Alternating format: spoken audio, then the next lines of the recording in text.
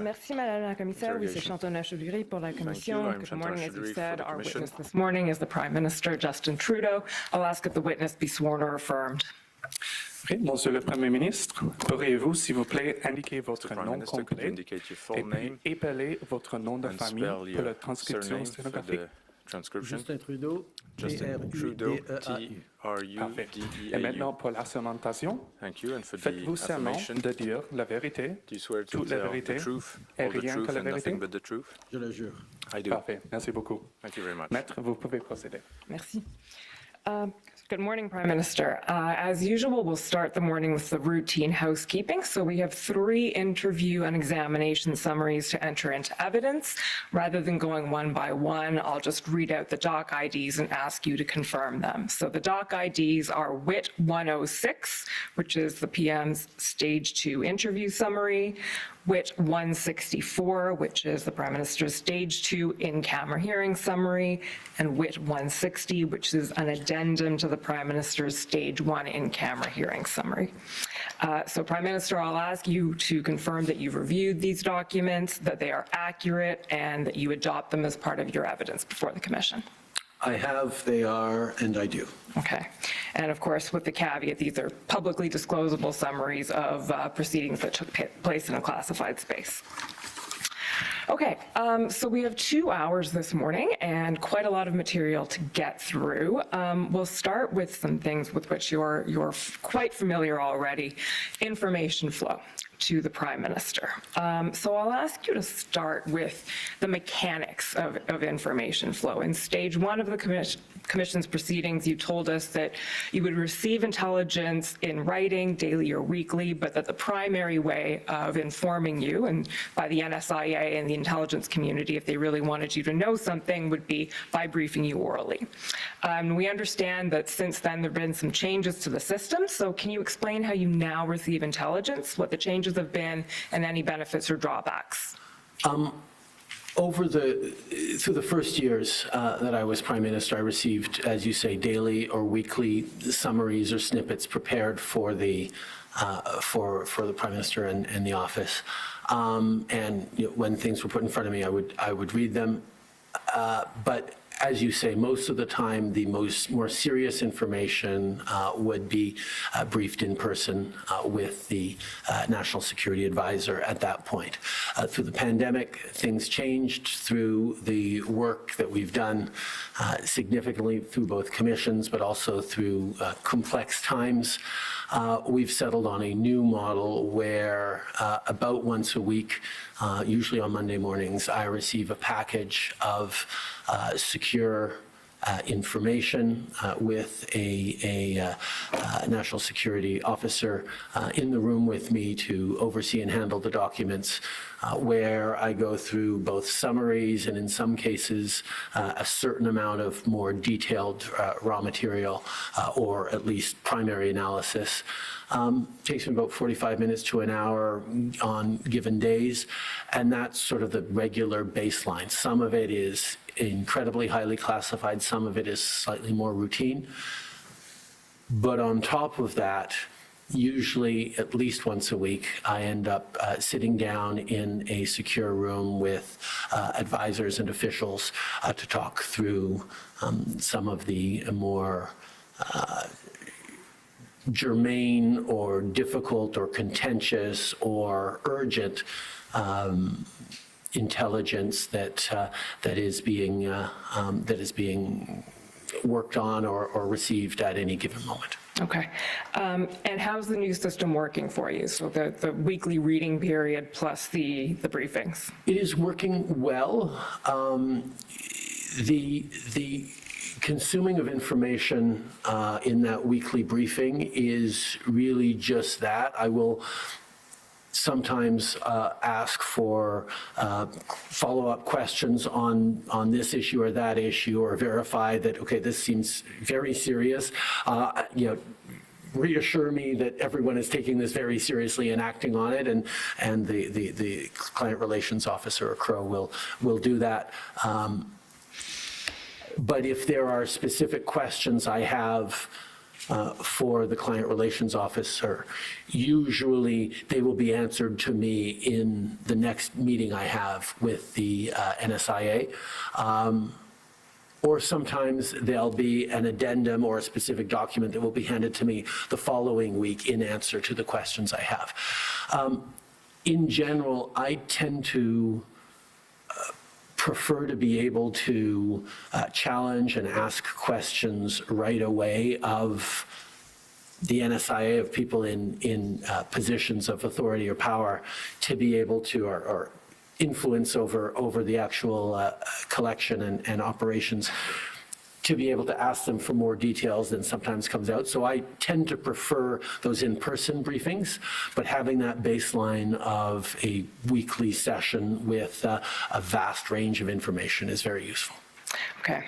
Speaking more substantively now in terms of what intelligence is brought to your attention specifically, there's been a lot of discussion in the Commission's proceedings, you may know, about whether or not certain intelligence has reached you, certain information, and whether it should have. And there's also been a lot of discussion about the vast universe of intelligence and information that's out there. One figure we've heard is 70,000 products produced by or published by the Canadian intelligence community per year. So assuming you're not going to read the 70,000, and though not all 70,000 will come into your attention, what is it that you expect to see? What is it that you need to see as Prime Minister? I need to see information that is germane to my role as Prime Minister. And that means things that are directly impacting or threatening Canadians, things that are linked to particular policy decisions we need to make as a government, whether in an approach to a particular issue or region of the world or indeed country, or whether it's looking at improvements that need to be made in our national security legislation or agencies, things where there are perhaps gaps highlighted or tools that would be necessary to act on to combat new threats around disinformation or misinformation that certainly nobody was thinking of 20 years ago to the same degree, or information that's particularly germane if I'm going to a G7 or a NATO meeting or a G20 where I will be interacting with various leaders. Are there things that I need to know about them that are relevant for our interactions or our potential interactions? I guess in general, I mean, I have to trust, and I do, the intelligence officials, and more specifically, my National Security and Intelligence Advisor, to make determinations on what it is that I need to see as a summary, what I need to see as a full analysis, or what I might even need to see in raw intelligence. And over the years of working with NSIAs, I would say that they have gotten very good at knowing what it is that I already know about, what it is that I'm particularly interested in and I'm going to ask more questions about, and what it is that I really should see the raw intel and an evaluation of the source is. It's a single source but reliable, or a single source and somewhat unreliable, but the information is so explosive that you should have it in your brain. That sort of frame is very much why I have a National Intelligence and Security and Intelligence Advisor, to be able to know, okay, the PM already knows about, the point of this document. We don't need to give him the full document. I can simply apprise it on him, and he can spend his time digging into these other more relevant or newer pieces of information that will complete his understanding of the threats and realities faced by Canada and Canadians. Okay, so the primary responsibility then for making sure that you do have what you need to know, and maybe don't have what you don't need to know, or that you don't spend your time on the wrong things, that falls to the NSIA, as you've said. I would say the primary repository of those decisions is the NSIA, but there are a number of others who will flag that. Sometimes it's my foreign policy and defense advisors, Patrick Travers, or others in my office who will see a larger range of information than I do because they have a specific task on that one area, whereas I'm covering all policy areas for this country. They will dig in and say, okay, the PM really should see this because it's particularly relevant for these reasons that are perhaps not, perhaps more political reasons that the NSIA, looking at it from an official lens, wouldn't have. In some cases, the clerk of the Privy Council will flag things for me, or the director of CSIS in meetings with him, he will say, no, you really should follow up on this or that. But in general, the filter through which everything goes is the NSIA, with whom I need to have a very close relationship, with whom I do, and a bond of not just trust in the judgment that she puts forward on what I should see or what I shouldn't see, but she needs to have a pretty good idea of the things I know about, the things I need to know more about, and the things that are going to be of particular interest or importance to me. Okay, that's fair. So it's not just the NSIA. No, but it's primarily the NSIA, as you said. Fair enough. But so it's a close two-way working relationship then. Very, very. And we've also heard that the part of the NSIA's role is to sort of play a convening role within the national security community. So it's a significant role. And there have been suggestions made, for instance, in the NCERA report, that the role should be formalized in a legal instrument. We've also heard talk in these commission's proceedings from the clerk, I believe, who suggested the idea of a mandate letter, perhaps. What are your thoughts on that? Over the course of the years that I've been Prime Minister, we've had a number of different changes to the National Security Advisor role. One of the changes I made reasonably early on was actually adding National Security and Intelligence Advisor, because it wasn't just about security. Intelligence was becoming more and more important in our approach. But from one NSIA to the next, there were significant changes in the threat environment around us, in the composition of the senior ranks of the public service and the different roles. When Ian Shugart was my clerk, he came at that role with such a deep and expert understanding of international issues, of intelligence issues, that he played a role not just as a clerk, but as a significant national intelligence and security advisor to me, just as through his capabilities and personality, and therefore the actual NSIA I had at that point had a slightly different role than in other times where the clerk wasn't as much of a national security focused individual and had other qualities, and the National Security Advisor was really the person who was centered around that for me. So those natural variations, and for example, the fact that right now my National Security and Intelligence Advisor is also Deputy Clerk of the Privy Council, which I think is very useful in this case, isn't necessarily automatically something every future Prime Minister would want. Therefore, the idea of bounding in very prescriptive legislation, the role of a National Security and Intelligence Advisor, I think would be probably less flexible than the role actually requires, because the most important part of the role is that the individual be empowered and connected to the Prime Minister in the right way, but also able to command the town or the intelligence agency's respect and be able to convene. So some of the things we've done to strengthen and almost codify that role are around the creation of the National Security Council, which is more of a strategic convening of ministers and top officials to look forward around larger issues as opposed to an IRG, incident response group, which is to respond to a specific incident. This is a more strategic look, and the role of the National Security and Intelligence Advisor is to be the secretary to that council, the same way the clerk of the Privy Council is also secretary to cabinet.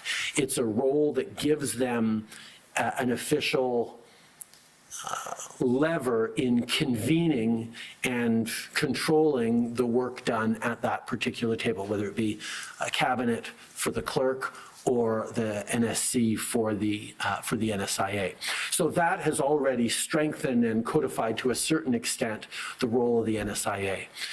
But we have found that publishing mandate letters that delineate clearly my expectations of what, in most cases, ministers, which is what they're directed at, are expected to do and what authorities they have and how they're expected to function, has been incredibly useful, a tool that is very bespoke for the moment you're in and the kind of organization that your government has particularly set up. Publishing the mandate letters means that the public knows clearly what is expected of these individuals. Journalists and academics can dig into, whether a particular official or minister is fulfilling their role as expected and how they're doing on that. But the most important use of the mandate letters we've actually found is internal to government themselves. We find that public servants in various departments regularly consult the mandate letters that we have published so that they know exactly what the minister is responsible for, what they're actually trying to do. And a mandate letter for the National Security and Intelligence Advisor would seem to me to be an excellent use of both empowering and clarifying the expectations of a given government at a given moment in a public way, but also an accountable way. So that would be a way to maybe give some structure without compromising on flexibility? I wouldn't say that because it's not the mandate letter that gives the structure. The way we set up the office, the way we task and empower, various parts of government is inherent. The mandate letter would would reveal that structure and give direction on the outcomes that we want to have. And I think that's where it could be useful. Okay. I'm going to come back to the National Security Council because it's something I want to discuss in more depth. But before that, and before leaving the topic of information flow more generally, there's a couple of intelligence products that have come up repeatedly in the Commission's proceedings that I want to ask you about. One is called the targeting paper. And so this one is, just to introduce it briefly, a document that was drafted by CSIS in 2021 about the PRC's essentially targeting of Canadian political actors for influence operations. And it wasn't published in 2021. It was published in 2023 and circulated to a small number of public servants. There was a second, more sanitized version with, for instance, names removed, produced of it, and the intention was that would be circulated more widely. And we've heard from the CSIS director, Mr. Vigneault, former director, that in his view that should have been provided to you. So last time we broached this topic, Prime Minister, was in camera, and at that time you'd never seen the targeting paper at all, and I understand that you now have. Okay. Yes. Having seen it now, do you have any views on whether it's something that should have come to your attention in 2023? Well, one of the reflections I have on how this sort of piece of analysis has caused so much reflection around this commission and various chatter is the phrase targeting paper by China is fairly alarming. What the targeting paper actually talks about is that China has broadly classified into 3 different groups parliamentarians in their diplomatic activities, some as being positive towards China and perhaps there to engage in constructive ways, others who are neutral or convincible to be more positive towards China, to show up at various events, and others who have demonstrated themselves to be more antagonistic to the Communist Party of China's government by speaking out strongly on the Uyghur issue or on human rights in Hong Kong or on various other of the issues that China doesn't like people to discuss publicly and criticize them on.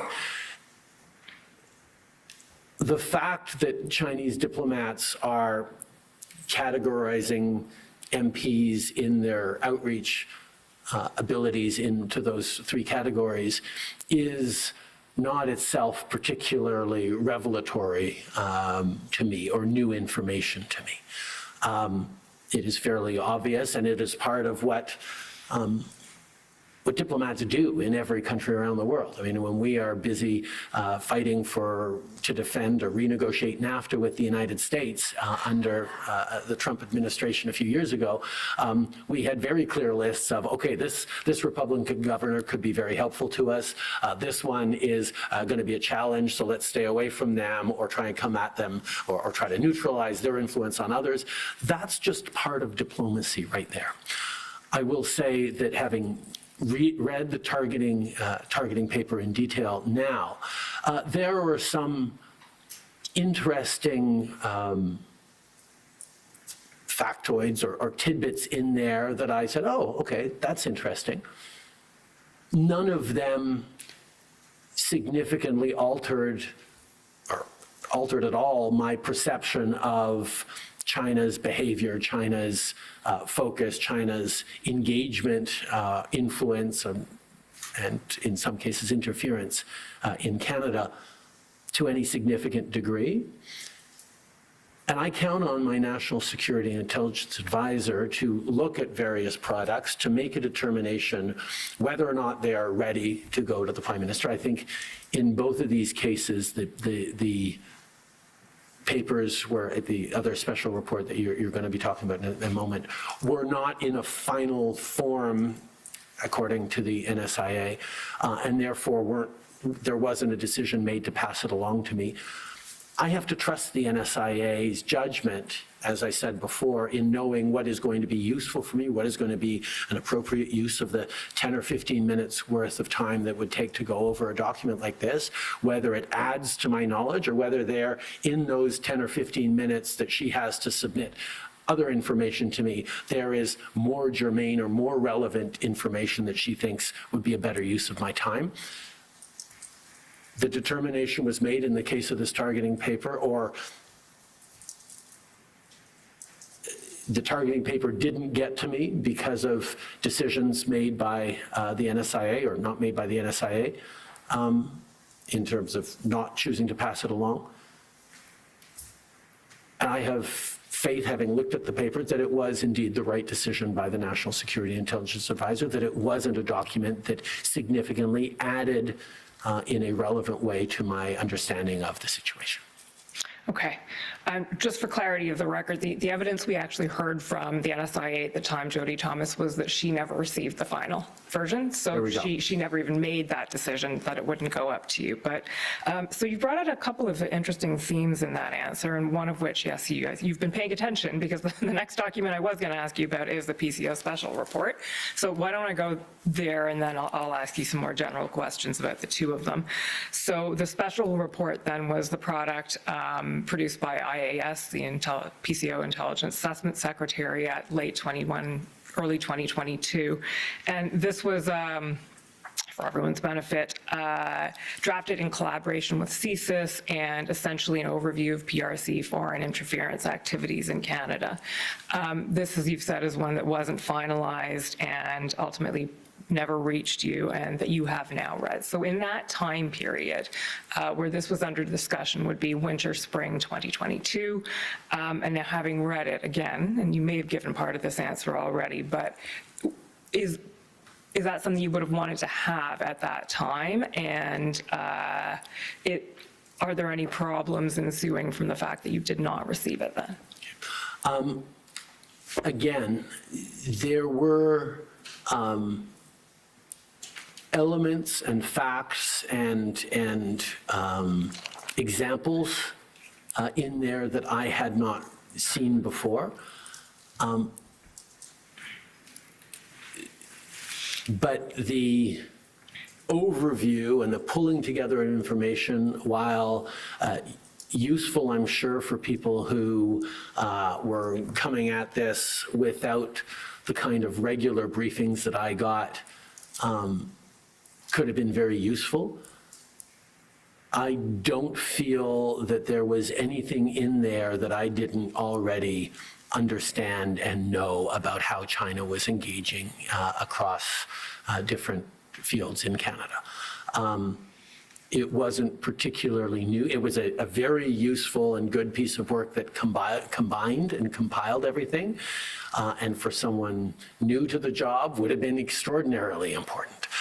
Even not just new to the job of Prime Minister, new to a role in the office, or trying as an introductory level of okay, now you need to understand this. But it was a compendium of many themes that I have been grappling with over the past number of years in regards to China. And I, again, feel that the NSIA was justified in not feeling that it was imperative that they put it rapidly on my desk, particularly because, as you say, it wasn't yet in its final form. Okay. We're actually going to move to, and I'll come back to some of the questions I was going to ask you in themes around that, but I'm going to move to a different topic for now, which is unclassified briefings to parliamentarians. And for this, I'll ask the court registrar to pull up COM 363, please.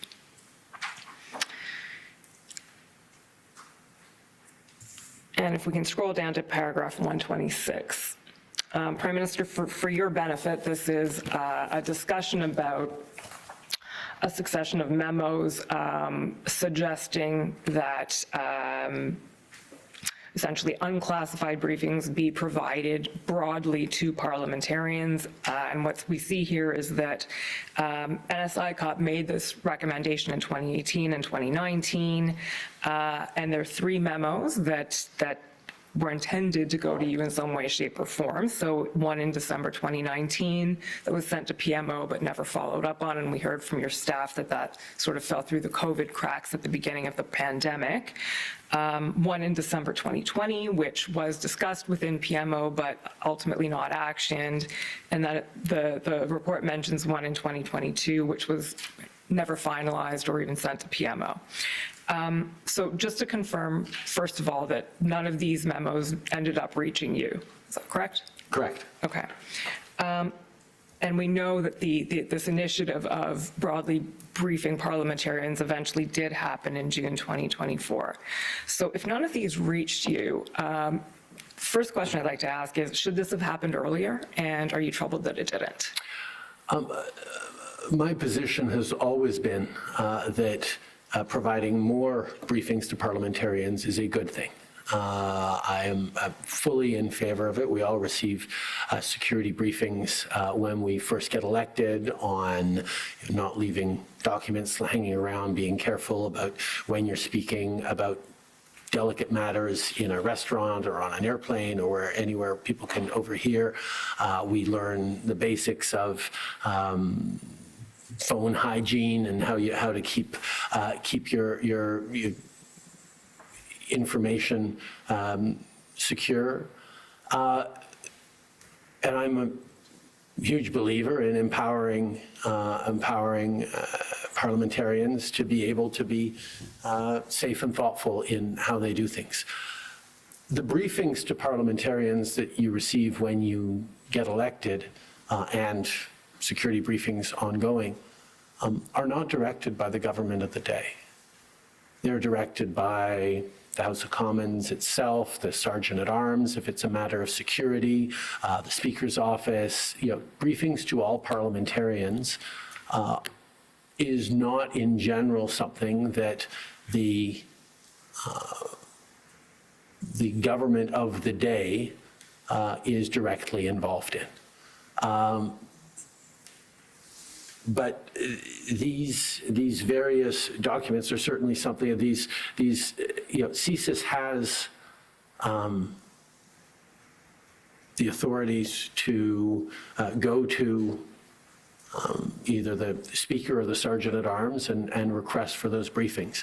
These briefings didn't get to me, but these decision points didn't get to me, but I made it very clear throughout conversations that I would have approved of or encouraged briefings of parliamentarians.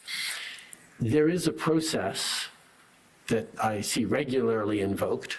About every week or so, I sit down with the Clerk of the Privy Council, and we go over changes to the senior ranks of the public service. We talk about particular issues that are coming forward, and part of our regular meetings is the clerk highlighting, okay, there's this note that we sent to your office that has been there for a week or two or for too long, and we need a return on this because this is important and we need this to be acted on. And I'll say, okay, we'll follow up, and we dig it up from the pile of notes that we get and make sure that we prioritize that. In this case, nobody, neither CSIS, through their minister to me or directly to the clerk or to the NSIA, flagged that this was something that was of importance to them that was stalled. And therefore, as you pointed out, they were not acted on in my office. Why was your approval being sought, do you think? Was your approval necessary for this initiative? As I said, my approval was not necessary for this initiative. It certainly wasn't wrong for them to check if they wanted to. I wasn't insulted that they did, or I wouldn't have been insulted that they did. But it wasn't part of the necessary steps. Often we get things for information. Oh, by the way, the minister is going to approve this. You should know about it, but it's within his or her authority to do. This is for information, not decision for you. Those are notes that we receive regularly that obviously, when they're relevant or germane, they get dealt with either through the office or directly to me. But in this case, the authority was not necessarily mine to give. Okay, and would it have fallen to a minister, for the Minister of Public Safety, for instance? I mean, it could have, or the CSIS could have checked in with its minister. The Minister of Public Safety is directly the minister that oversees and is responsible for CSIS. I know that the director of CSIS has direct access to the Minister of Public Safety in a very regular way. If there have been concerns around this, the CSIS director could have gone to the minister either for a signals check or for help in moving it through the approvals process in the Prime Minister's office, or to even check that maybe I should just go straight to the Sergeant at Arms in Parliament to actually take on this briefing. And as far as I know, CSIS did not bring up this with even its own minister. Okay. I have one question, Mr. the Prime Minister. Oui. Do you have any idea why no reply was ever given to all of those that requested the authorization? Well, I think as was stated in the first case, it was in process when COVID happened and we all moved to different priorities and virtually. In other cases, in the third case, it actually didn't get to my office. In the second case, no, I don't know why. Okay, because if an authorization is asked from your office and no authorization is needed, at least in your view, usually do you, not you personally, but your office give the information to the person requesting the authorization or not at all? It depends on the amount of the amount of notes, the various priorities of them as they go through. I really can't speak to the challenges around that particular one, other than saying that I was always very clear that briefings to parliamentarians is a good thing. Thank you. Okay, the next possibly related, possibly not topic I want to talk about is ministerial accountability in the foreign interference space. So if we can bring up CAN 030999.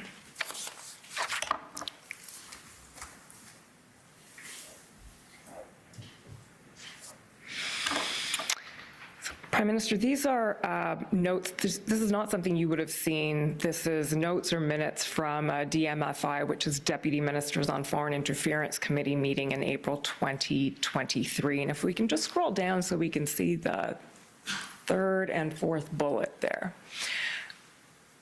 The NSI at the time here was Jody Thomas, and this is a discussion that was had at that meeting on essentially where ministerial accountabilities lie in the foreign interference space. So if we see that, I think it's the third bullet on the page, the NSI mentioned that the day before public safety, the clerk and deputy clerk had a discussion about foreign interference, during which the clerk mentioned that the ISR, so this is in the period where the independent special rapporteur was doing his work, seems as though they're comfortable with the panel in sight, but what's becoming more obvious is gaps on how FI is handled between elections, specifically what's the role of deputies, staff, and where's the ministerial accountability more broadly. The second bullet then says, as a result, the NSIA has asked PCO to begin work on mapping this. So how is intelligence circulated?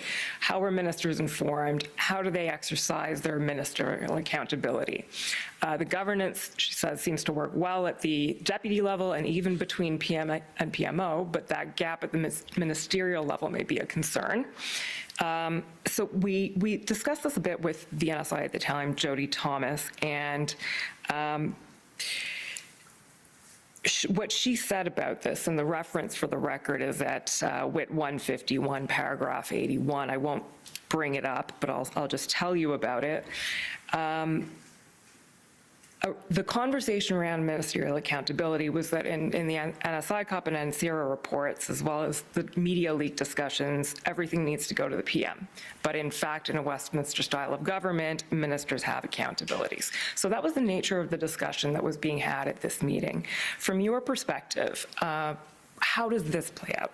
Was there an issue with ministerial accountability in the foreign interference space? I think what you're outlining is sort of the second part of the conversation. The first part of the conversation is clear to me, and I can't really speak to what Jody was sort of digging into there. But it's very clear from the first bullet the gaps on how FI is handled in between elections.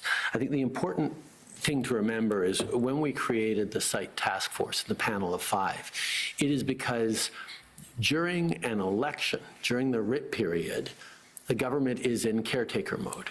So there actually are significant limits on how and whether ministers and the Prime Minister will continue to be ministers or Prime Ministers even during an election.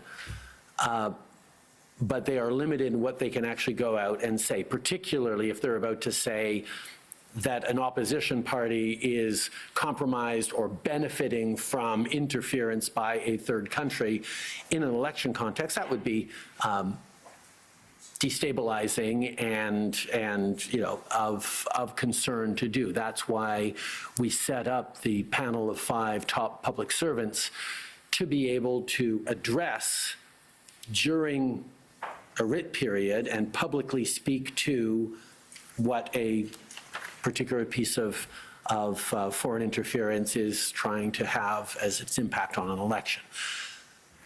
That makes total sense as a structure during elections, but during a by-election, where we've actually made sure that the site looks in on that, you don't have a caretaker convention.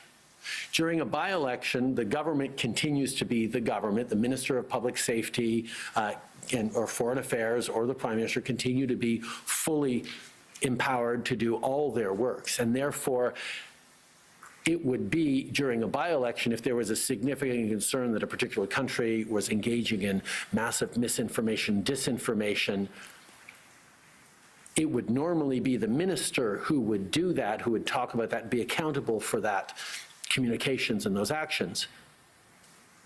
But because of the partisan nature of the event that is a by-election, there's a discussion on, well, whether that ministerial accountability should be there around that, or whether officials should take on the communications, even though it's not in a caretaker convention.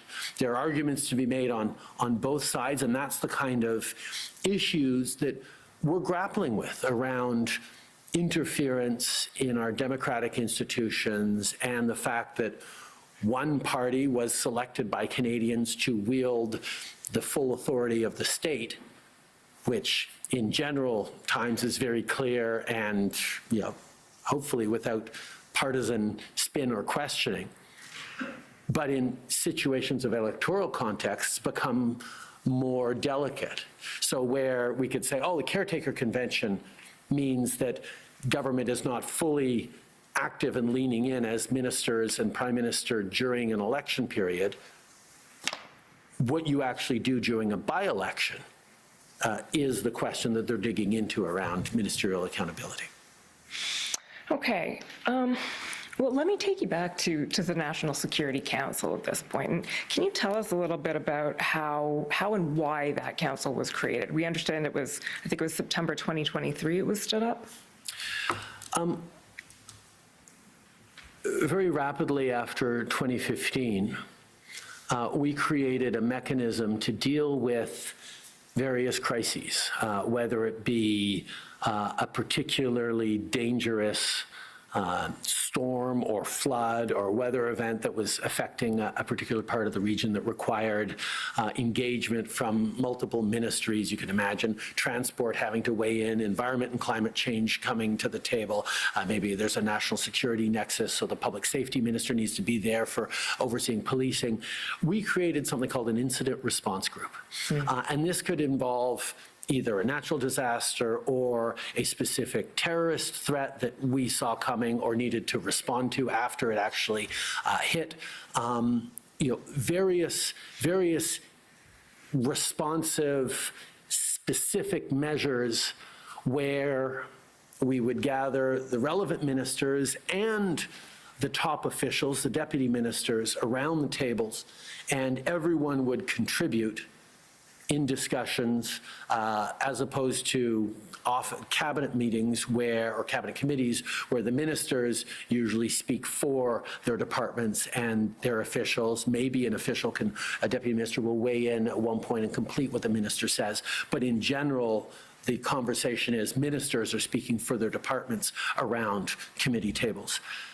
The IRG, Incident Response Group, was useful in that it elevated the deputies to be full participants around the table. So you had both the political lens and the top officials lens dealing in a very open way that allowed us to coordinate across bodies on a specific incident that happened. And we, unfortunately, because of the times we're in, have been using incident response groups much more regularly than I think we ever hoped to over the past number of years. But we realized in having those conversations that sometimes those conversations would have a stretch at the last part that said, okay, how do we then strategically look forward to the next incident like this and already prepare for being able to better deal with it? And we said, well, that's not really responding to this incident. There is a need for a larger outlook, a more strategic outlook, where we can sit down and gather everyone around the table to talk about a particular theme and position Canada strategically over the coming decade, perhaps, in our positioning. There have been a number of those meetings already, and they have proved incredibly useful, where ministers and deputy ministers and heads of agencies that in relevant positions are all gathered around the same table.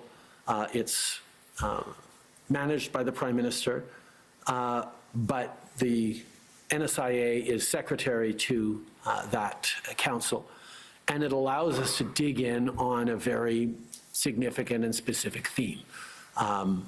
Might imagine themes, and I don't want to go into too many details, but might imagine themes being around how Canada positions itself around its Indo-Pacific strategy, which was it's sort of what our outlook and our engagement on the region, which would involve a whole bunch of different parts of government and obviously involve both security and trade and diplomacy and all these different things that would come together in a cohesive view that we could plan out with that national security lens on it. Or another one was how we're approaching our critical minerals. The opportunity Canada has to be a supplier of the critical mineral ingredients to both the green and the technological transformation the world's going through that is right now perhaps constrained in supply by a particular country. Canada stepping into that space and being able to be a reliable supplier of critical minerals that are essential to national security around the world is a theme that is worthy of a big strategic discussion. So that's how we created the National Security Council, and in its meetings so far, it has proved an extraordinarily effective tool.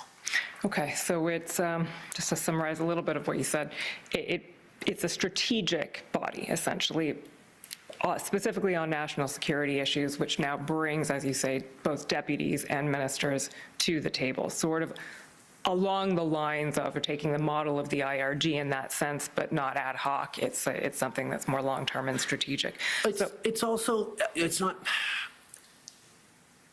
not regularly scheduled. We don't have one every couple of weeks. It is thematically. When there is an important discussion to be had, we will convene. I mean, they come together at regular intervals and we plan what the next ones will be. But we could have, one every few weeks, like we could go a month or two without having one, depending on the theme, the time of year, all those things. So it's not as rigidly scheduled as, say, cabinet meetings or even cabinet committee meetings, but it is a legitimate, powerful tool. But you're right, it's not entirely ad hoc, but it is not regularly scheduled. Okay, so and I appreciate that you don't know, or you can't speak to the discussion we were looking at in the DMFI minutes here, but in terms of getting the people around the table and having these conversations, and I understand it's not a cause and effect thing necessarily, but does that assist in ensuring that there is sort of those conversations happening between ministers in the national security space? Yes. Okay. And in the timing of its creation, September 2023, why was that the right time to do it in your view? I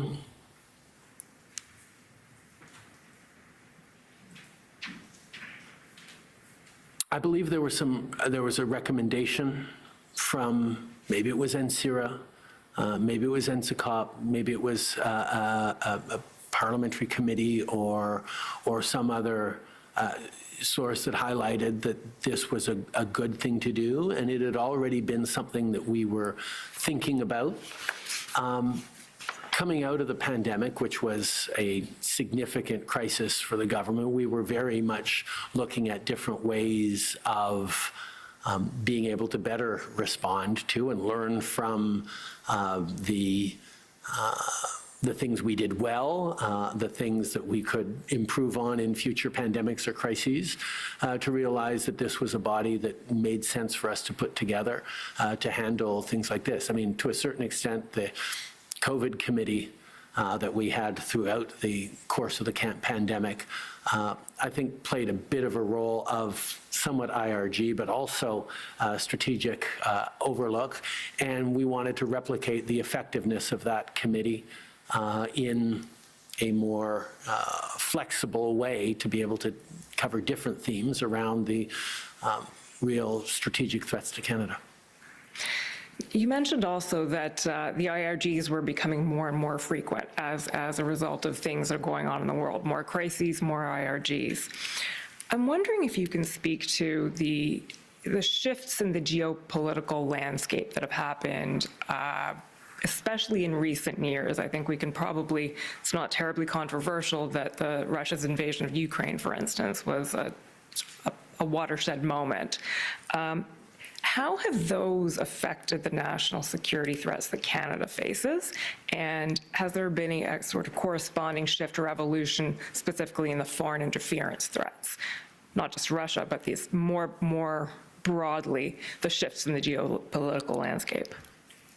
I think there is no question that foreign interference and, in general, threats geopolitically have increased significantly around the world over the past number of years.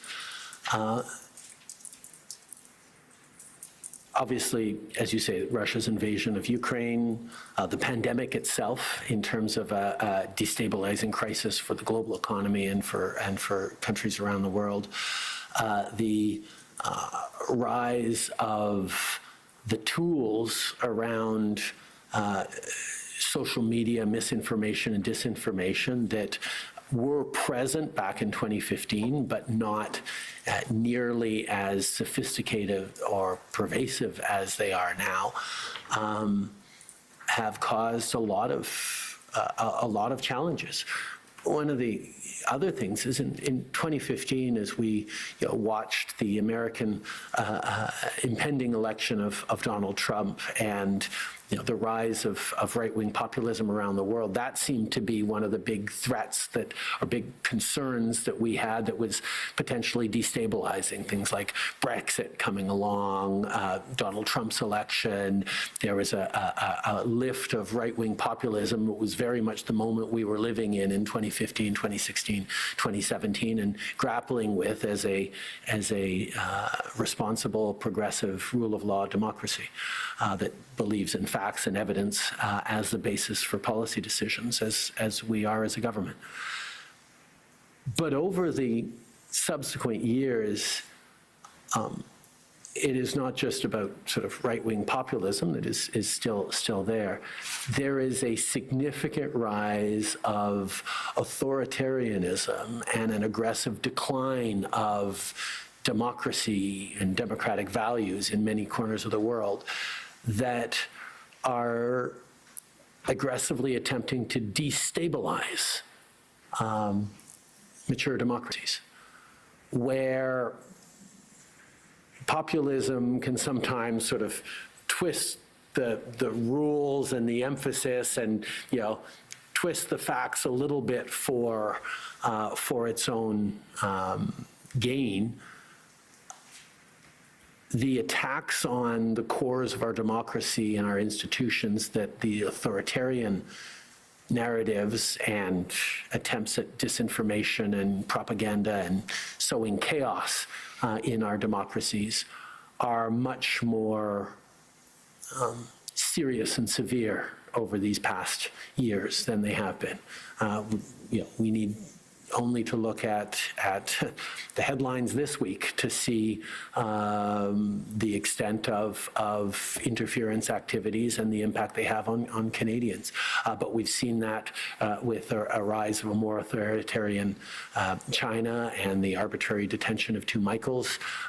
We've seen that through the complete rejection of the UN Charter and the rules-based order by Ukraine's being invaded by an authoritarian Russia. The world is more uncertain and less safe than it ever has been, and the answer that Canada needs to give is to double down on the rule of law and on the international rules-based order that protects us all. We cannot allow might to become right once again in the world. I mean, we have multilateral rules-based order as a protection against that, and the fact that Russia in particular has chosen to upend that along with other countries, is something that Canada must stand unequivocally and strongly against, because it protects us, but it also protects countries around the world. Well, as you say, the headlines this week also reflect that, and we'll come back to those as well. Before we break, I do want to talk about, or begin the discussion on, the development of the government's response to foreign interference in the face of all of this, or earlier. And I'll start with talking about the HASA-MC, so the Memorandum to Cabinet on Hostile Activities to State Actors. And I'll ask the Court Registrar to pull up here Com Sum 4, which is a summary of that MC.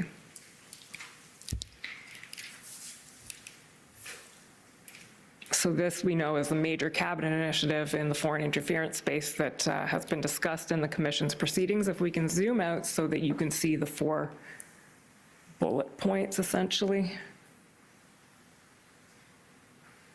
Next page, there we go. 1, 2, 3, 4. So we see a number of elements in the strategy here. One is the first, broadly, endorsement of the counter HASA strategy.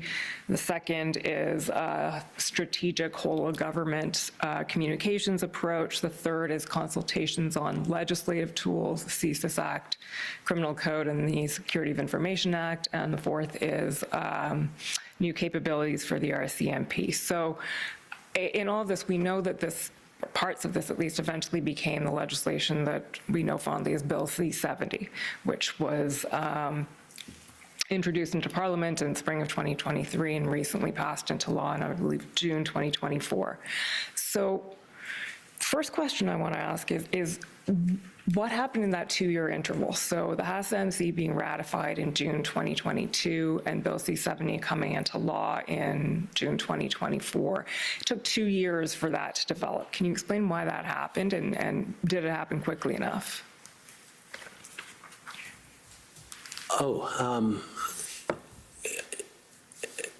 Sorry,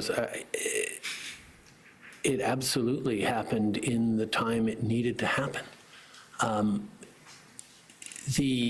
Anytime you are giving more powers to security agencies to counter, in this case, hostile actions by state actors, or anytime in general you're giving more powers to security agencies to do new things, to counter new threats, you have to be very, very careful about the balance you get on protecting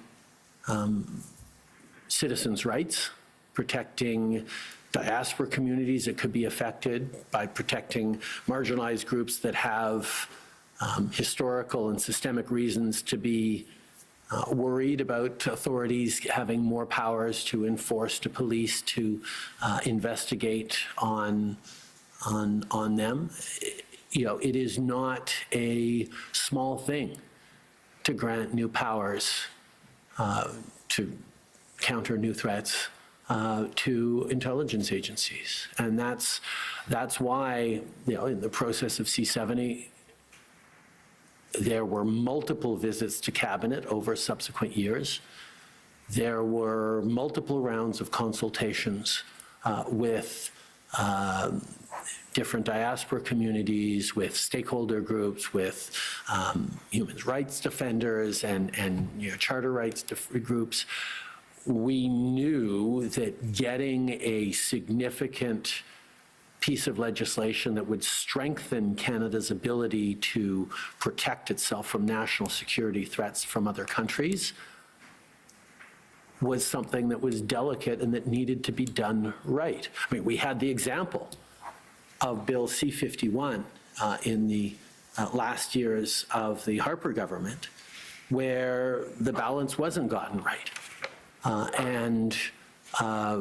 We committed in that election that we would repair the balance on that, and we did rapidly after getting elected, and strengthened the balance to make sure that we were, even as we were granting new powers to intelligence agencies that were relevant and needed, the protections of fundamental rights of Canadians, and particularly of vulnerable groups, were strengthened in our measures that we took in the first years in office. So we had direct experience that getting this balance right is really important. As people may remember from the 2015 election, the NDP leader, Thomas Mulcair, made it a huge point of contention for him that the violation of charter rights within Bill C-51 were fundamentally so egregious that it was terrible, not just that Stephen Harper put those forward, but that myself and the Liberal Party would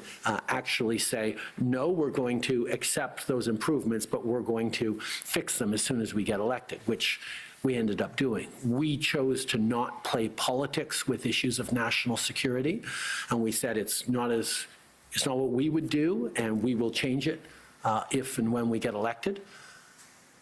But that experience deeply informed our approach to building C-70. And I think that the result of the work that we did with C-70, the fact that it passed through the House with broad support and the Senate with broad support and is now in place and active, without significant outcry by minority communities or concerned groups, shows that we did do the work to get it right. And getting this right and building consensus around these issues was a fundamental goal of this government. And quite frankly, when C-70 passed, there was criticism that we'd moved too quickly on it. As you highlight, there's also criticism that maybe we took too long for it. Doesn't always work this way, but in this case, I can say that it probably means that we took about the right amount of time to get it right, certainly because it was passed and is generally seen as, by all parties, as an effective and important piece of legislation. Madame la Commissaire, est-ce que vous voulez ajouter? Madam Commissioner, do you want to add something? No, I'm okay, just listening. If you have any more questions before the break, that's okay. Prime Minister, the second question I wanted to ask on that is it enough? One of the Bill C-70, obviously countering foreign interference, countering hostile activities of straight actors is an even broader term, but one of the criticisms we've heard is that the government has not done enough in this space and has not done enough to counter what is now a recognized threat. How would you respond to that? Well, I think, first of all, I mean, I'd heard that criticism as well, or the frame that, well, since you had to, do C-70, obviously there was a mistake in the powers that CSIS or intelligence agencies didn't have before. You're correcting a mistake or an error or a shortcoming that existed before you corrected it. And I think that's the wrong way of looking at it. I think we're in a situation where the threats are constantly evolving, whether it's newer technologies, the advent of AI, the shifting and pervasive impact of social media in how people collect their news and understand the world around them, and the vulnerability to foreign interference and misinformation and disinformation that comes through that vector that wasn't the case even 10 years ago. The shifting geopolitics, where you have more assertive authoritarianisms, countries like Russia willing to invade a neighbor on the flimsiest of justifications, means that the world is changing in very real and dangerous ways that require us to step up. And at no point would I say that C-70 is enough and we can now sit back and coast on this for the next few decades because there will be no need to adjust and add more. That would simply be irresponsible. There is always going to be more work to do on ensuring that our agencies have the necessary tools to keep Canadians safe, while at the same time protecting the freedoms and rights of everyone in this country. And that is the constant, rigorous, responsible work that a government needs to do, to constantly questioning, well, what more can we do to keep Canadians safe given these new threats, given these new challenges? How is the best way to do it while upholding the democratic and fundamental values and freedoms that is important to Canada? That's a constant debate in which not just the government, but stakeholders, communities, and even opposition parties have, and all parliamentarians have an essential role to play in. It shouldn't be about partisan disagreements, whether, or a basis for partisan attacks when it comes to the question of protecting Canada's citizens, its institutions, and its sovereignty. And the kinds of debates we were able to have around C-70 and the kind of consensus that we had around getting it passed indicates that, to a certain extent at least, there is an understanding amongst parliamentarians that we shouldn't be politicizing or overly partisan in our approach on these issues of fundamental safety. We need to challenge, we need to make sure we're getting the balance right, and that different parties coming from different perspectives with substantive challenges to it is a really important piece of it. But my expectation is that there will pretty much always be, through the life of any parliament or over the coming decades, there will always be some sort of tweak or improvement or adjustment to our national security infrastructure that is being debated or looked at or legislated on or studied or reflected on an ongoing basis. Keeping Canadians safe is not a one-day job. It's a constant, regularly updated, foundational priority for every government every single day. And it'll come together in certain pieces of legislation, but there's always going to be more to do, and that is the work that government continues to do. This might be a good time for the break. Okay, so we'll take a 20-minute break and we'll be back at 11. Order, please. À l'ordre, s'il vous plaît. The sitting of the Commission is now in recess until 11 a.m. Cette séance de la Commission est maintenant suspendue jusqu'à 11 heures. The time is 11:02 a.m. Il est 11h02. Thank you. Before we continue, Commissioner, just one quick clarification for the record. Apparently, I said that Bill C-70 was introduced in the spring of 2023. Obviously, it was not. It was spring of 2024. Counsel for the Attorney General was careful to remind me of that. Okay, moving on with our next topic now.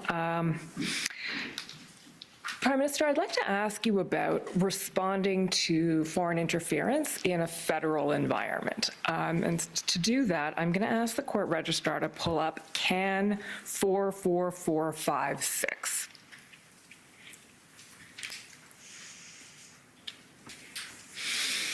And again, zoom out so we can see, that's great, we can see the summary. So Prime Minister, you may recognize this. This is a memorandum that was sent to you about a letter received from the Yukon Premier, Ranj Pillai, about responding to Canada's relationship with India and sharing intelligence with premiers.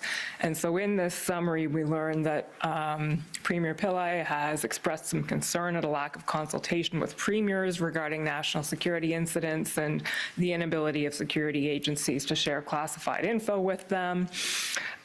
He also notes support for the normalization of relationships between Canada and India. I suppose that was then, this is now. But in any event, can you speak to the challenges really and how managing national security in an environment where it's essentially a federal responsibility but touches provincial jurisdictions as well is done?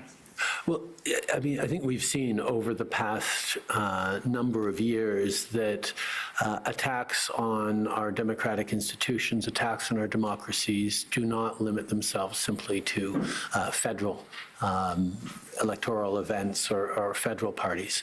Provincial parties, municipal elections even, have had have proven to be targets of note for foreign interference as well. So part of what we wanted to do within Bill C-70 was explicitly make it possible for CSIS to grant appropriate security clearances to provincial premiers so that they can actually have a better lens on protecting their institutions and also their citizens, in addition to the work that the federal government does to protect their citizens. Okay. And jurisdictionally, as you mentioned, foreign interference can touch not only subnational governments, but areas that fall within provincial jurisdiction. And how can that be ameliorated, or how can those relationships happen, and what role can the federal government play in that space? Well, I think part of protecting Canada, protecting our institutions, and protecting Canadians and our economy means people who have authority and responsibility over various aspects of our country should be able to be fully informed of the threats and look at what the responses are. I mean, one of the classic examples is there's a number of times where we've seen cyber attacks, significant cyber attacks, which are not foreign interference, but significant cyber attacks on provincial institutions, whether it be power grid or hospitals. The federal government has significant and deep expertise in cyber defense and cyber capacity. And it has been only over time that we have been engaged by the provinces to strengthen their defenses, as opposed to having each province build up its own exclusive cyber jurisdiction. It makes more sense to lean on the federal expertise and the federal tools to protect hospitals or whatever, even though they are fully within provincial jurisdiction. So that sort of collaboration between orders of government has been happening for a while in the cyber realm, can and should happen much more in the interference realm. But in order to do that, it'll be important that the appropriate people, premiers in this case, get the security clearances. It shouldn't be the federal government directing, for example, what's going to happen in a municipal or provincial election. That would be not appropriate, and quite frankly, sort of against the Constitution and the structures that we have in place as a federal government, as a federal system.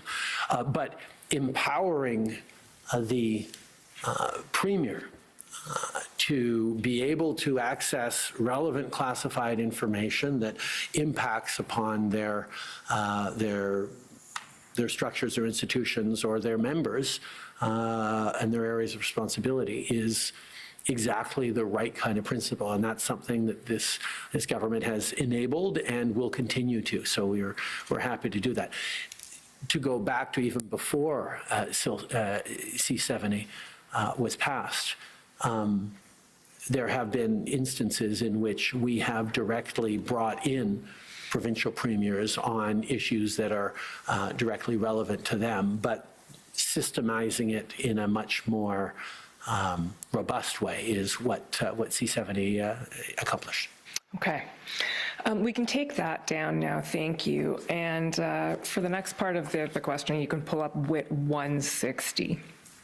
So these questions, Prime Minister, are going to focus around some intelligence regarding MP Michael Chong. And this goes back to, well, let me ask you first, actually. When and how did you first learn of allegations concerning the PRC targeting MP Chong in any way? I learned about them in the media after a criminal leaked that classified information. So we've heard about intelligence products that were circulating in 2021 that spoke to this issue, and I take it from your answer that those never reached you. No. Okay. What was your understanding when you did learn of this in May 2023 then of what the nature of the threat to MP Chong was? Well, obviously, like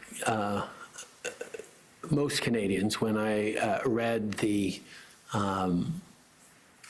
the accounts in the paper of what the classified information actually was purported to have said, my instant reaction was to turn to my NSIA and officials and say, find out what exactly the threat is, and if it indeed is this, why am I only learning about this in the newspapers, in the media? Yeah, that was my first reaction. Okay. And if we just zoom out a little bit on this so we can see the discussion that was had in camera about this.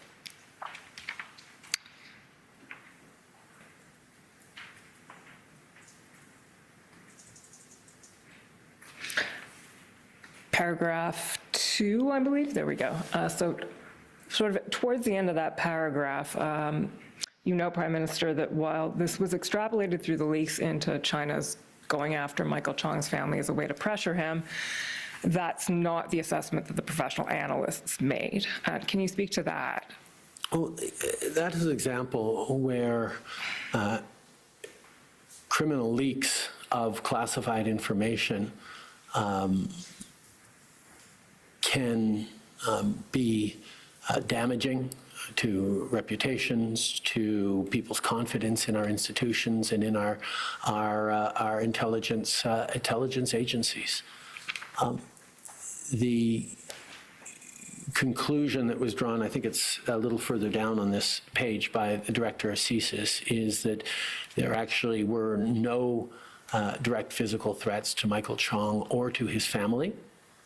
But that's certainly not the impression you get from the leaks of classified information that were selective and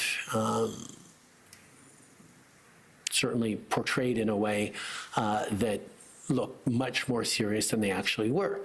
This is not to minimize the fact that it is a real issue that China has chosen to single out for particular attention parliamentarians from all different parties that have stood most clearly and strongly against Chinese actions in regards to Uyghurs and in regards to the rights of pro-democracy protesters in Hong Kong or what have you. But the stories that circulated around this, that they were going after Michael Chong's family, are simply not borne out by the actual intelligence or the analysis by intelligence officials. Okay, let me stop you there and just ask the registrar to pull up Can Sum 17, please. So take the witness summary down and put up Can Sum 17. This is a topical summary that was produced by the government for the commission and contains publicly disclosable information on this topic, PRC interest in Michael Chong. So can we zoom out quite a bit so I can see most of this page, please? Thank you.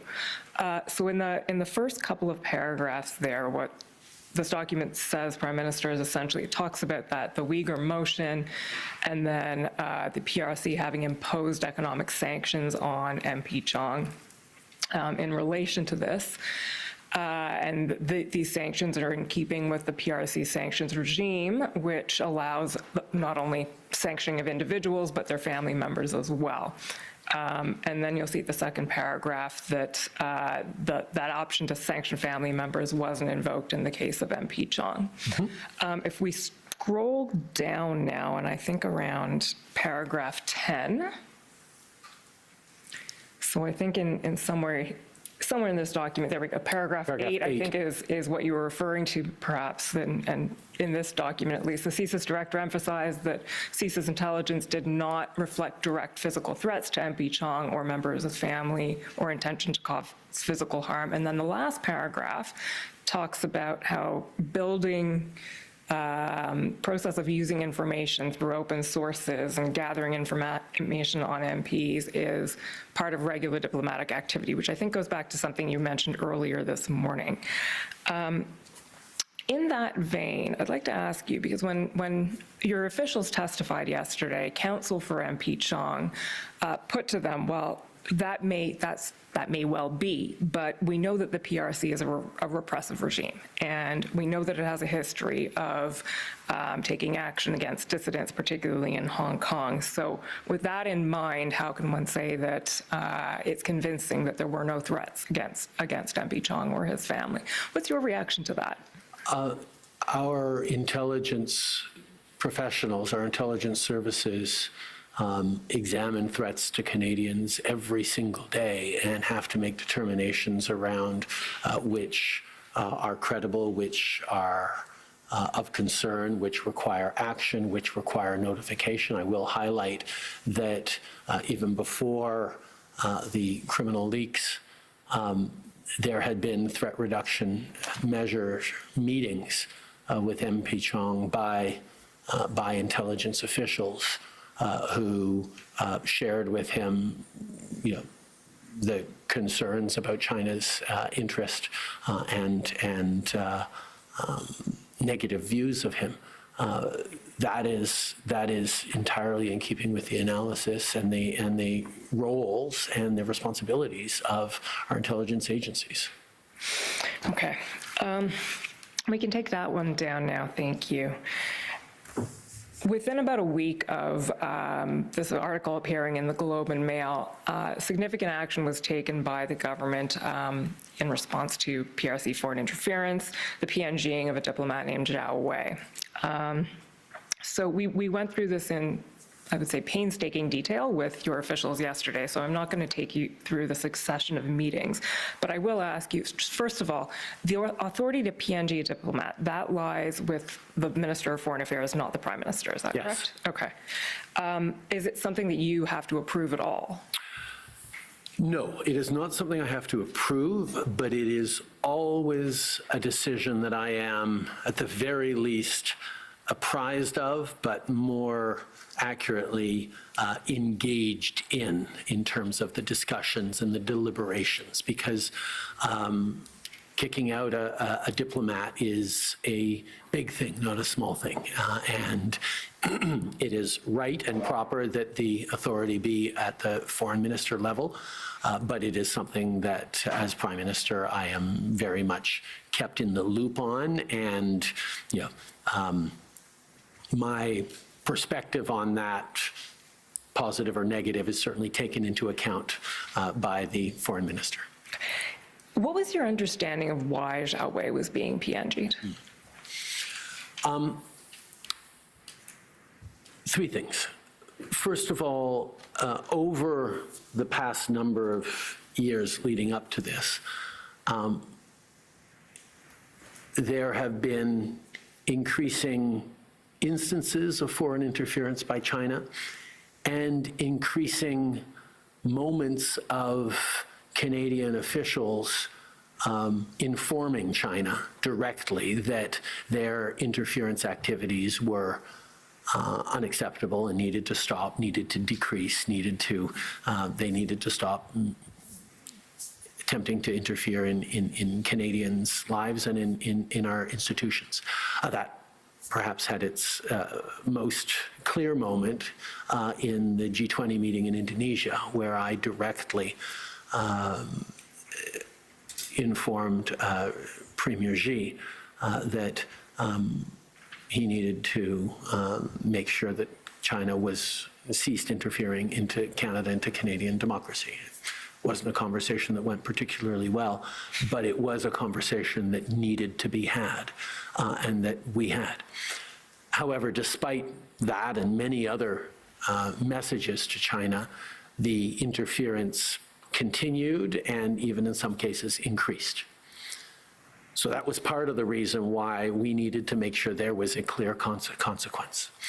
Secondly, as we looked into it, as the allegations around Michael Chong were surfaced publicly, on digging into it with the Foreign Affairs Ministry here in Canada, it was clear that even though in the case of Michael Chong, Zhao Wei was not engaged in interference so much as influence, that is, regular diplomatic collection of information with the goal of sanctioning, for example. So in the case of Michael Chong, not direct interference in the analysis of our intelligence agencies, but in other cases had been involved in interference activities.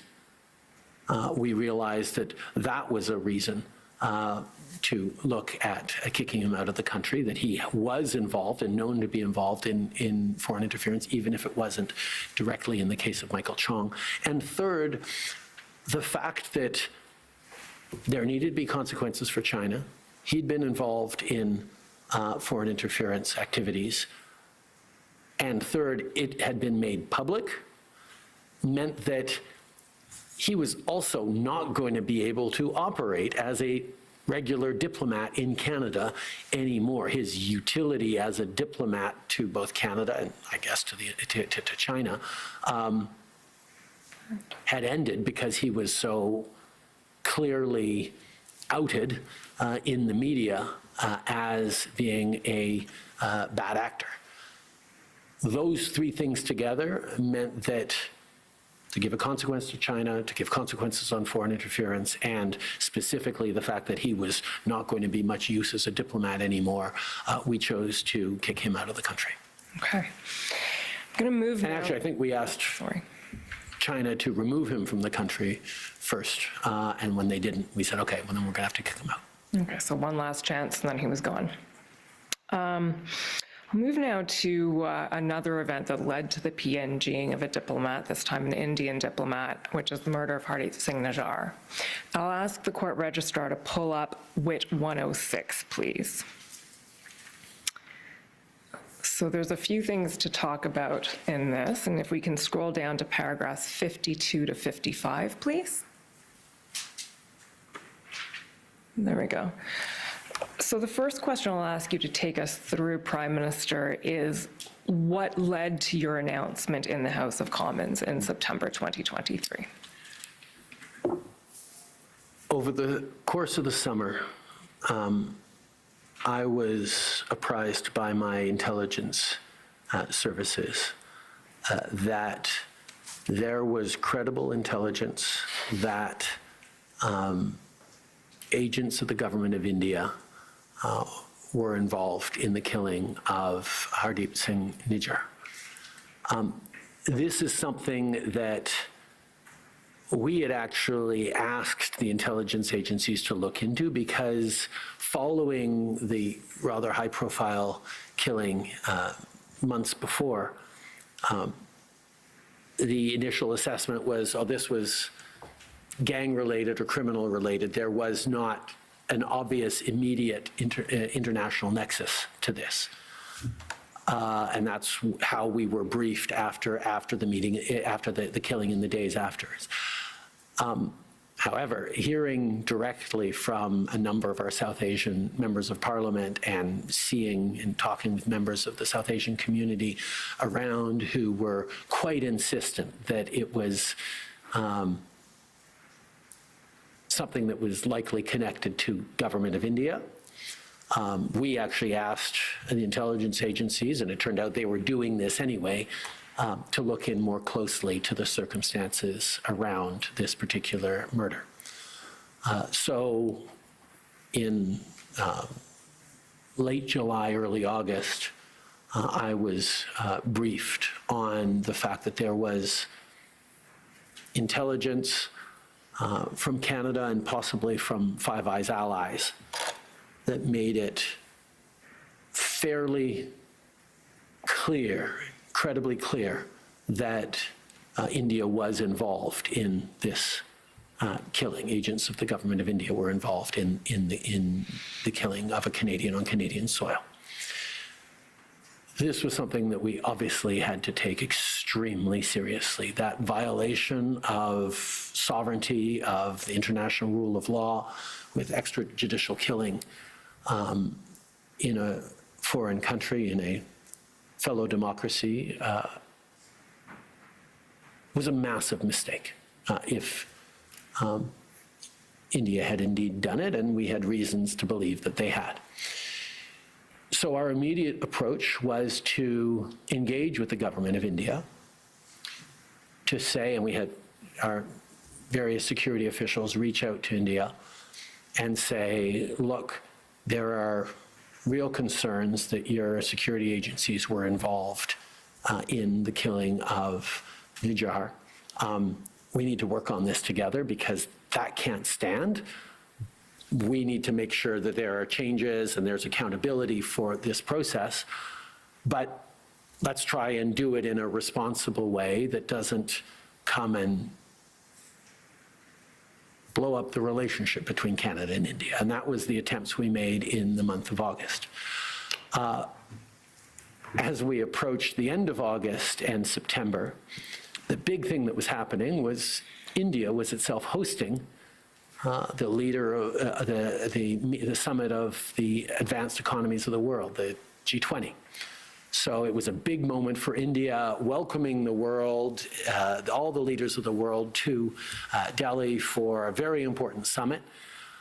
And we had the opportunity of making it a very uncomfortable summit for India if we went public with these allegations ahead of time. We chose not to. We chose to continue to work behind the scenes to try and get India to cooperate with us. Their asks of us was, well, how much do you know? Give us the evidence you have on this. And our response was, well, it's within your security agencies. You should be looking into how much they know. You should be engaging. It's, oh, no, tell us what you know. Show us the evidence. And at that point, it was primarily intelligence, not hard evidentiary proof. So we said, well, let's work together and look into your security services and maybe we can get that done. No, we're not doing that. It culminated with a conversation I had with Prime Minister Modi on after the end of the last session at the G20 in Delhi, where I sat down and shared that we knew that they were involved and expressed a real concern around it. He responded with the usual response from him, which is that we have people who are outspoken against the Indian government living in Canada that he would like to see arrested. And I tried to explain that freedom of speech and freedom of people who come to our country to be Canadians to criticize governments overseas is, or indeed to criticize the Canadian government, is a fundamental freedom of Canada. But as always, we would work with them on any evidence or any concerns they have around terrorism or incitement to hate or anything that is patently unacceptable in Canada. And we have taken action in the past. We continue to take action. Even as I emphasize, and I have emphasized regularly, my position and Canada's position is to defend the territorial integrity of India. One India is official Canadian policy. And the fact that there are a number of people in Canada who advocate otherwise does not make it Canadian policy, but also does not make it, is not something that is illegal in Canada. Having done all that, we returned to Canada, and it was obvious that the Indian government response, particularly through the media, was to instead attack Canada, to attack Canadians, to criticize us, to undermine our government and our governance, and quite frankly, the integrity of our democracy. Combined with the fact that as we approached the end of September, it looked like there was going to be media stories detailing some of these allegations that were getting out there. When on the first day that the House returned, we determined that it was in the interest of public safety in Canada to let people know that we knew about these allegations, that we were following up on them. There was an investigation into them that was taken on by police services in Canada to ensure that, partially to ensure that nobody in Canada in any communities felt like they needed to take action themselves, that they should trust Canadian institutions to take this threat seriously and follow up on it. And that's exactly what what we then did. We launched investigations. The Indian response to these allegations and to our investigations was to double down on attacks against this government, attacks against this government's integrity, attacks against Canada in general, but also to arbitrarily eject dozens of diplomats from Canada, from Canadian diplomats from India on absolutely no cause other than to say, well, we don't like what you said in the House about us, and we're going to punish you for that. This was a situation in which we had clear and certainly now even clearer indications that India had violated Canada's sovereignty, and their response was to double down and attack Canada further rather than take responsibility or say, how can we fix this? Yes, this was a violation of the rule of law, and even take any of the many off-ramps we offered, because we don't want to be in this situation of picking a fight with a significant trading partner with whom we have deep people-to-people ties and a long history and our fellow democracies. But standing up unequivocally for Canadian sovereignty and for the safety of Canadians back then was essential, and absolutely led to the very, very clear pronouncements we made earlier this week that the RCMP, the conclusions and the evidence that the RCMP determined in terms of violence towards Canadians that has been enabled by and directed by, in many cases, the Indian government.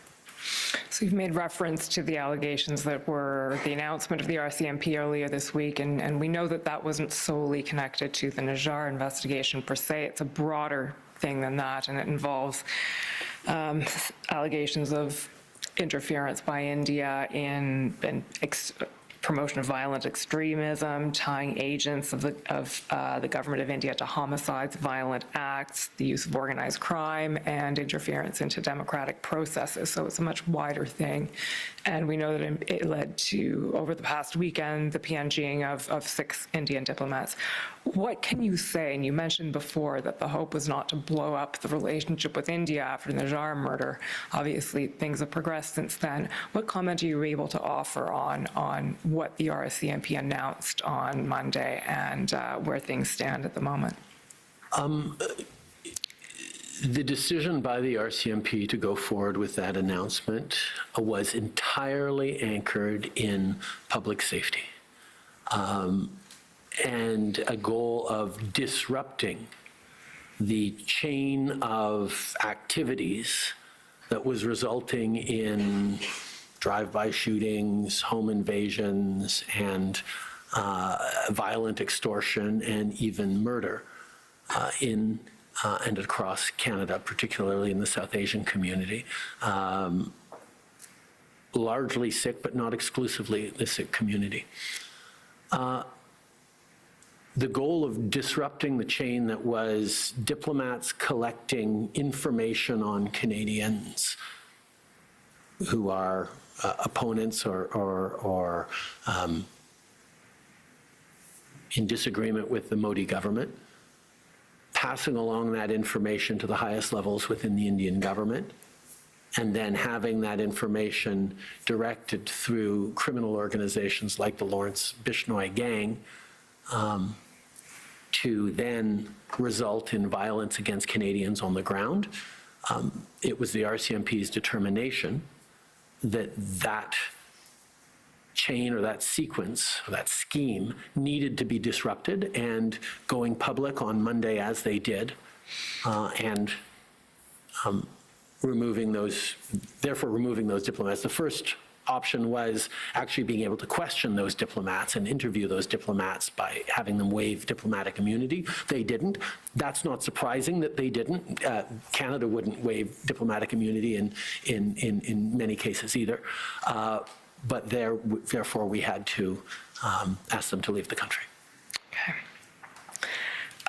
And just to be clear, when you speak of diplomats collecting information in this instance, we're not talking about research and Google searches. We're talking about covert, clandestine. Covert, clandestine, coercive measures, threatening to withhold family visas, paying sources, a range of things that the RCMP can detail if they feel they are. I mean, one of the important things on this is these are ongoing.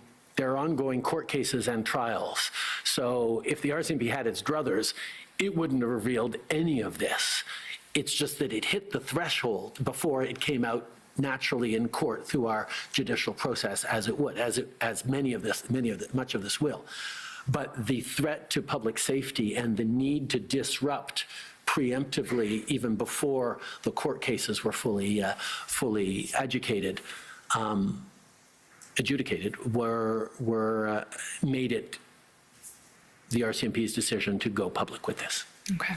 Well, as you mentioned, there are ongoing investigations, and in that sense, I think we've probably gone as far as we can go on that topic, so we'll move on. We can take the Najjar document down now.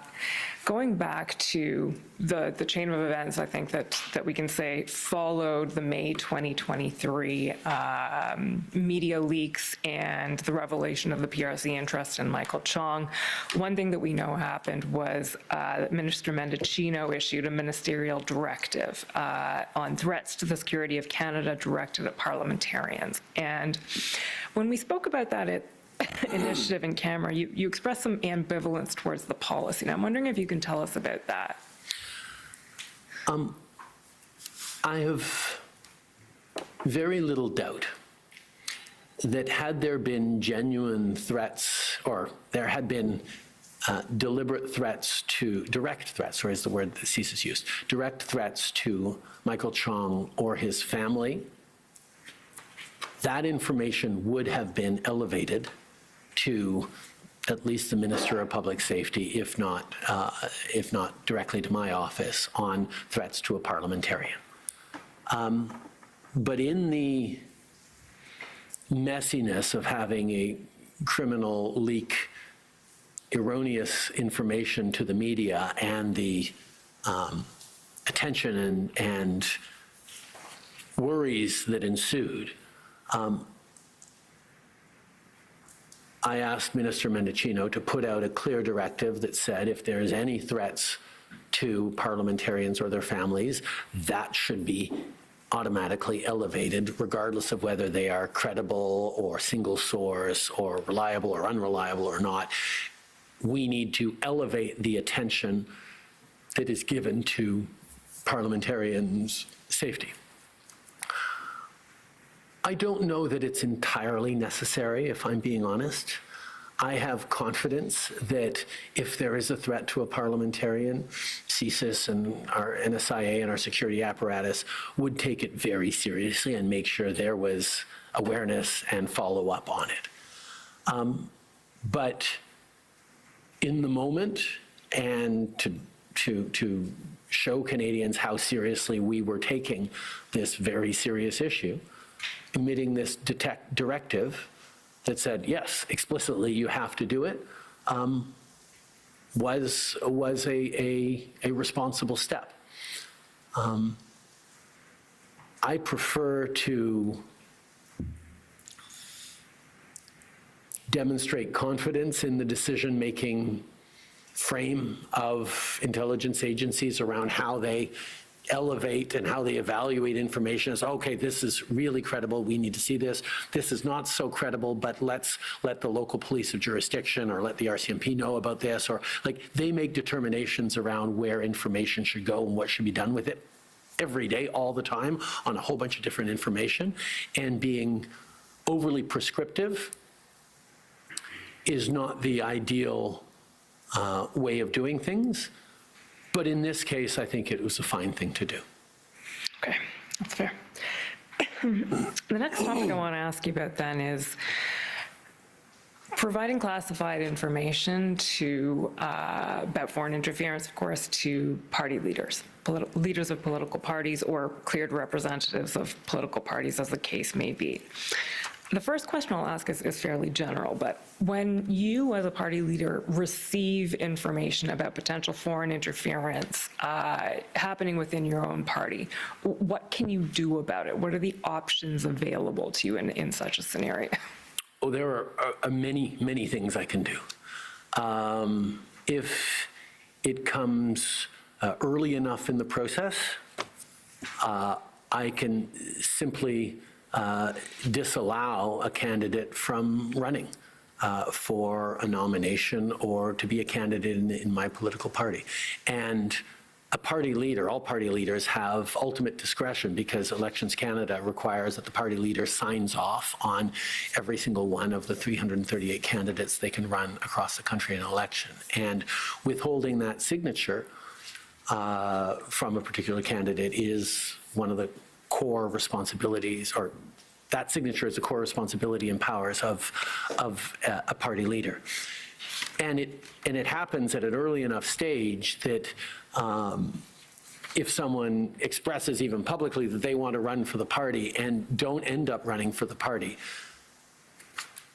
there's not necessarily a scandal around them not running. There could be some sour grapes. There could be, oh, I just had to decide to stick with, family was more important or anything. There's all sorts of face-saving ways in which if a leader quietly says, no, there have been concerns raised, you're not going to be able to run for us, but we don't need to talk about it publicly, you can go back to your life. That is a very effective way of having things done that don't require revealing of any classified information, but is based on intelligence that a leader can get.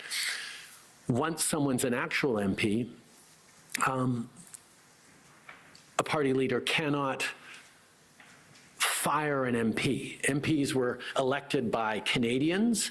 All a party leader can do is, at the largest level, remove them from their party caucus, have them sit as an independent, something that I've done many times for a range of different reasons around sexual misconduct or other things.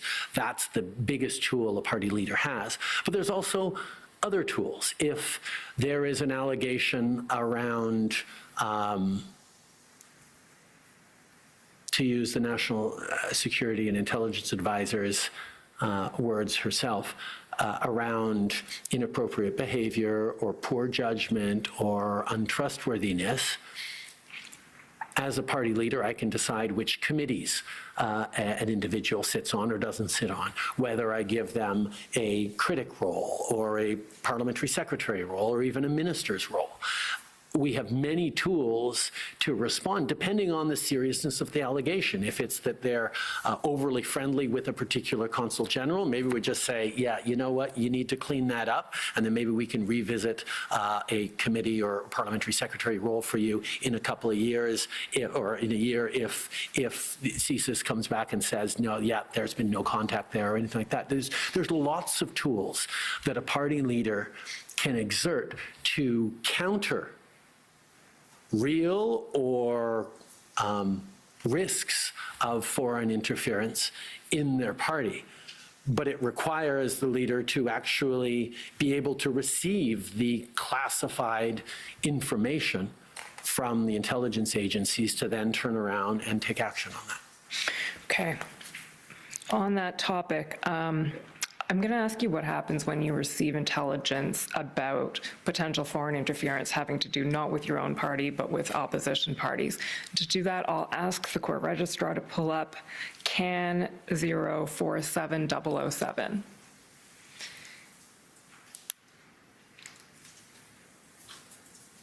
So we'll just go through the document to situate us a little bit, and then I'll ask you to pull up a different one. So, Prime Minister, this is a memo for you from your NSIA, Nathalie Drouin, in May 2024. You'll see what it says at the beginning of that summary is intelligence details alleged foreign interference activities in Canada directed at opposition parties.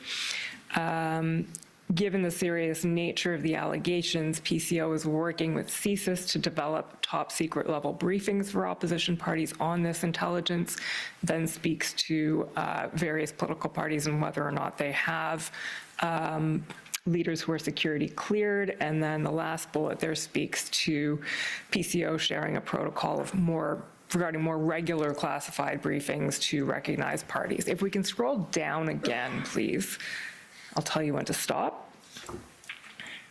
Scroll through the background. I think we want to get to page 3. There we go. PCO comment there. So PCO notes that the informing the party leaders could allow them to identify the issues, take any necessary action, and then says an ad hoc approach of sharing intelligence is not ideal, and we should maybe think about doing something more systematic. So if we can take that document down now and put up WIT 164, paragraph 25. This is the publicly disclosable version of the conversation that was had in camera about this. So I'd like it up as a reference point. And I'll just ask you, Prime Minister, to take us through from your recollection what happened here, what the situation was, and what was done about it. In paragraph 26, you mean? Yes. Yeah. I received what I characterize here as explosive, certainly extremely alarming information around foreign interference into a particular political party. And I directed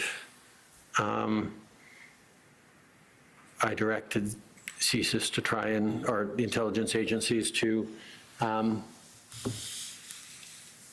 try and ensure that the opposition parties had the tools to respond to these allegations, or had at least the information that would allow them to do this.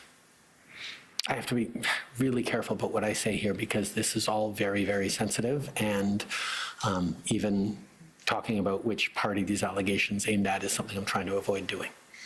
Fair enough. And I won't ask you many more questions about them because we are treading very thin lines here. The only thing I'll just sum up by saying, so essentially information came to your attention and it was through the system put to the right people in the right places. I think it is perhaps useful to point out, we don't need to pull it up, but in the, well, 2 things. First of all, I'm Prime Minister, so I receive tremendous amount of classified information covering a broad range of individuals across this country, including in different political parties. But as leader of the Liberal Party, it is awkward, to say the least, to use a mild word, for me to be engaging in who should run or what consequences, or who should be a critic, or who should be in what position for an opposition party. So as you pointed out earlier, the answer was to offer classified briefings to all the leaders of the parties so that they could best be positioned to take the necessary actions to protect their MPs, some of whom might be vulnerable, some of whom might be witting or unwitting around foreign interference, and therefore demonstrate to Canadians that the integrity of their parties and the protection of their parties from federal foreign interference was done.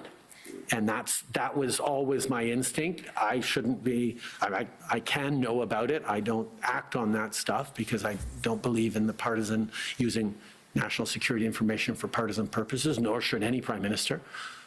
But informing the leader so they can take proper actions is, I think, the right way of doing things.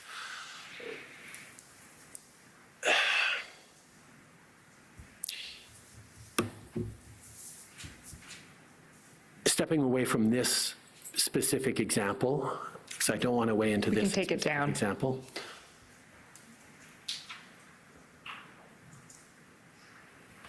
Because I am Prime Minister and privy to all these informations, I have the names of a number of parliamentarians, former parliamentarians and/or candidates in the Conservative Party of Canada who are engaged or at high risk of, or for whom there is clear intelligence around foreign interference. And I have directed CSIS and others to try and inform the Conservative Party leader to be warned and armed to be able to make decisions that protect the integrity of that party, of its members, from attempts at foreign activities around foreign interference. And the decision by the leader of the Conservative Party to not get those classified briefings means that nobody in his party, not him, and nobody in a position of power, knows the names of these individuals and can take appropriate action. It also means nobody's there to stand up for those individuals if the intelligence is shoddy or incomplete or just allegations from a single source. And that is something that, as you've seen, we are ready to question intelligence when it comes towards the Liberal Party members, because we need to make sure if you're going to end someone's career, you're doing it in a responsible way. The decision of the leader of the Conservative Party to not receive the necessary clearance to get those names and protect the integrity of his party is bewildering to me and entirely lacks common sense. Particularly when you look at the NSICOP report that clearly lays out, the public NSICOP report that clearly lays out that in both of the most recent Conservative leadership races, there was foreign interference. The fact that there seems to be absolutely no curiosity or openness in trying to figure out what happened, or whether someone was compromised, or whether a foreign country impacted those leadership races, is simply irresponsible. The fact that we see, and I'm getting a little more partisan than I've tried to in this case, but it is so egregious to me that the leader of the official opposition, who is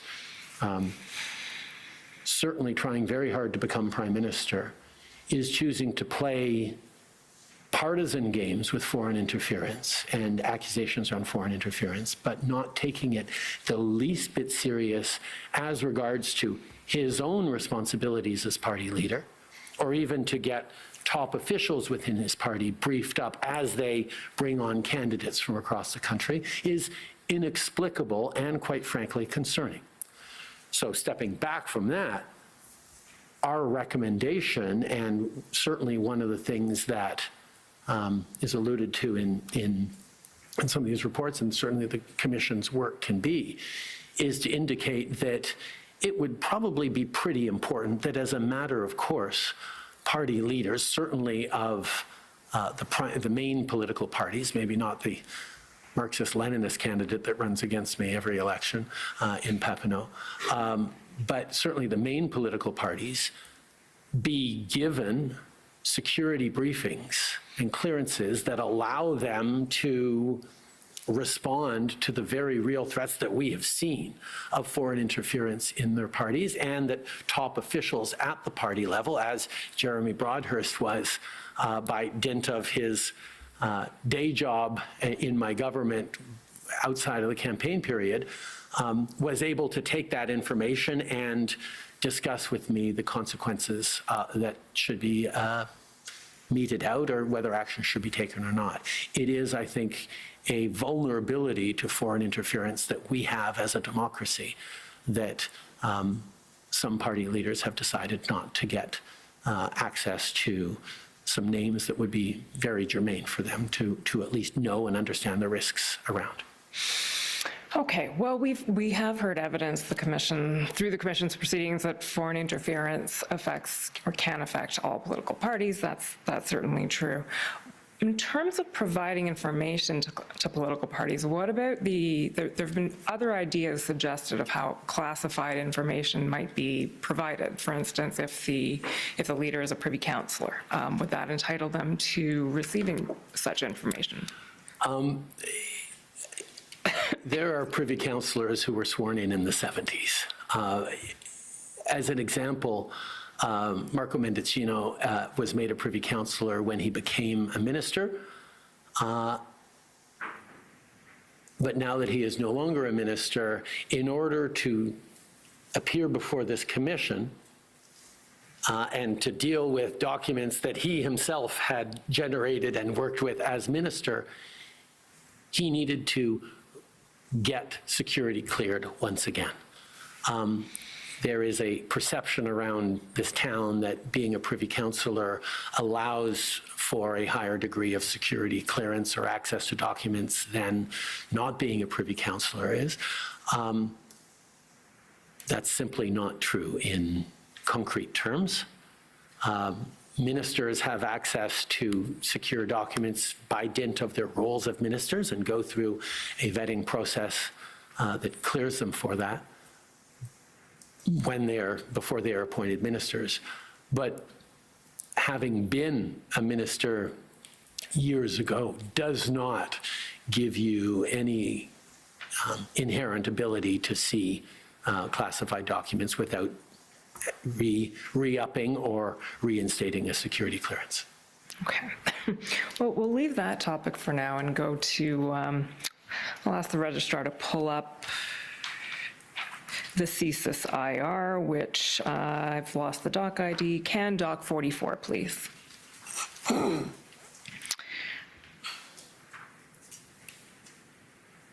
So, Prime Minister, this is the questions I want to ask you around this are about the commission, and it does relate a little bit to the last point you were making, but the commission essentially asked the government in its proceedings to come up with a list of the significant instances of foreign interference in Canada's democratic institutions and electoral processes over the period of the Commission's review. And this exercise sort of seems brought everyone around the table, considering what was initially a longer list produced by CSIS, and what was eventually obtained was a consensus list of these 6 instances.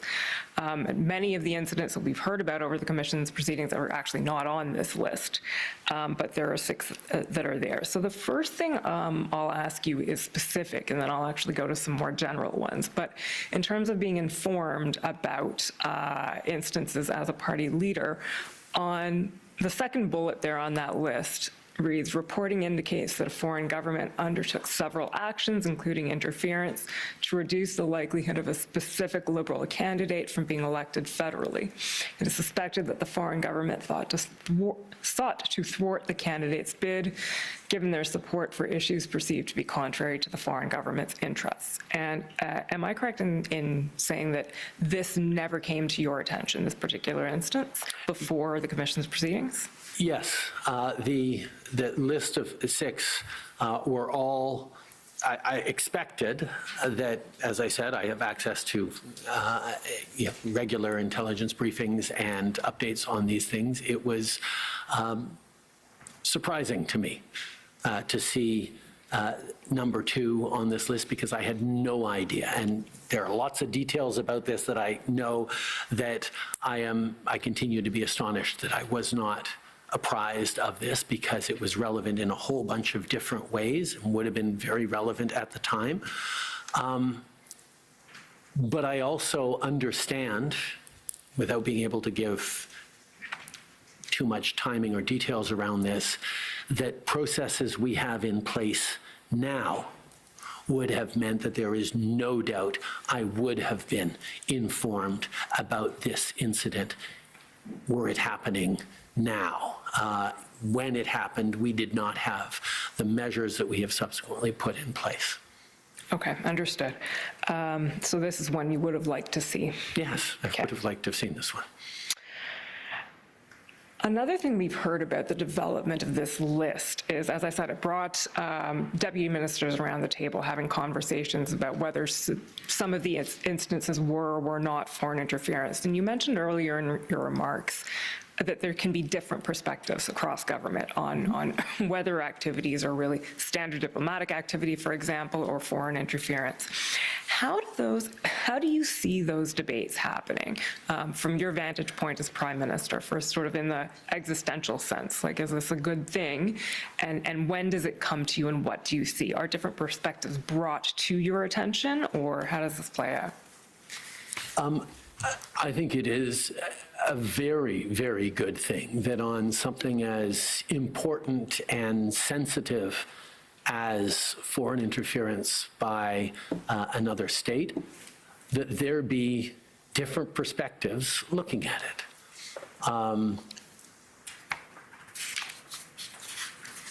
As I said, our diplomats in the United States were very alert to, which members of Congress or which governors might be helpful in making a case for a more successful NAFTA renegotiations than others. And that involved a lot of sort of conversations and looking into voting records and, quiet lunches by diplomats in place, and that gathering information on foreign parliamentarians is a core part of diplomacy. And that can be foreign influence, which is something that diplomats are actually hired to do and is a primary job around the country, make sure that the government of the country that you're in representing Canada looks favorably upon Canada. Without crossing into interference. Now, it is possible to use information collected for purposes of influence to then turn around and use it for interference. If a diplomat were to collect the home address of a particular parliamentarian to be able to send them a personal note or a Christmas card that didn't go through the office, that would seem, okay, I'm trying to influence them, make them friendly. That's the work of diplomacy. If that foreign address, that home address was then used to organize a massive intimidation protest in the street in front of that person, paid for by a foreign country, that would be foreign interference, or that would be much more serious. So there is a bit of a continuum on this, and having discussions between Global Affairs Canada diplomats and intelligence agencies and spies and on the push-pull of what is appropriate, what is inappropriate, what is problematic, is more of an art than a science. I mean, it can involve intent, it can involve whether it's a friendly country doing it or an unfriendly country doing it, why they're doing it, what preoccupations there are. There is nuance that is not just across departments, but even within departments. You can have different people within global affairs having a different perspective on that. And all those debates and discussions, I think, are a strength of our system that allow us to come to much more thoughtful answers or measures to take in complex and perhaps delicate situations. So, having those engaged, thoughtful debates in government, and even, quite frankly, to a certain extent, understanding that there are complexities in it for a public engaging with how to protect ourselves from foreign interference is very key. I think of the Baltic states example, when Canada positioned itself as the country lead on the enhanced forward presence in NATO by positioning troops in Latvia. One of the things that we learned about very quickly was the incredibly robust system that citizens in Latvia had to detect and deter and render ineffective Russian disinformation. Because Russia is constantly flooding the zone in the Baltic states. And they have a very sophisticated and attentive population in knowing that this piece of information is just Russian propaganda or disinformation, that I think Canada is moving towards, but we are not as far forward as some other countries may be in terms of detecting misinformation and disinformation from hostile state actors. So when these different perspectives may exist in government, do your officials make you aware of them so that you know that maybe CSIS has a different view on something from GAC? Yes. Does this come to your attention? Yes, Okay. absolutely. Either actually in person by watching the director of CSIS and the deputy minister of Foreign Affairs, have a conversation back and forth about a particular thing, or it is obvious in the briefings come to me where it says CSIS leans on this way, but the diplomats say that this might be it, and at the same time, the clerk's decision is this. One of the reasons that I've said I prefer to have active, engaged discussions around intelligence is it allows us to challenge and bring together those different points of view and different perspectives to get a better picture than simply one document that perhaps summarizes different elements, but is written by one person in one department and not another. Madame la commissaire, je vois que j'ai... Madam Commissioner, I see that I'm out of time, but I have still 2 topics to tackle with the Prime Minister, if you allow me. Yes, go ahead. So the next, I do have a couple of more questions to ask you. The next one is on a different topic now. It's something that we spoke about at great length in camera, so I think we'll have the Reader's Digest of this conversation today, but the vulnerability of political party processes to foreign interference that has been raised à maintes fois in the Commission's proceedings. And we know that Elections Canada will soon be making some suggestions or recommendations as to things that might be done to ameliorate this situation. Can you give us your viewpoint on the idea of increased oversight or increased regulation of internal political party processes for the purpose of dissuading foreign interference? First of all, there is already oversight and regulations over political parties in Canada that we all understand is important and necessary. I think of the very strict election financing rules, how a political party can raise money, how it is accountable for every dollar it raises, from whom it receives money, what it can spend the money on, how it needs to account for it. That's a really important principle that applies to all political parties and is sort of foundational for our democracy. So the idea that in our democracy we should regulate political parties is well established, that yes, there are many things in which it's important to uphold the freedom and openness of our democracy, that we regulate political parties. In C70, we actually indicate with greater clarity and legislate around foreign interference in political parties as being illegal. I mean, these are things that, yes, there are certainly things that governments and our democracy should do to ensure the accountability and responsibility of political parties. However, when we get into the issue of determining how a political party picks its candidates, or who gets to be the ultimate decision maker in a political party, or how to structure a political party internally, or how to run its nominations, we get into an area that I think one needs to tread very, very carefully. I mean, one of the things we see first in authoritarian countries like Venezuela, to use an extreme example, is the government regulating what opposition parties can do or say, or how they can organize themselves, or how they fund their fundraise. Is a great way for a party in government to control and render ineffective opposition parties. And that is the last thing that we would ever want in Canada. I think it's extremely important that political parties have a large degree of autonomy in their country, in their operations, independence in how they choose to operate and function as political parties, as opposition parties particularly.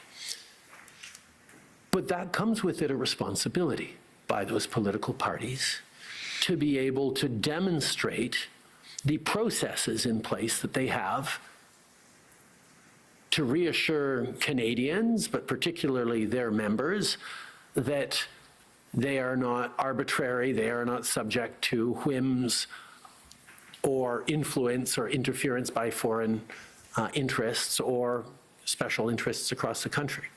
That's why, for example, in our party, we have nomination races that have very clear requirements that need to be hit within the party frame.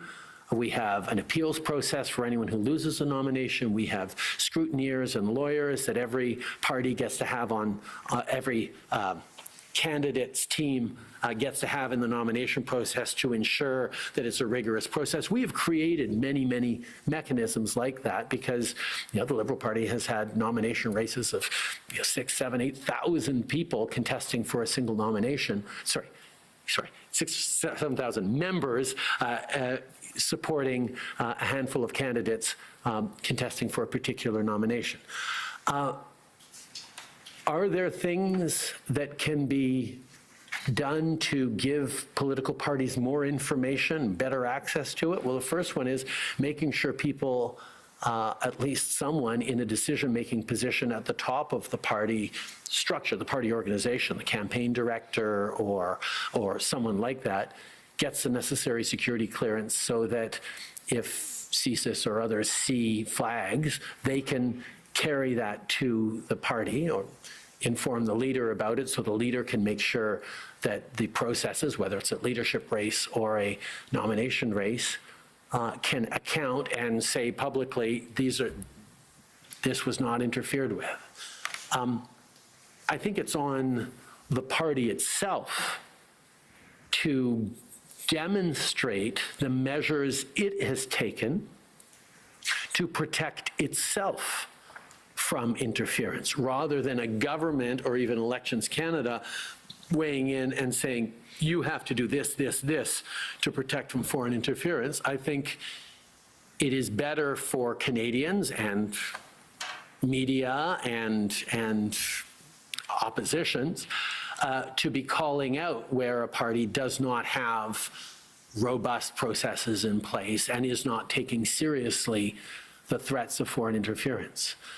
But overly prescribing or regulating the organization, the behaviors, the structure, the decision-making processes within parties by what is necessarily one party in a position of power in government is something that I think requires a lot of caution. But there are many things that could be recommended for parties to take on as tools to keep them safe, that I'm certainly hoping that Elections Canada and the Commission's work will highlight that are important principles for how parties can protect themselves from interference.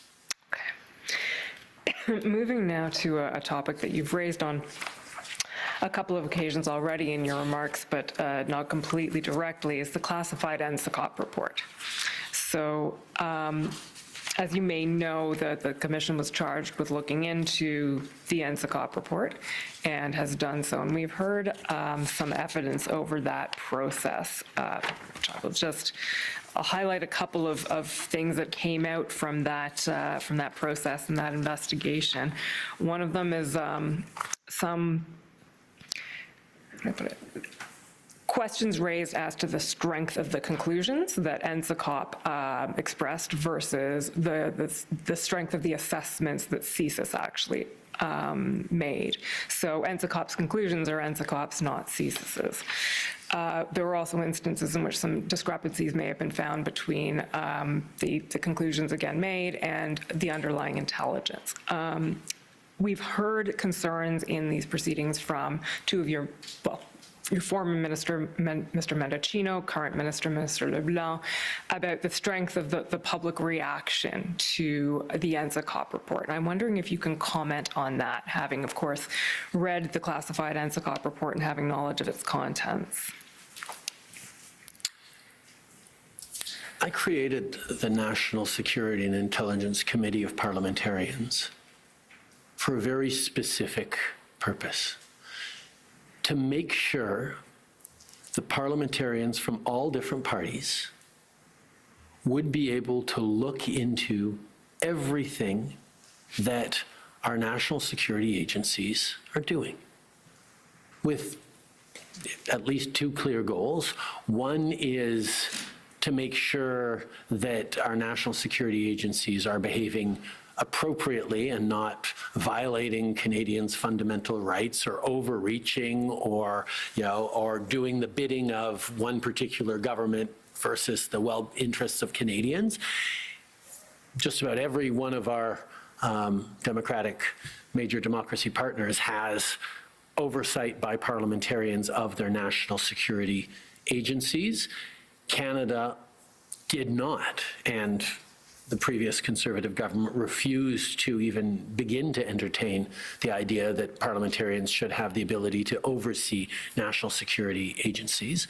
I felt strongly that we needed that, and that's why it was one of the first things that we did or worked on in terms of national security. The second reason NSICOP is important is the first reason is to make sure there's not overreach into, and there's other mechanisms as well, like NCIRA, to make sure there's not overreach into Canadians' fundamental rights. But the second is to make sure that national security agencies are taking seriously all the threats and acting in appropriate ways to counter the threats. But being a body that has only come into being about 8 years ago, and being one, or less than that, 6 years ago, being one that as recently as just a year or two ago in the House of Commons is still contested as to its legitimacy and usefulness, it's still very much in a learning process. It's trying to figure out how to manage a very multi-partisan structure in a highly polarized and partisan environment.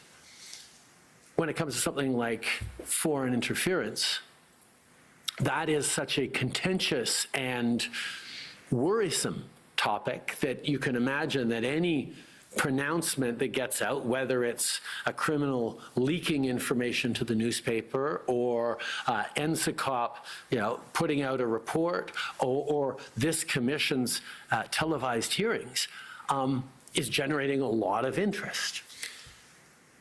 Did NSICOP get everything right in its report? As CSIS pointed out, there were some discrepancies.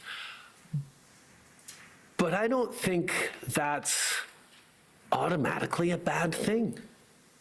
I think that's part of making sure there are different tools and different perspectives and different organizations working on similar challenges from different things. Yes, there's some of the things that NSICOP put in there that I really would have rather they didn't frame that way, because it worried Canadians and talked about traitors in Parliament, when that is not the assessment that our intelligence agencies put forward. But it's salacious and it sells newspapers and it worries Canadians, so it got put to the fore.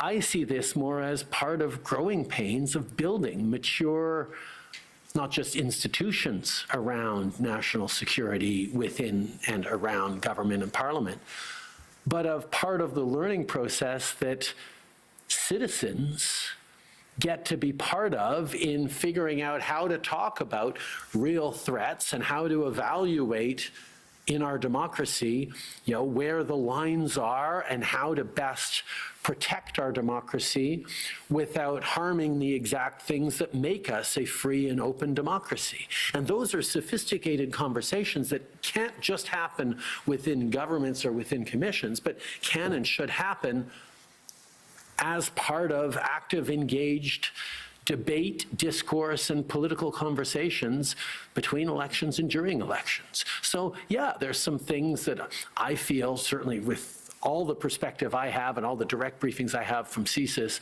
that they didn't get quite right. But I much rather have an effective and confident NSICOP committee that goes forth and draws its conclusions and says things that we will all learn to say, okay, yeah, they got this right. They maybe were off a little bit on this, but this helps us advance this understanding. And CSIS was able to come out and correct the record on this. And some of the things that NSICOP talked about, CSIS had actually made a little bit of a mistake. And that was where NSICOP's report was. So that's thoughtful as well. So for me, it's all part of a system that is robust and serious. But because we're in a open, free democracy that stands up for everyone's rights, that is working hard to get it right, but that we don't always need to expect perfection from. And when, as consumers of intelligence materials, individuals and media and opposition parties become more and more experienced at it, more thoughtful about it, Canada will be even better served than we are right now in the important debates we have around foreign interference. So maybe it's not about getting everything right, but contributing to the building of a national discourse. Absolutely. Although it'd be nice to get more things right too at the same time. Fair enough. Madame la Commissaire, ce sont mes questions. Those are all my questions, Madam Commissioner. Thank you very much. For Michael Chong. I see Commission Counsel has taken an extra 30 minutes in her examination pursuant to the O'Connor rule. 18. I thought we were finishing at 11:50. Clock says 18. It's okay, just go on, tell me. Okay, well, we'll figure out exactly how much extra, but pursuant to the O'Connor rule that governs in this proceeding, that extra time should be allocated to the parties for their cross to ensure that Commission Counsel's time and the parties' time is equal. So I'm asking that we be given that extra time. We'll have to figure out between ourselves how to allocate it, but I wanted to bring that to your attention straight away. Okay, let me look into this issue at lunchtime, but we'll let you know through an email. Thank you, Commissioner. So we'll take a shorter break today, so lunch today, so make sure to come back at no later than 1:20. Order, please. À l'ordre, s'il vous plaît. This sitting of the Commission is now in recess until 1:20 p.m. Cette séance de la Commission sur l'ingérence étrangère est de retour en session. The time is 1:29 p.m. Il est 13h29. Alors, on a pu régler le petit... So we were able to resolve the little issue that we had. Right time. I'm going to indicate the time allocated to each and every one. So it will be Sikh Coalition will go first for 15 minutes. Michael Chong's council will go second for 20 minutes. After that, council for Andang, 10 minutes. Council for Erin O'Toole, 10 minutes. Council for Jenny Kwan, 15 minutes. Conservative Party, 15 minutes. Human Rights Coalition, 11 minutes. UCC, 10 minutes. RCDA, 12 minutes. The Concerned Group, 12 minutes. And the Attorney General, 20 minutes. And if need be, there will be re-examination by a Commission Counsel as usual, but it's not counted in the 30 minutes. And we'll take a break after the Conservative Party's cross-examination. And before starting the cross-examination, I have two questions for you, Mr. Prime Minister. Vous le dire en français aussi. Je vais Feel free to question me in French as well. Yes, indeed. It's a little strange to have two francophones speaking to each other in English. Yes, we should try to avoid that, says the Prime Minister. You stated earlier today, at the end of your testimony, that you would prefer to see NCCOP perhaps go too far rather than not benefiting from its analysis, and that this would allow for a healthy debate around the issue. So my question is this: how do you envisage the possibility of having a debate with regard to what will or was reported? The work of NCCOP is mainly based on information that is classified. So how do you view this? Response. First of all, I would clearly prefer that NCCOP be exact and precise and well-founded in everything it is reporting and putting out. We understand that this is an organization that is rather new, that's still developing its ways of doing things. And for me, a learning curve is appropriate for an institution that we hope will be in place for decades in order to defend Canada's interests. Clearly, when NCCOP made its report, I asked the Minister for Public Safety to publish a response to the report, to explain, to thank NCCOP for its work, but also to explain that there were elements that we weren't perhaps perfectly aligned on, that might have been slightly erroneous. For me, the important debate is that which is taking place within the government with NCCOP that's learning. We're saying, well, maybe the next time we shouldn't go as far. These are adjustments to be made, and you are right in underscoring this. The idea of having a broad debate, a public debate on how NCCOP is working may not be valid, but there could be articles, analysis by journalists, etc., saying the minister stated this, NCCOP said this. I think that is part of the lived experience that we must all accumulate in areas of security, intelligence, and interference. Question. I have a question flowing from your response. And I don't want to prejudge the responses. As you know, we must also look at the NCCOP report, so I don't want to prejudge the conclusions we might reach. But do you see a risk here? Were there to be errors, as some have stated or identified, or if stronger terms will be used by NCCOP or by the intelligence community? Do you have a fear that the trust of people in these institutions might be harmed by a public report that can't be necessarily corrected, given the classified information involved? Answer. It was corrected by the response of the minister, underscoring the fact that there were elements that we disagree with as a government. And this process, well, clearly we won't always have a commission of inquiry on all of these reports, but I think that the learning process throughout the process will result in a situation where NCCOP and those who take a close look at these reports will be in a better position to judge the information and the analysis provided. I think we also must underscore the fact that there is rarely a very clear black and white analyses of these types of situations.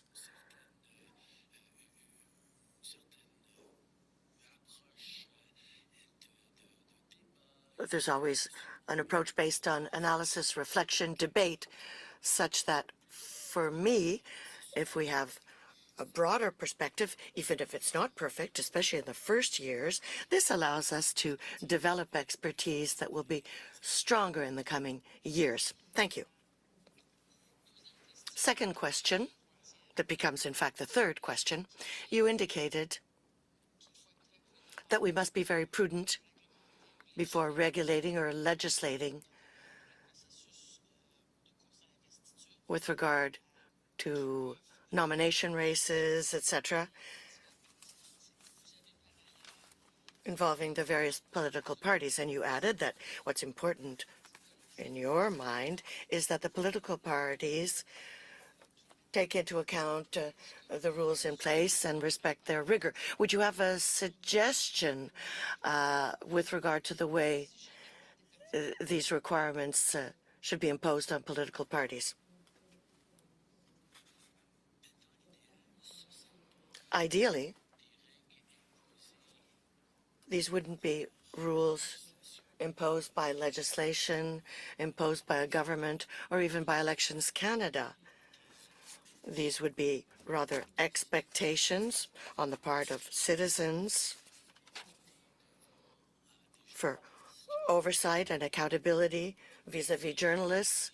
Members of parties also should require that the party demonstrate that it is following a rigorous system in order to protect itself, in order for voters to be able to evaluate the situation. There's no way of legislating.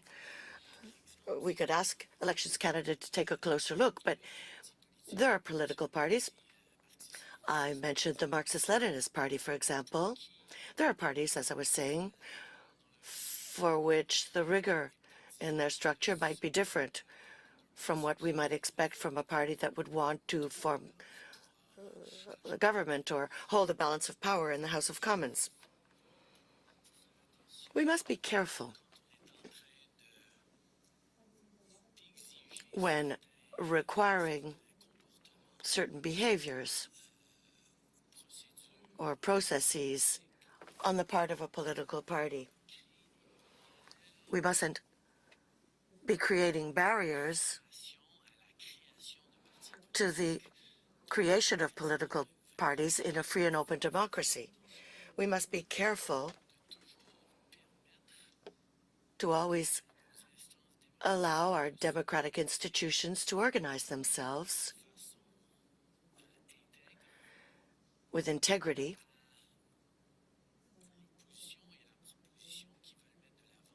vis-à-vis what they want to propose or oppose for the country.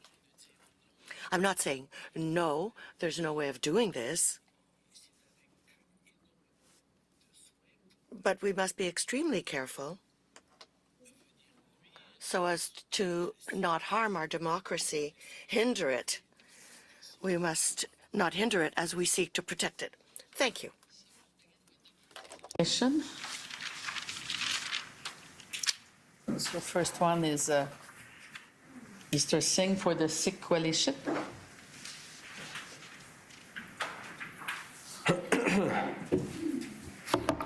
Thank you, Commissioner. Mr. Trudeau, my name is Prabjot Singh for the Sikh Coalition. You spoke to Commission Council earlier about this intricate network of Canada-based Indian diplomats, senior government officials in India, and then the Lawrence Bishnoi gang, and who went on and engaged in violence in Canada. So before we move into some of the more substantive issues, I just want to clarify and confirm a couple of facts for the record. You spoke about a number of ways that diplomats covertly and illegally collected information on individuals in Canada, including threatening to revoke visas. Some of the information that was collected by diplomats was also done by coercion, including threats of violence against family members in India, correct? I am very aware that there is an ongoing RCMP investigation and indeed trials and court cases on these issues. So I really would be hesitant to venture much further than I already have into, in which what I was saying was pretty much repeating what the RCMP announced on Monday. I wouldn't want to go further in characterizing things that are questions better asked of the RCMP. Sure, that's totally fair. So the RCMP's press release and its comments at the press conference stated that organized crime was used to execute the violent activities to create a perception of an unsafe environment targeting the South Asian community in Canada. Do you recall that? Yes. So I think you would agree that this is quite an alarming and intrusive attack on Canada. So this goes beyond simple disinformation and amplifying narratives in the media that Canada is unsafe. These individuals and government officials actually orchestrated violence to make people feel unsafe and come to that conclusion. Is that fair? I'd actually say there seem to be two goals in this. One is, yes, to make Canadians, particularly South Asian Canadians, feel less safe here in their own country. But secondly, is actually to help prove a point that the Indian government has been trying to make about Canada for quite some time, that we are a country that doesn't take seriously violence or terrorism or incitements to hatred, which is entirely false, but failing an ability to point out how Canada has been supposedly failing to prevent violence, it seems like folks within the Indian government have decided to create violence and unlawfulness in Canada as a way of demonstrating the point that they are trying to make, that there is violence and unlawfulness in Canada. And I think that is exceptionally egregious as an approach to a sovereign democracy. So you also indicated to Commission Counsel earlier that the diplomats were passing informations to officials at the highest level of the Indian government, who then would pass on the information to the criminal gangs to orchestrate the violence. So given that reality, this was not just a rogue operation of a few individuals that went off track. At some level, in some form, there was a clear policy decision that was authorized and directed by responsible members of the government of India to orchestrate this violence. Is that fair? I think that is an extremely important question, and that is a question that actually we have been repeatedly asking the government of India to assist us on. And to get to the bottom of the question of whether it is or could be rogue elements within the government, or whether it was a more systematic endeavor for the government of India, is exactly the kind of thing that for investigators here on the ground in Canada, it is somewhat removed from being able to uncover the internal machinations of the Indian government of who went wrong or who did this or who did that. That's why from the very beginning, we have been asking for India, the Indian government, to take these allegations seriously and proceed with their own investigations and work with us on figuring out exactly how these egregious violations of Canadian sovereignty actually happened. Are you aware of public statements made by Prime Minister Modi in spring of this year where he said something to the effect of, today's India doesn't send dossiers to other countries to request assistance. Today's India will kill our enemies in their homes. Are you aware that that statement was made publicly by the Prime Minister? That was a public statement that I am aware of. Maybe not in those exact words, but sure, as you say. Something to that effect. So you spoke earlier about the geopolitical instability and context that we exist in right now and how it intersects with different foreign interference threats. So I think you would agree that the Modi government's autocratic behavior in terms of these specific violent acts that have been carried out over the past year or two is a threat not only to Canada's sovereignty and institutions, but a very real threat to the international rules-based order itself. One of the reasons we have been so deeply engaged with our allies, particularly our Five Eyes allies of the United States, the UK, New Zealand, and Australia on this. We are a tight security partnership, us 5 countries, but also others, is because we are seeing right now around the world a pulling back of the rule of law, contesting of the international rules-based order, whether it be Russia's illegal invasion of Ukraine, whether it be China's coercive diplomacy, as evidenced by the arresting of the arbitrary detention of two Michaels. Ensuring that amongst our community of nations, particularly democracies, that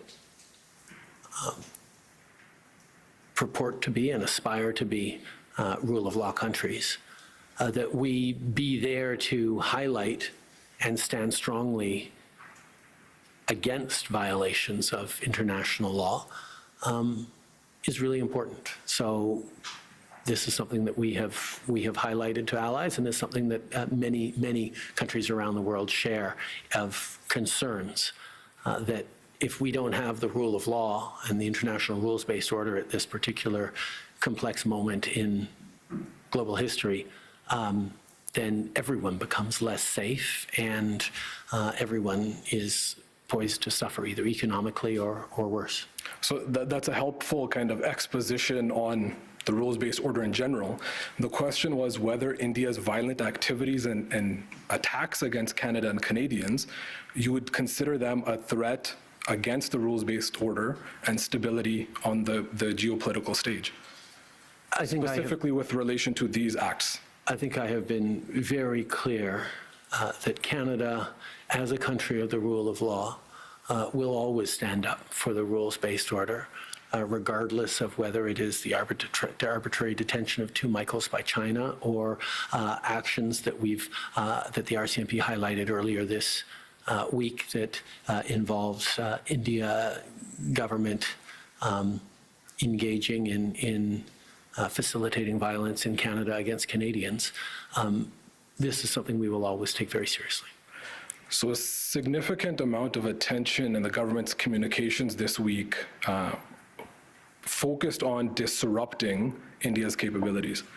But in the context of a sustained campaign of violence that lasted at least a year, I would suggest that accountability for those responsible is crucial to deterring this kind of violence. So my question is about what steps Canada can and will take to ensure that the senior officials who actually orchestrated and authorized this are held accountable.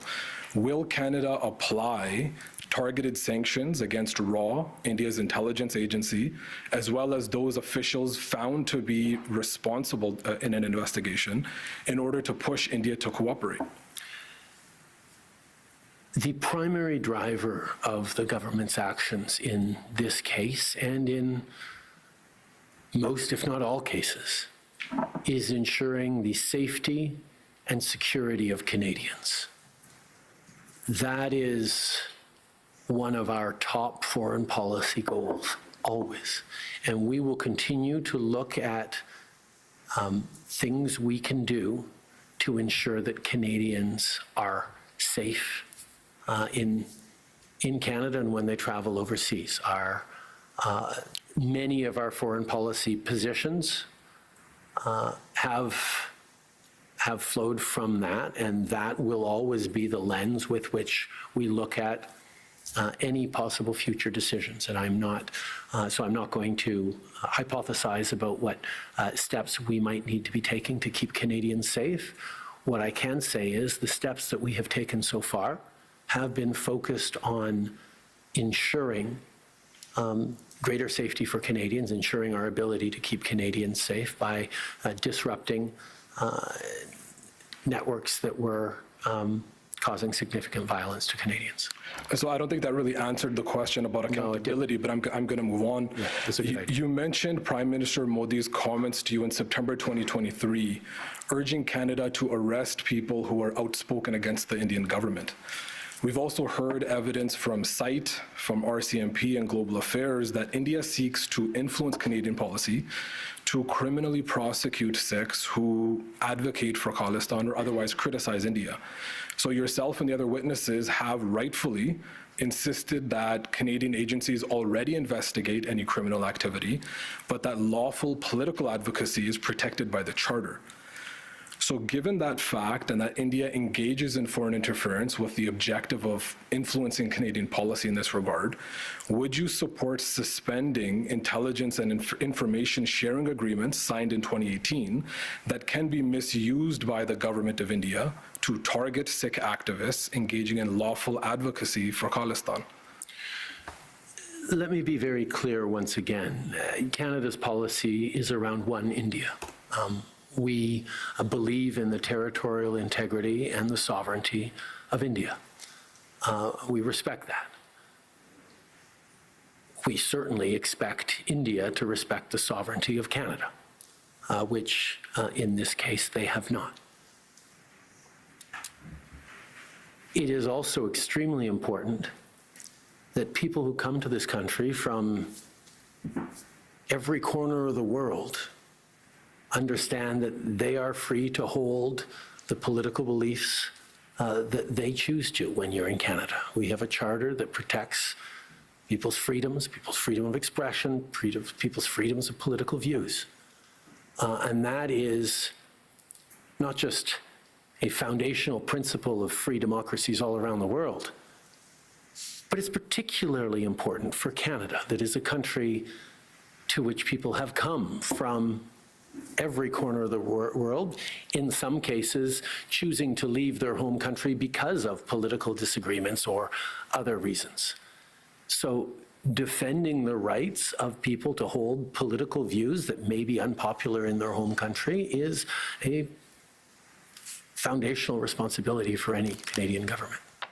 So will you consider suspending those intelligence and information sharing agreements that can be misused by the government of India to target Sikh activists, particularly considering the evidence we've seen that India engages in foreign interference and disinformation for that objective?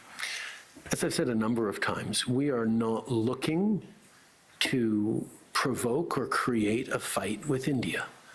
The Indian government made a horrific mistake in thinking that they could interfere as aggressively as they did in the safety and sovereignty of Canada. And we need to respond in order to ensure Canadians' safety. What other steps we will take will be determined in due course, but every step of the way, our single overarching priority is ensuring that we are keeping all Canadians safe. So we heard this week that 6 diplomats have been expelled from Canada and sent back to India. But given the long history of Indian foreign interference, the intensity we've observed and learned about through this commission, and the fact that this appears to be, in some form, a conscious policy decision by the government of India, I think it's reasonable that there's concerns that when new diplomats come to replace those ones, that there's concerns that they might continue to engage in similar kinds of activities. So looking back at India's foreign interference activities, which have clearly escalated, I want to look forward and ask you to provide some insight to the Commission, because I think it's fair to say that the Government of Canada and Canadian agencies failed to detect India's activities before they occurred, before the assassination of Bhai Hardeep Singh and this campaign of violence, and whatever steps have been taken failed to deter India from continuing to engage in violence against Canada and in Canada. So can you provide some insight on what lessons you think have been learned by the government and agencies that can actually inform how Canada increases its capacity to detect that kind of activity and actually effectively deters it in the future? Well, first of all, let me say that the issue of the Indian government as a possible source of foreign interference is not something that only appeared over the past weeks or even over the past year. Canadian intelligence agencies have been collecting that information for a number of years now. And as I said in an earlier answer this morning, we are constantly adapting and adjusting to shifting approaches by other states as they engage through different technologies, through different means, through different vectors into advancing their aims in Canada. And we will continue to learn and adjust as necessary to do what we must do to keep Canadians safe, to protect our institutions and our democracy. Madam Commissioner, with your leave, I have one final question, if that's possible. No, because you're 2 minutes over your time, and we have many this afternoon. Thank you. Those are my questions. Thank you. Counsel for Michael Chong.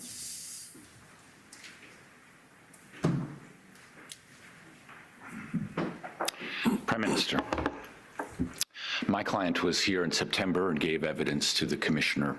And one of the concerns that he expressed is that this country has become, in his words, a playground for foreign interference by states like PRC and India. Mr. Mendicino was here last week and disputed that phrase, playground of foreign interference. Given the revelations by the RCMP and by you, sir, on Monday, isn't Mr. Chong's assessment closer to the mark than Mr. Mendicino's?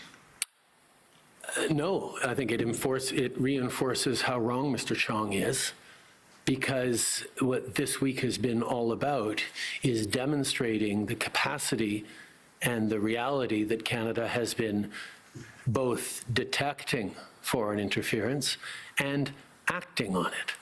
I would suggest that knowing about this and revealing it to the public and creating diplomatic malaise, to put it lightly, is an example of us pushing back strongly against attempts at interference in this country. Not just attempts, sir, successful interference. Yes.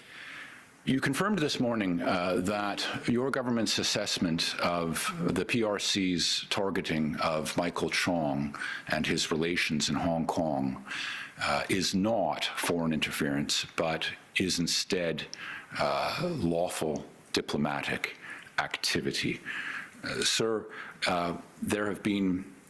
there were, in 2021, 4 intelligence products. We've only seen one of them, but there were 4 concerning PRC activities directed at my client, all coming from CSIS. The one that we've been able to see in some unredacted form is the famous IMU from the 31st of May, which I expect you've seen before. It says explicitly that CSIS regards there as being multiple threat actors, including the Ministry of State Security. Are you aware of that, sir? I can show you the document if it helps, but you may be familiar with it already. Madam Commissioner, sorry, just before the Prime Minister answered, my friend said you confirmed this morning that the PRC's targeting of Chong was not foreign interference. My recollection is the Prime Minister testified that Zhao Wei's targeting of Chong was not foreign interference. So I believe that was the evidence the Prime Minister gave, but I stand to be corrected by my friend. Yes. I was talking about Zhao Wei.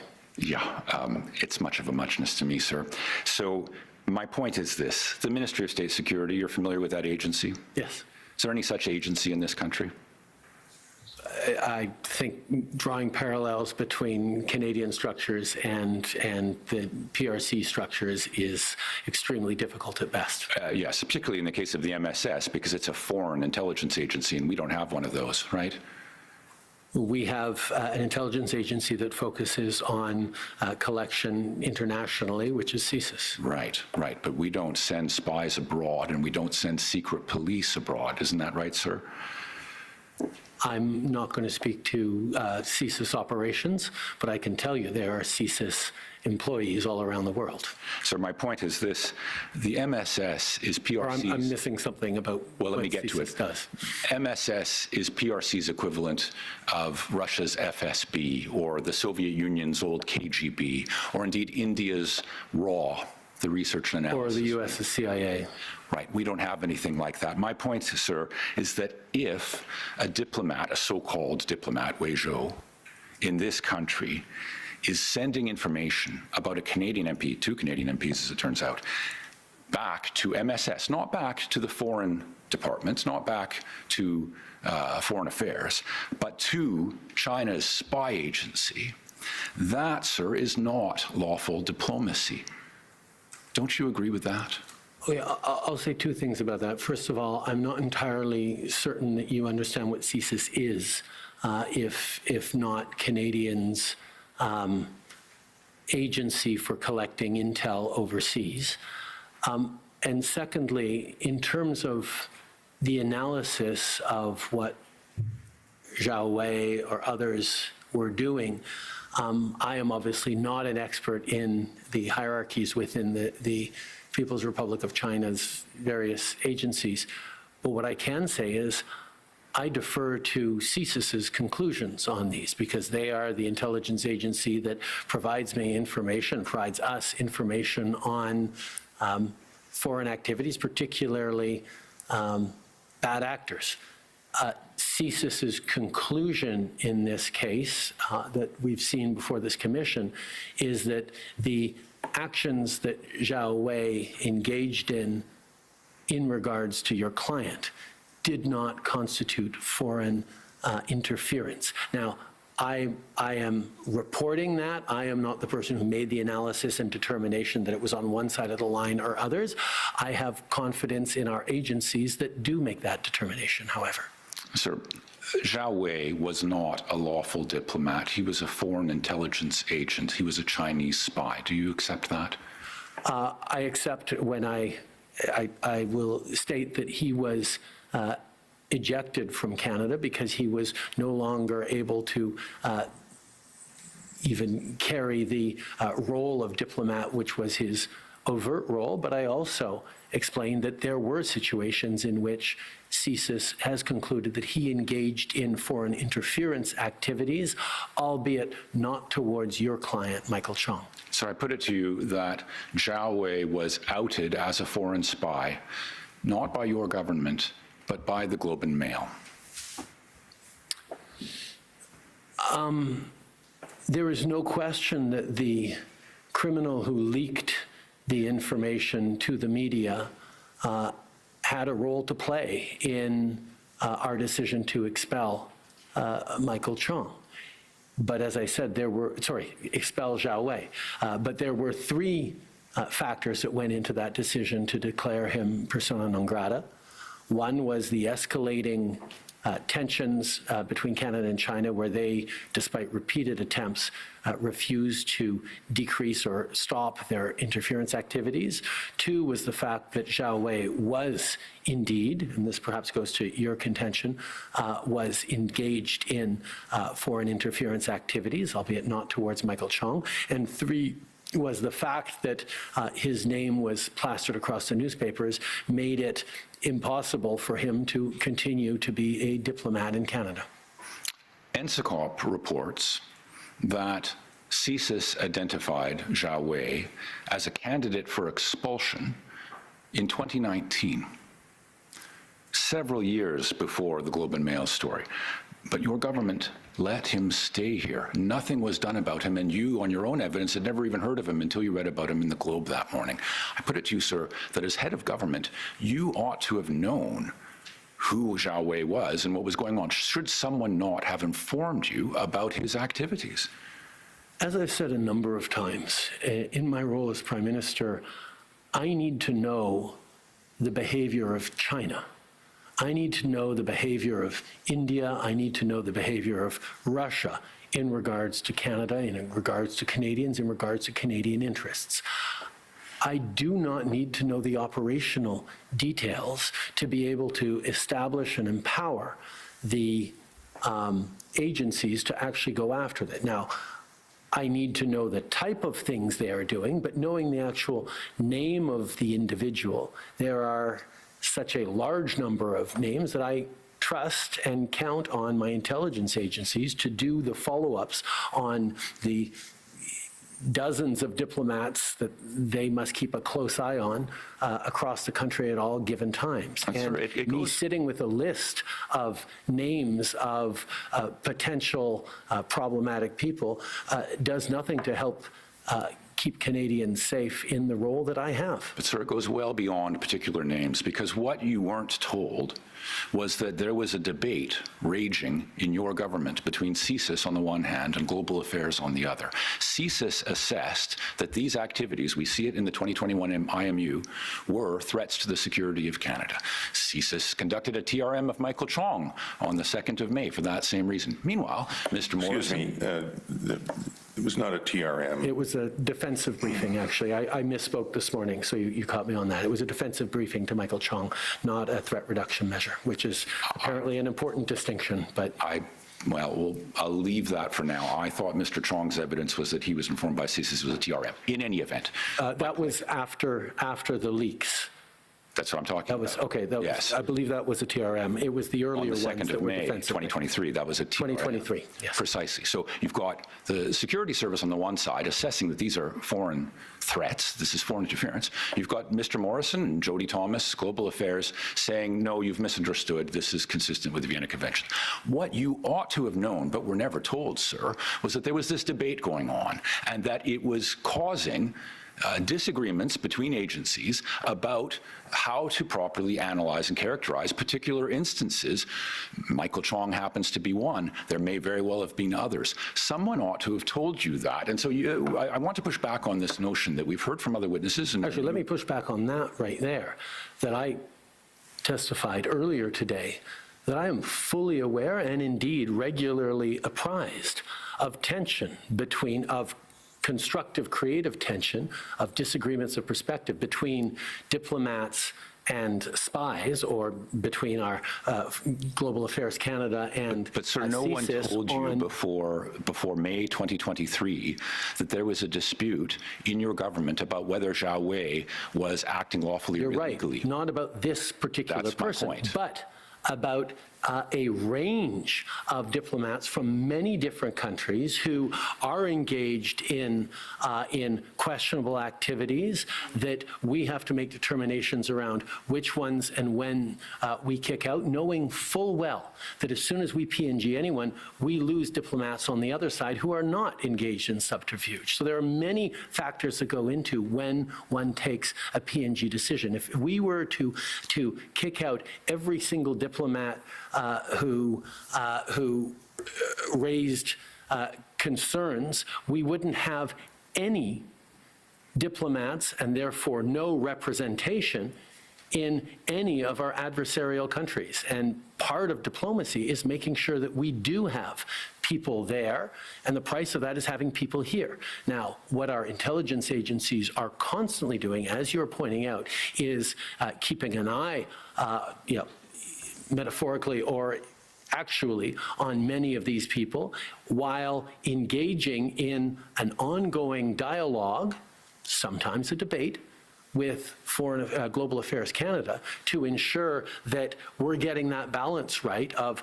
protecting Canadians and allowing the work that Canadians are doing overseas in these countries to continue to further protect Canadians. Sir, you've characterized this debate as a good thing in your words this morning. Other witnesses have come and called it a healthy debate. I want to suggest to you that it wasn't a healthy debate. Having a debate about what foreign interference means and where the line is between that and lawful diplomacy is fine to a point. But at a certain point where one of your agencies is saying one thing and the other one is saying the other, someone has to come to you as the head of government and say, we have this dispute, it's causing us trouble in operationalizing particular instances, my client's instance being one, but no doubt there were others. Someone should have come to you, the NSIA should have come to you and said, Prime Minister, we've got this difference of opinion, we want you to know both sides, and we need your guidance. But no one ever did that, and so you were left in the dark. But that is exactly why the authority for PNGing someone rests in the Minister of Foreign Affairs' office, and she was very much closer to this debate because it is her responsibility. And when the decision was elevated to, okay, we should possibly and probably P&G this individual. Then I was brought in as part of the discussion around that, recognizing that it was her authority to do.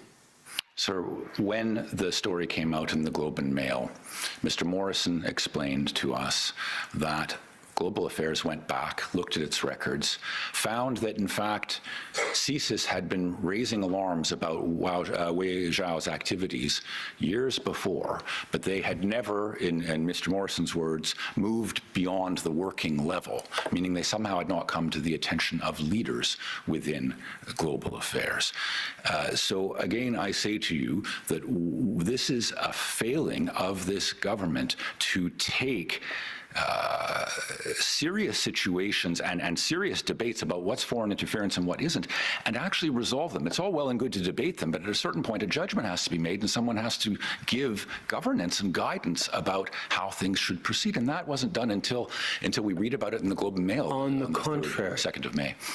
Choosing to not act is a judgment. The fact that it wasn't determined in those previous moments that the threshold for P&G had been met was an active decision. Yes, you can act by P&Ging someone, but you can also act by saying, no, we're going to keep this individual under surveillance. We're going to keep keep them within what we know. I can't speak to whether or not there is active surveillance on any individual or not, but continue to be aware of this individual and what they are doing, because it has purpose. Finding out when that right line is and when that moment is not something to be taken lightly, and it is something that rests on the collected and collective expertise of people who've been working in the security and intelligence domain for years to develop the expertise on when that timing is right. So it wasn't a matter of you choosing not to act when it came to Wei Zhou. You didn't know you had a choice before you at all. But the act is not mine. The act is not mine. I do not determine when someone should be. Well, the same goes for Madame Joly. Then you can ask Madame Joly about that. Just a moment. I think just wait for him to answer. And same thing on your side, just wait for the question. We go back to debating days at McGill, so there's a little bit of back and forth there. My point, sir, was that there's no evidence that this was put before Madame Joly or whoever the foreign minister was at the time either. It all came to a head because of the leak. And what I'm suggesting, you have rightly said, that the leak is criminal. Absolutely right. Should not have happened. But this debate, which I say is not healthy, but was festering in your government, boiled over with someone taking the law into their own hands, what they ought never to have done, and revealing all this to the world. And only then did you react. There was nothing proactive. That's my concern, sir. Well, the issue with the criminal who leaked this information is they got it wrong in what they leaked.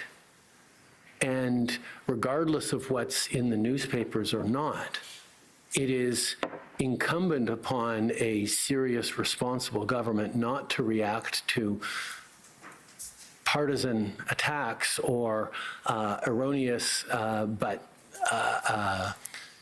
salacious headlines, but to react on the substance of things. And that's exactly what we did when we, as a government collectively, in the person of the foreign minister, made the determination that it was time to P&G Zhao Wei.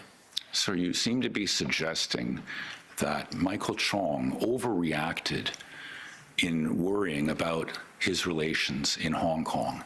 No, not at all. Well, that is what you're suggesting. No, I am suggesting that confronted with or faced with a leak that is itself erroneous, that suggests that China has threatened with violence his family, as the inference of the leak and the subsequent headlines were, Mr. Chong had every right to be concerned and even outraged, as did everyone, as were we, by the idea that his family had been threatened with direct physical violence, which is what the leak and the leaker suggested. We now know that that is wrong, and that is why it is really important that governments act based on actual analysis and actual intelligence and evaluation of that intelligence, and not just what appears, as you say, in the Globe and Mail. Well, sir, I told Mr. Clow this yesterday, and I'll say it to you. Mr. Chong does not share your seeming confidence that his relatives in Hong Kong will never be coerced or threatened or even physically harmed by that state. It is not a rule of law democracy. It is not a state that has a track record of respecting people's freedom of conscience, freedom of political thought. And so these concerns that he has, whether they are based in intelligence that was misinterpreted in the Globe and Mail or not, are legitimate and fair, and you seem to be wanting to downplay them, and I want to push back on that. I am not downplaying them in the least. What I am saying is, as a responsible government, as a government that is making decisions about how best to protect Canadians, including and especially parliamentarians, we need to rely on the best intelligence and evidence and analysis and recommendations of our security agencies. And that is what we have leaned on in terms of concluding what threats were there on Mr. Chong and what positions and postures we should take because of it. We are a country that leans on its intelligence agencies, not on criminals leaking things to newspapers. One final point, sir. The evidence repeatedly has been that other parts of the government have not relied on CSIS's warnings. In fact, the Minister of Public Safety doesn't even seem to have received them or certainly didn't read them. The same is true of the NSIA. The same seems to be true of the Clerk of the Privy Council. So it's all well and good for you to say we're a country that respects our security agencies. The evidence, sir, has been that the security agency has been sidelined, and the concerns it's been trying to raise have been neglected and sometimes not even read. I think much of what we have demonstrated through this commission as a government is that we have taken seriously from the very first day threats to national security through creating things that Mr. Chong was opposed to, like the National Security and Intelligence Committee of Parliamentarians. But I would suggest if Mr. Chong wanted to be part of an organization that was taking security seriously, he implore his leader, Pierre Poilievre, to get a security briefing so he can hear directly from CSIS on the challenges threatening his institution, the Conservative Party of Canada. I'll take that advice back to him. Thank you, Prime Minister. Thank you, Commissioner. Thank you. Next one is Council for Andong. Commissioner, we have no questions for the Prime Minister. Thank you very much. Thank you. Council for Erin O'Toole.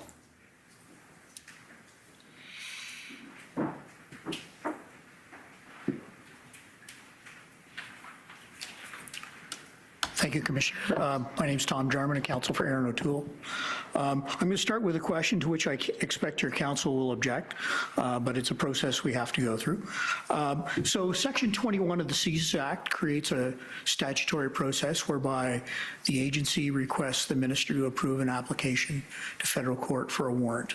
And in the course of that warrant, it's supported by an affidavit. That affidavit sets out the affiant's knowledge of the target and the affiant's reasonable expectations of the names of the individuals whose communications will be intercepted.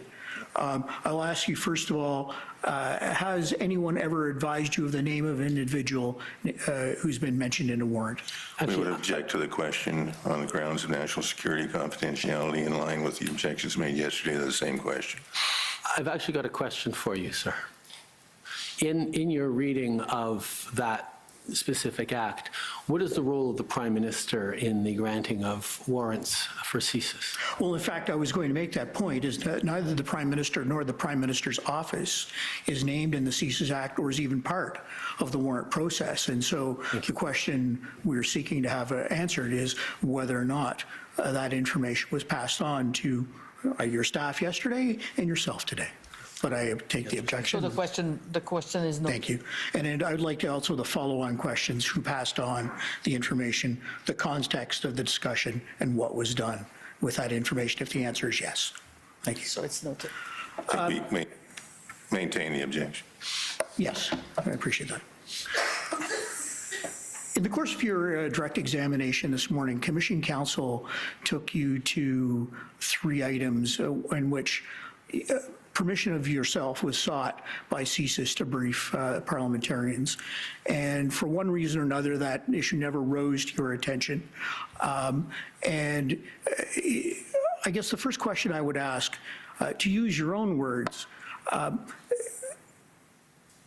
what can the public service conclude when your office refuses to decide something? Because choosing to decide is a choice. Well, first of all, in terms of those 3 instances, the third instance never actually materialized, so it's not an issue. The first instance got interrupted by the pandemic after a few months, and I think everyone can understand that. And the second instance, as my staff testified to yesterday, was busy being worked on by my staff until the point of the election call. They actually had, my office had questions back on that referred to briefing of non-parliamentarians who would be in an important role. So it was being worked on and didn't end up getting to me as the staff testified yesterday. And in fact, this morning you said that the CSIS could well have gone to the Minister of Public Safety to have raised these matters with him because they had direct access to him. Is that that's consistent with your recollection? Yes, the Minister of Public Safety is the minister responsible for CSIS, and they have regular meetings. But I put it to you that this is just one instance of a pattern throughout this file in which CSIS doesn't go to the Minister of Public Safety. It goes to your office to seek approval with respect to matters. Is that accurate? I'm not I can say with clarity that CSIS usually and often does go to its ministers. There are moments in which CSIS works directly with my office or orbit in the person of the National Security and Intelligence Advisor, but it is all part of the work that CSIS does. There are at least 5 occasions that we're aware of where approval had been requested by the public service of actions either by your office or by Minister Blair or by Ms. Astravas. And the issue is raised, well, the public service didn't come back and raise the issue again. Is that actually a justifiable response when the public service asks for a decision? Given the volume of work done by the public service, the number of requests to go through, it is usual for something that is particularly urgent or important to be elevated by the asking department when a certain amount of time is taken on responding to a file. As I said, the clerk raises that to me. The NSIA could raise that to me in any of our regular meetings, just like CSIS could raise it with the minister. So if they don't ask twice, it's not important? No. If they find that the usual course of affairs is taking longer than is necessary or than would be optimal for this particular issue they're concerned about, they will flag it and it will be prioritized. I assume you've reviewed the Commission's first phase report and would agree with me that, in fact, foreign interference has been a serious problem in Canada since at least 2019. Yes, that's why in 2018, we actually took a significant step on foreign interference and created the G7 Rapid Response Mechanism. This is something that we've been working on from the very beginning in terms of protecting Canada's democracy and national security. So I'm going to touch on something that Mr. Van Oort raised, but from a different perspective.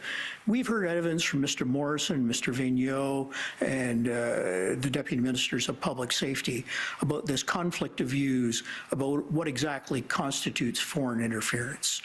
If it's been a problem for 5 years, why does it take until July of 2024 for the deputy ministers to sit down and come to a common understanding of what foreign interference is? Because when it comes to a matter like foreign interference, it is one thing to have a clear definition, which is actions of a nature that are either clandestine or illegal or covert by foreign government agents on Canadian soil or in Canadian institutions. It's another thing entirely to make informed judgments around whether something is simply interference, simply influence, or interference. And those debates they're not a bug of the process, they're a feature of the process. They are essential to continue to make sure we are adjusting to the new technologies, the new vectors of interference, the new realities as more countries do different things and other countries do less. Forgive me, Prime Minister, maybe I just don't understand, but since 2019, this has been a serious problem, and it's only in July of 2024 that the senior deputy ministers on this file are sitting down to come to a common understanding of what particular instance are foreign interference. And in fact, they never raised the issue with their ministers. I completely object to your characterization of this. We started to become preoccupied with foreign interference during the 2016 U.S. presidential election, where it was obvious that foreign interference was a reality. We then saw it in the Brexit referendum in the UK. We saw it in the 2017 French presidential election, which is why we built the site task force and the panel of 5 to be able to defend Canada's election integrity and ensure that the subsequent elections in Canada in 2019, 2021, and all future elections are free from the foreign interference that impacts their outcomes. That is why we have taken, that is a demonstration, and there are many more, of how we have taken seriously foreign interference from the very beginning. Like G7 in 2018 had a significant mechanism created around that, and we've continued to do more and more on that. So I can't speak to some meeting of deputy ministers that may or may not have happened at the right time. That is something for the officials involved to ask about. Well, I appreciate that the government is using the word foreign interference with respect to its discussions from 2016 on. But if there's not a common understanding about what those words mean, how can the government be actually doing anything? I'm sorry, at the danger of repeating myself, when we created the rapid response mechanism for the G7, to be housed in Canada around our 2018 Charlevoix G7, there was a clear understanding that acting against foreign interference was a goal that we set out and actually took concrete action on. So I would completely refuse your contention that we didn't know what foreign interference was and weren't acting on it from the earliest days of this government. I conclude with this question. When there's this fundamental disagreement in 2022 between Mr. Morrison, who at that time was acting as our NSIA, and Mr. Vigneault, who is the director of CSIS, about what constitutes foreign interference, why wasn't the issue raised to the Minister of Public Safety and the Minister of Global Affairs to sort out? I don't know that it wasn't raised. I can certainly say that discussions around foreign interference were ongoing within many departments in this country, in this government, particularly those of foreign affairs and public safety, as well as being raised within my office and at PCO. Well, there's certainly no evidence of that dispute being raised in the disclosed documents, sir. Thank you. Thank you. Mr. Chaudhry or Ms. Kakar for Jenny Kwan, it's Mr. Chaudhry. Thank you, Commissioner. Prime Minister, good afternoon. Prime Minister, I'd like to ask you some questions about a different topic, and it's about foreign interference in political party nomination processes. So it picks up a bit on some of the points that Ms. Chaudhry made and also the Commissioner raised with you when we came back. And so I'd like, if we could, to take the Prime Minister to witness Statement 106, to PDF page 10 and particularly to paragraph 36. Mr. Prime Minister, this is one of your statements.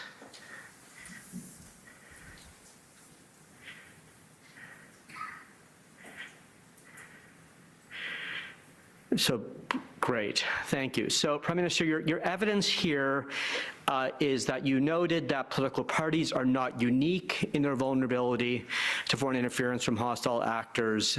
Universities, research institutions, and businesses are also targets.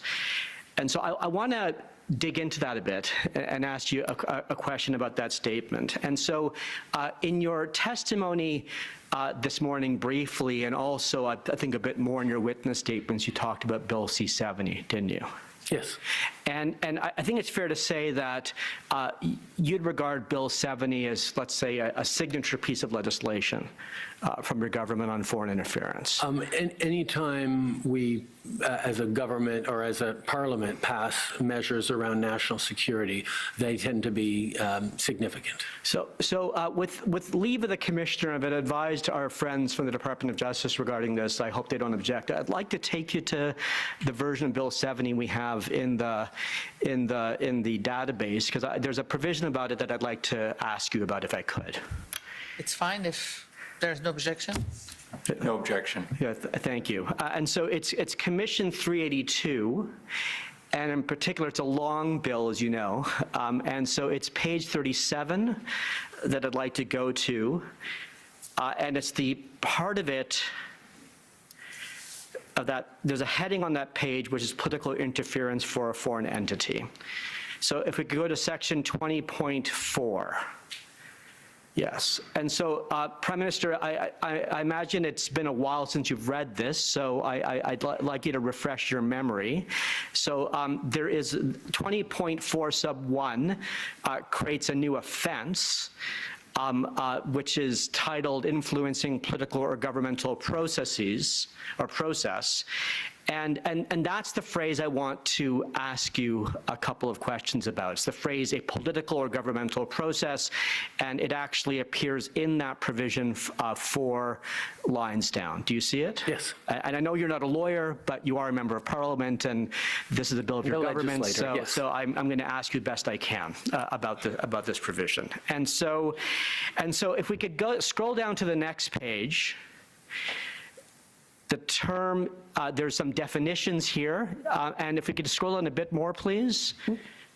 Great, that's terrific, thank you. And so there's a definition of what a political or governmental process is, and so it's a 6-part definition. But what I want to draw your attention to, Prime Minister, is that it includes in that definition not just the holding of an election, so electoral interference, let's say, would be captured by this, but also the nomination of a candidate or the development of an electoral platform by a political party. Do you see that? Yes. Okay. And so I'd now like to take you away from this document and take you to the NSICOP report, which I know the Commissioner also asked you about. And this is Commission Document 363. And if we could please go to page 38 of the PDF.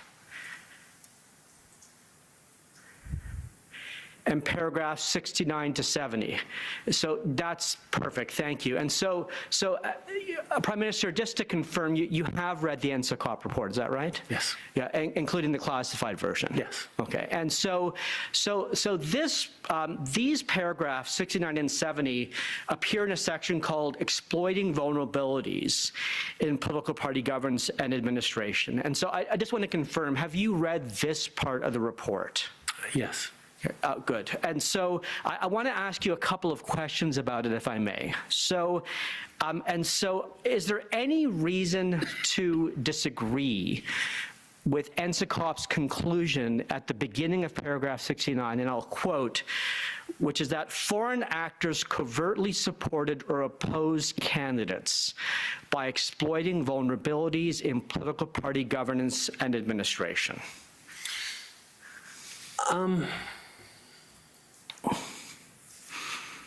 Yes. You disagree with that? Yeah. Could you give me a bit more detail? This is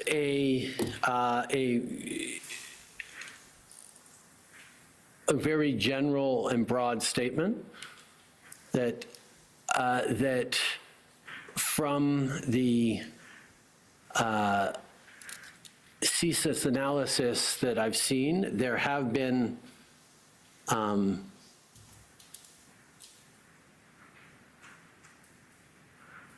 instances where yes, we know that there were attempts at foreign interference in various political party processes and nominations, and that's something that we talked about in the last public hearings as well. But I tend to disagree with the word exploiting vulnerabilities in political party governance administration. Not that there aren't vulnerabilities in everything, but that emphasis makes it seem like some of the choices that political parties have made are only vulnerabilities and not strengths within the political process. Well, so, Prime Minister, there's a couple of follow-up questions I want to ask you about your answer, if I may. So the first is, I saw your evidence in the witness statements. It wasn't discussed this morning, but I think it's fair to say that the view you expressed is that any regulation of internal political party governance has to accept that there's a trade-off between hardening those institutions and processes, to use a security sector term, yes, and dampening participation and inclusion. Yes. That's fair, yes, correct? Very much. Right. And so, but the framing of that trade-off in your evidence does concede that that hardening might need to be done because those institutions do have vulnerabilities. Isn't that fair? Yes, which is why I lean heavily towards the hardening being done by the political party itself in an open, responsible, and transparent way, rather than have external bodies come and try and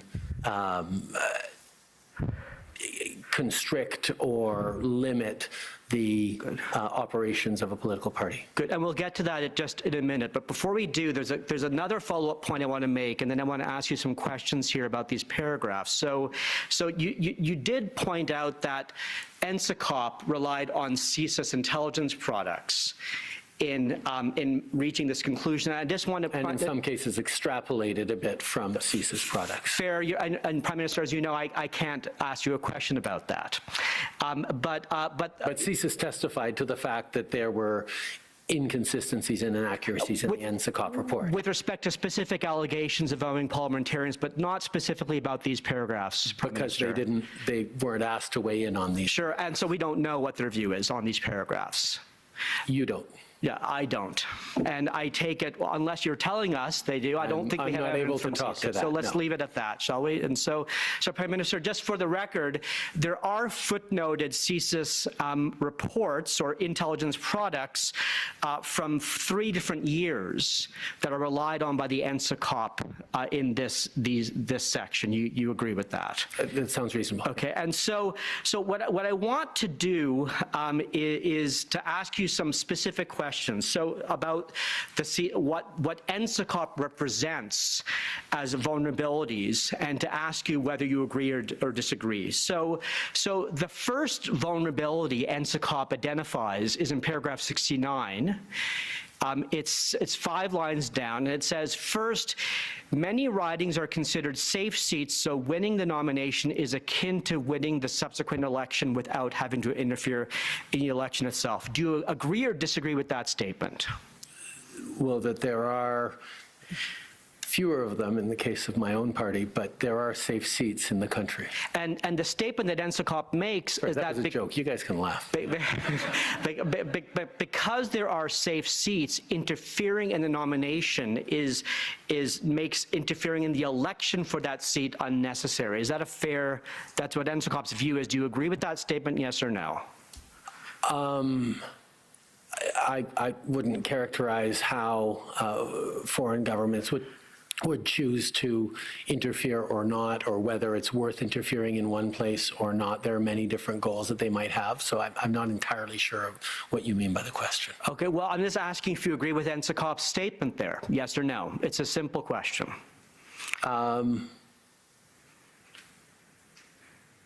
agree with the first part of it. Many ridings are considered safe seats, so winning the nomination is akin to winning the subsequent election. If you put a period on that one, I absolutely agree with that statement. The without having to interfere in the election itself isn't, putting my English teacher hat back on, isn't necessarily, makes a whole bunch of sense as a sentence out of the context of the rest of the paragraph. Well, Prime Minister, I'm not NSICOP, just as you're not CSIS, but I think we can say that for the record, I think NSICOP was saying that if a seat, if the nomination is really what's at issue in a seat, if a state interferes with that nomination process, it need interfere in the election itself. If it interferes successfully in getting the outcome that they are trying to achieve, then yes, if it's a safe seat, whoever ends up getting the nomination has a better chance than expected to win the seat. Yes. Fair. So let's go to the second vulnerability of the three that NSICOP identifies. Second, nomination processes are not directly regulated or safeguarded by federal, provincial, or territorial legislation enforcement bodies, such as the Commissioner of Canada Elections. And so that's the second statement they make. As a result, the likelihood and consequences of the detection of such activities are low. Do you agree or disagree with that statement? I disagree with that statement. And why do you disagree with that statement? Because political parties, where I can specifically speak for my own, the Liberal Party has established a very robust system of overseeing nominations, particularly contested nominations that often happen, as you point out, in safer seats where it is expected that whoever wins the nomination has a unusually high chance of becoming the MP in that seat.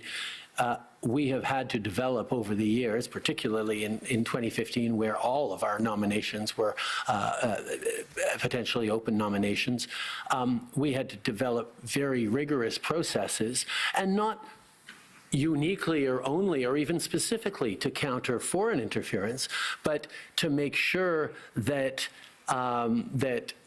various outside groups or community organizations who would mobilize individuals were doing so in a way consistent with the rules of both Elections Canada around financing, because there are rules around nominations, around the money that goes into nominations, but also the rules of the Liberal Party around who can be a member, who can vote, and who's eligible to vote. Well, then that actually leads to my next question, Prime Minister, which is in paragraph 70.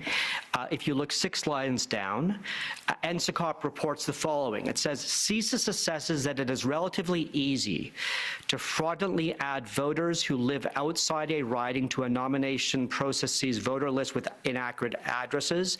It is also reportedly relatively easy to show an altered phone bill with the wrong address or a fraudulent letter from a school in order to vote in a nomination. Do you agree or disagree with that statement?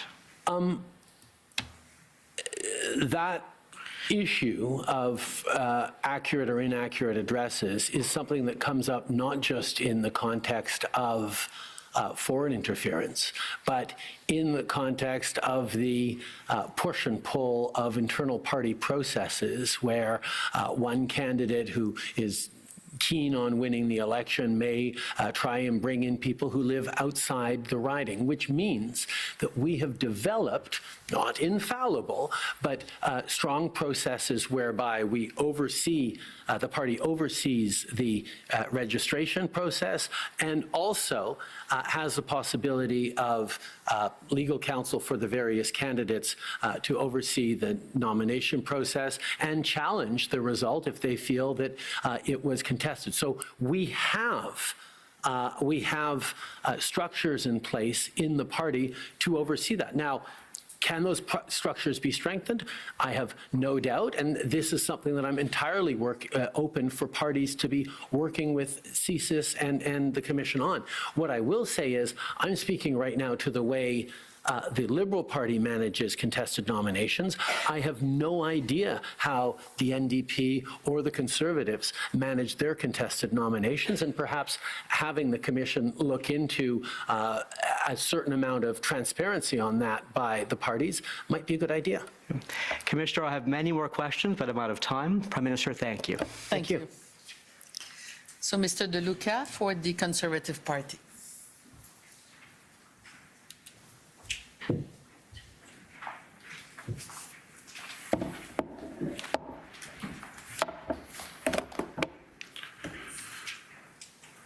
Good afternoon, Prime Minister.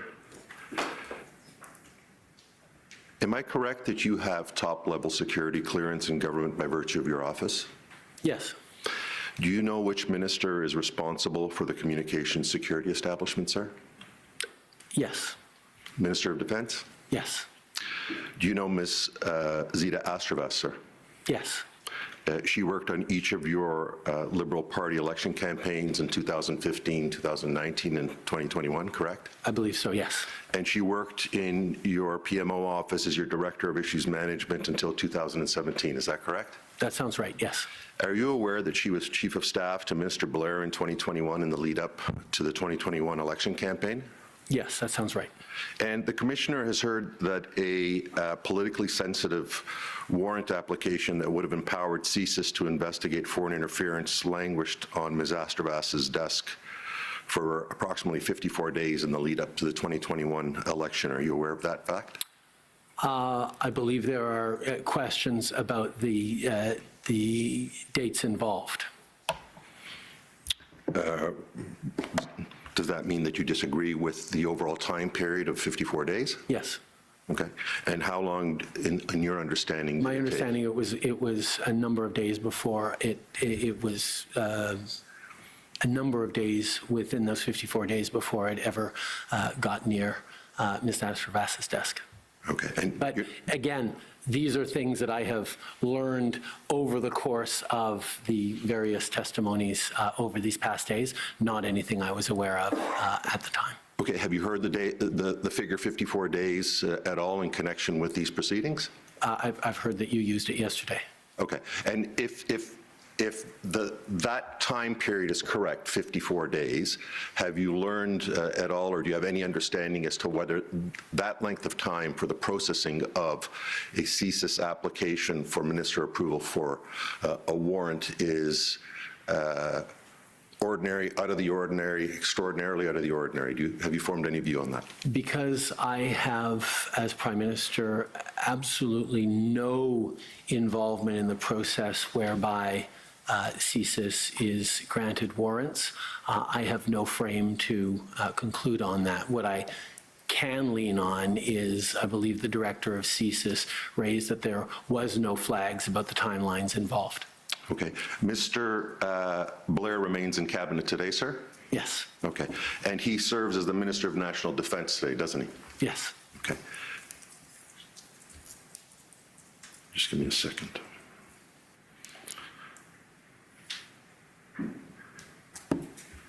And has Minister Blair or anyone in his office at the time that he was Minister for Public Safety faced any consequences for the fact that that warrant application we've come to know did languish in that office for what I'm going to suggest to you is a period of 54 days?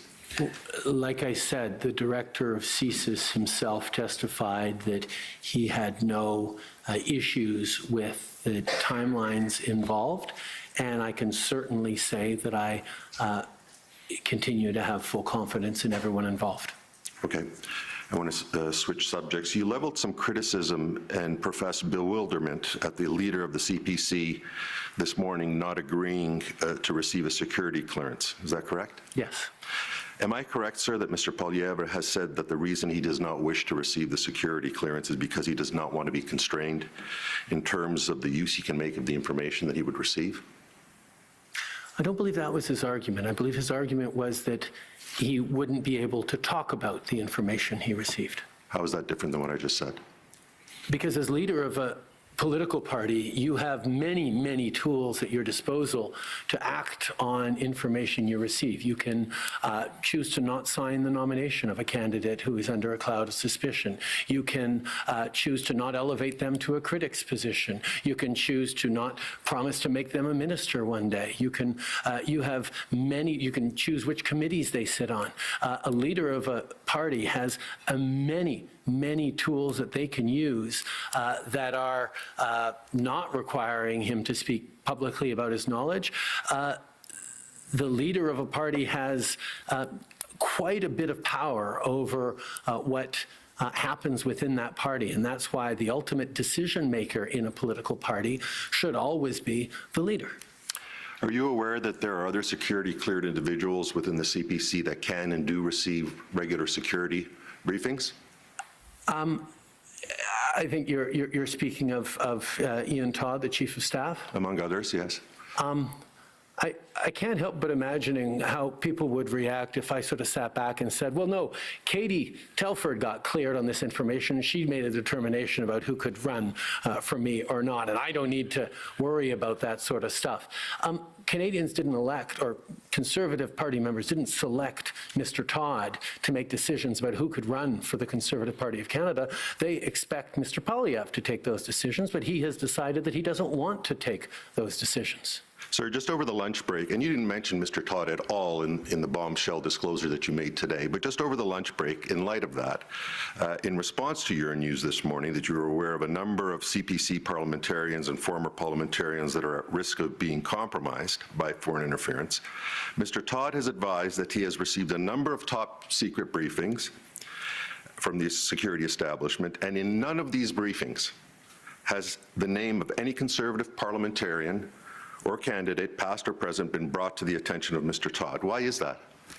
You'd have to ask CSIS for that, but my supposition is that Mr. Todd is not the one who is responsible for determining what candidates can run or not for the Conservative Party of Canada, that it would be the leader. And much of the information that is handed out to various individuals with security clearances is determined on their need-to-know basis. You indicated today, as I indicated earlier, in a very public forum and in a very public manner, your knowledge of the names of CPC parliamentarians and the risk that they risk being compromised by foreign interference. Am I correct, sir, that one way that you could arrange for those threats to be mitigated is through the use of threat reduction measures under Section 12.1 of the CSIS Act?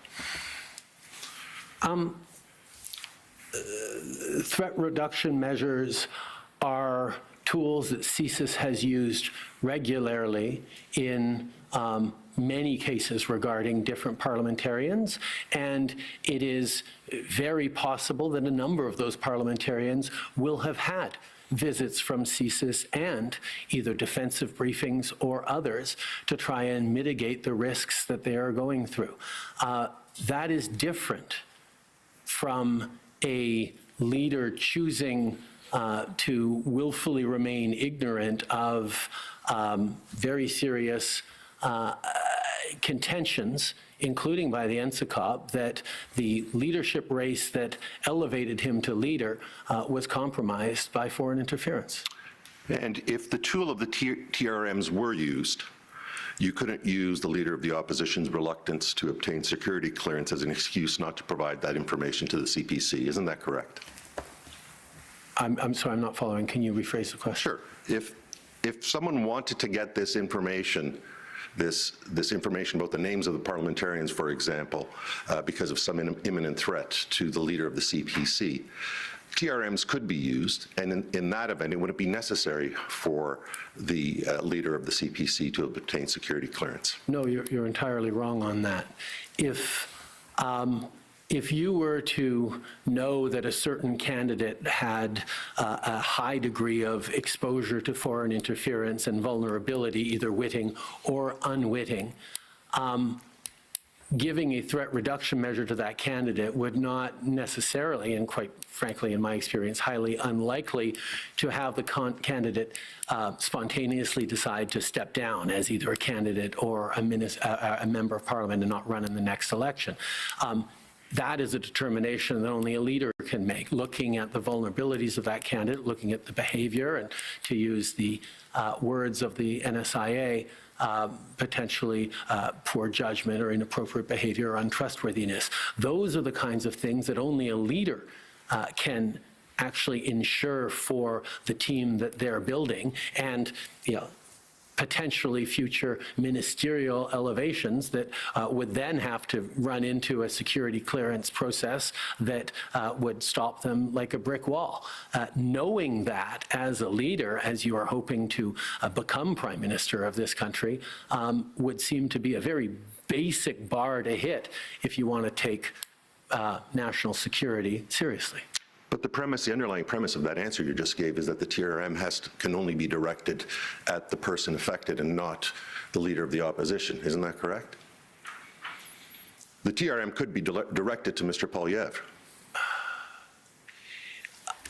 The identities of the people involved are themselves classified and available to only those with top secret clearances. So certainly CSIS could go to the leader of the opposition and say, you really have to be careful to instruct all of your MPs to stay away from this country, or to be concerned about diplomats from that country, or not accept money, or not accept support from these particular diplomats. But the TRM would be unable to identify which of those individuals are in question unless the leader chose to get a security clearance to be able to hear those names. And the fact that the leader does not leaves him in a position of being unable to protect the integrity of his party. I'm going to suggest that you're wrong on your understanding of the law as to what a TRM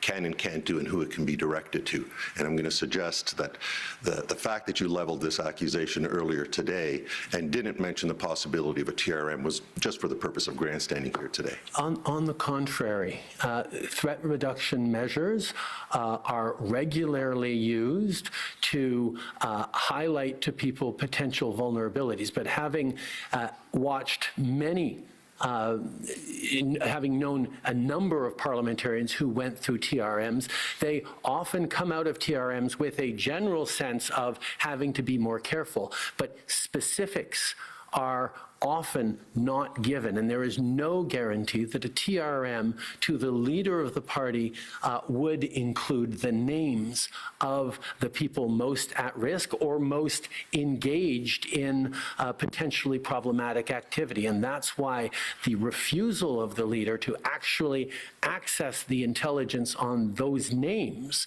is, as I said, bewildering.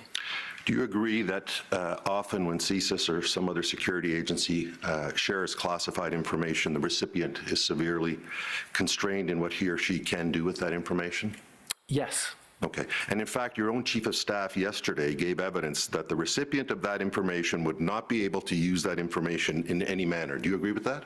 No, I disagree, because the party leader can choose to not allow someone to run for them for any number of reasons, knowing in the back of your mind that this is the real reason, but giving it as an example, I'd actually prefer to have this other person run instead, or you had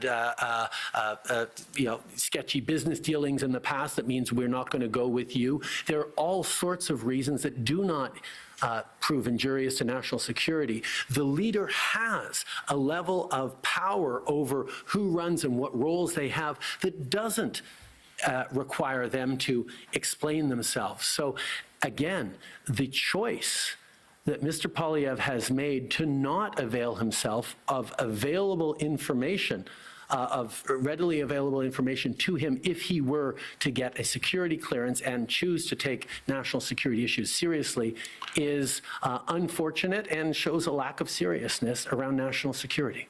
And in your salacious testimony earlier today, you mentioned that you're aware of the names of past and present Conservative parliamentarians, former parliamentarians, candidates that are in risk of being compromised by foreign interference. I'd like to ask you, are you aware of the names of any Liberal parliamentarians, former parliamentarians or candidates that are at risk of being compromised by FI? Yes, and for other parties as well, because I have access to large amounts of information. Right. You didn't mention those today, right?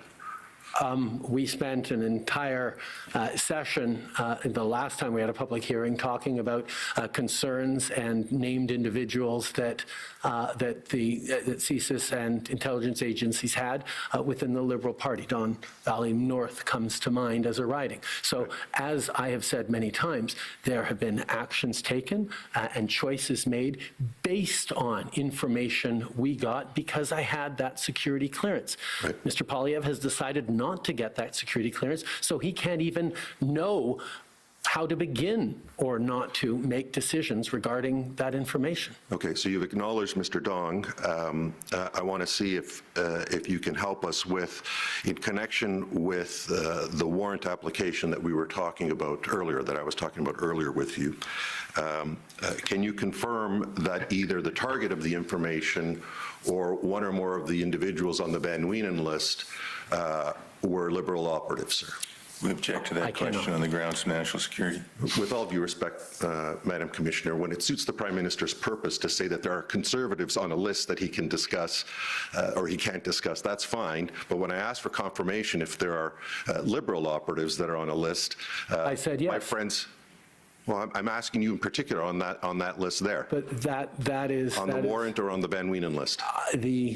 The Prime Minister has absolutely no engagement or authorities or involvement in the granting of CSIS warrants. That's a very different thing than concerns about parliamentarians who may have been exposed to foreign influence. And your attempts to conflate them are simply ineffective. Well, you're attempting to evade the question. I just asked you if any of the names there were Liberal operatives, not whether you could or couldn't do anything about it. That's all I'm asking for confirmation of. Well, I'm not sure what we're talking about. If we're talking about the warrant, anything that might be related to the warrant, then there's an objection to the question. If we're talking about some other list, then ask the question about the other list. So it's about the warrant? It's about the target of the warrant or the people that are named in the Van Wienen list that accompany the warrant. So the questions are noted. I have no choice, as you know, and we'll see whether the Commission will pursue these questions or not. Thank you, Madam Commissioner. Thank you. Thank you, Prime Minister. Thank you. So we'll take the break. I think 15 minutes will be okay. So we'll come back at 3:50. Order, please. À l'ordre, s'il vous plaît. The sitting of the Commission is now in recess until 3:15. Cette séance de la Commission est maintenant suspendue jusqu'à 15h15. Good afternoon, Mr. Prime Minister. We heard earlier this month from Katpana Nagendra, spokesperson of Tamil rights group, that it is imperative that Canada takes decisive actions to hold the Sri Lankan government accountable as a root cause of transnational repression. Specifically, Ms. Nagendra stated that the Sri Lankan government's ongoing interference in the lives of Tamil Canadians will only cease once they are held fully accountable, since as long as they continue to operate with impunity, feeling shielded from repercussions for their war crimes and human rights violations, they will persist in using intimidation tactics against Tamil activists in Canada. Do you agree with this view? I'm sorry, I'd need to know more of the context. I certainly agree that like many diaspora communities, Tamil Canadians are exposed to actions by the government of Sri Lanka that we need to do everything we can to protect them from. Okay, thank you. Mr. Prime Minister, under your leadership, there have been commendable efforts to resettle vulnerable populations in response to global conflicts. networks. There's the Afghan Refugee Resettlement Initiative, there's another special stream for Ukrainians, and of course M62 passed recently, which creates one for Uyghurs.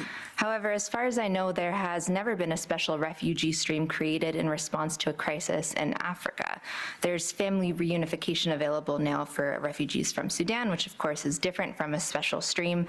Meanwhile, Tigrayans are in danger in the region, and there has been highly disturbing evidence of Eritrean forces in Tigray forcibly deporting Eritreans in Tigray back to Eritrea.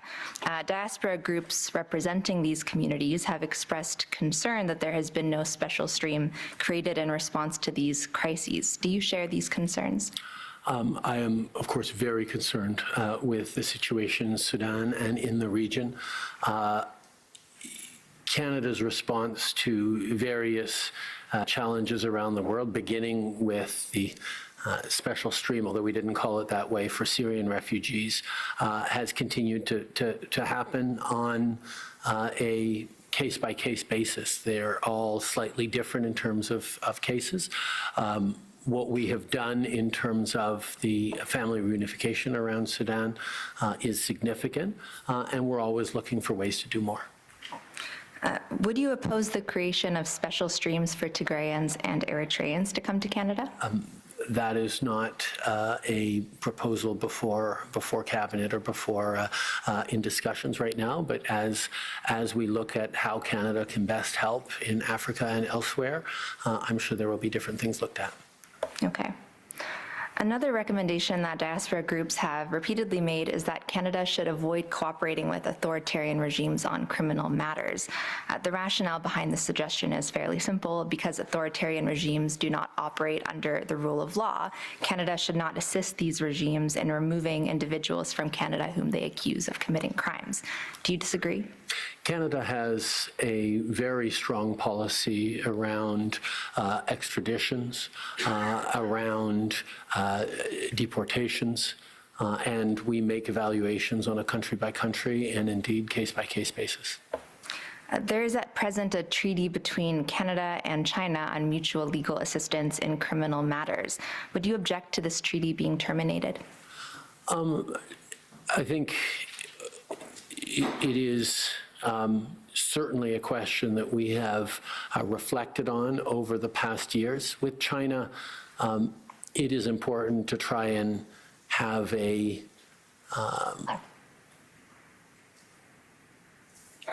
complete approach.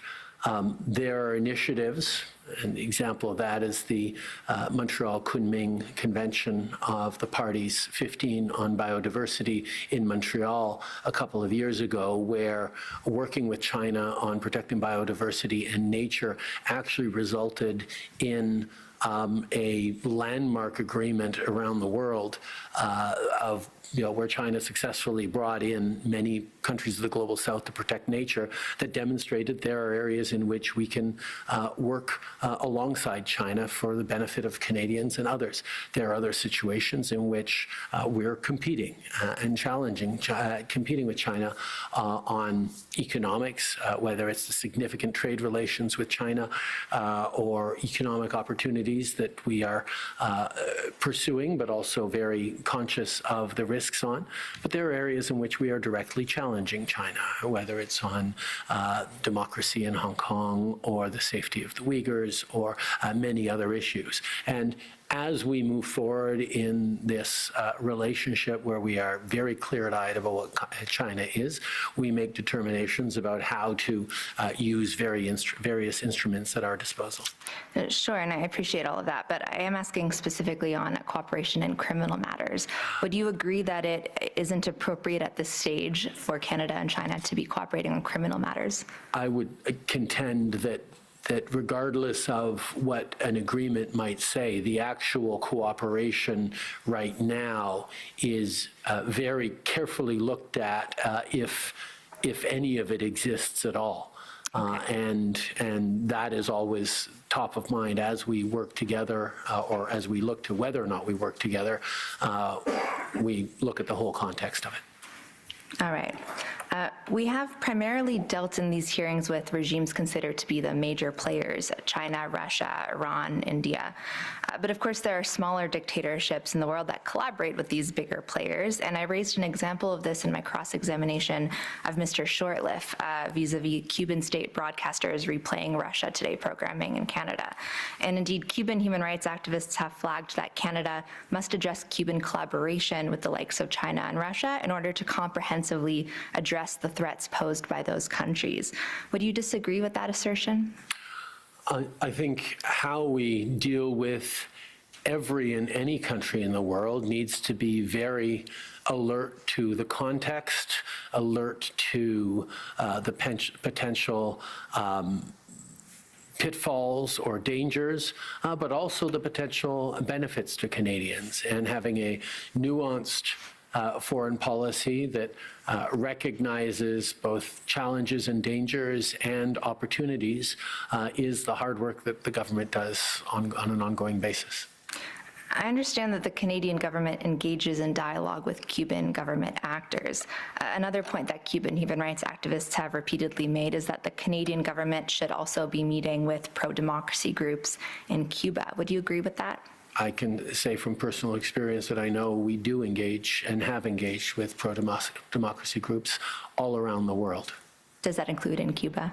I believe so, but I would have to know. I'm not apprised on it in its latest forms, whether that's ongoing right now or not. Okay, and if Canada does not engage with pro-democracy groups in Cuba, would you agree that Canada should? It is part of the responsibility of every Canadian mission overseas to engage with civil society organizations and various actors, not just governments of any given country. So I am actually quite certain that Canada does engage with a range of civil society actors in Cuba, like everywhere else. Okay, and not to hammer the point, but just I want to make sure I get this right. If it is the case that the embassy does not, do you agree that it should? I have just stated that I believe that it is important for every mission around the world to engage with civil society in the country in which it's in a way that is appropriate for that context. Okay, thank you. I have no further questions. Thank you. Mr. Doody for the Ukrainian-Canadian Congress.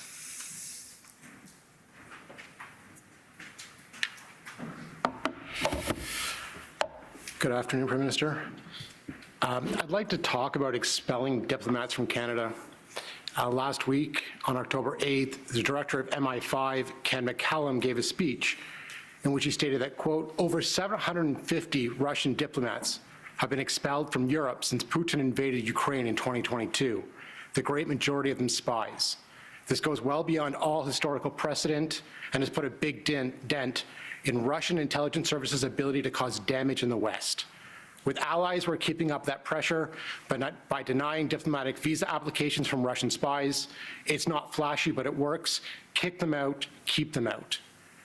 Canada has not expelled a Russian diplomat since March of 2018, when 7 Russian diplomats were expelled in solidarity with the United Kingdom in response to a nerve agent attack.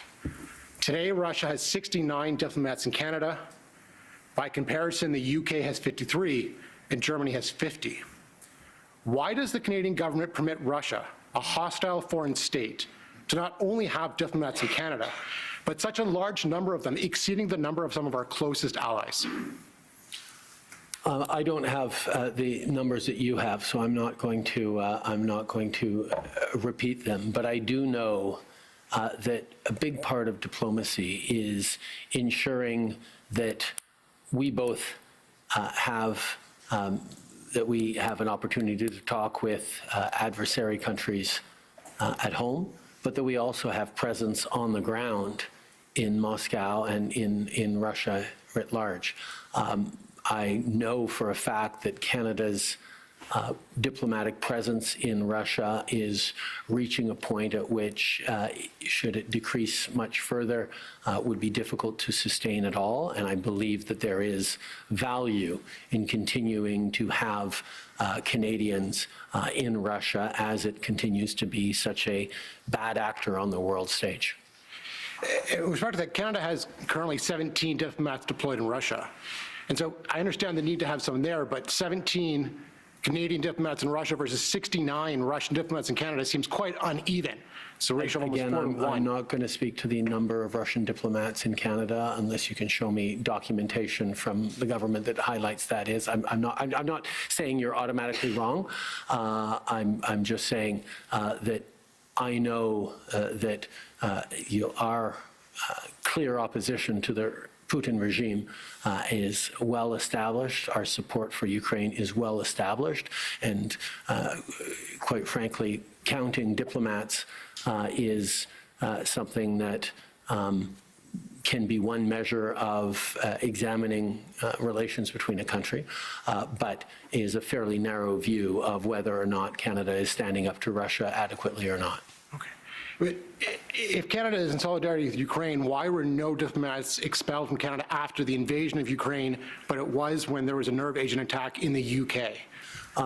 As I specified, the small number of Canadian diplomats currently in Russia have reached something close to a threshold where if we go any or even much lower, we might not be able to have a diplomatic presence in Russia at all.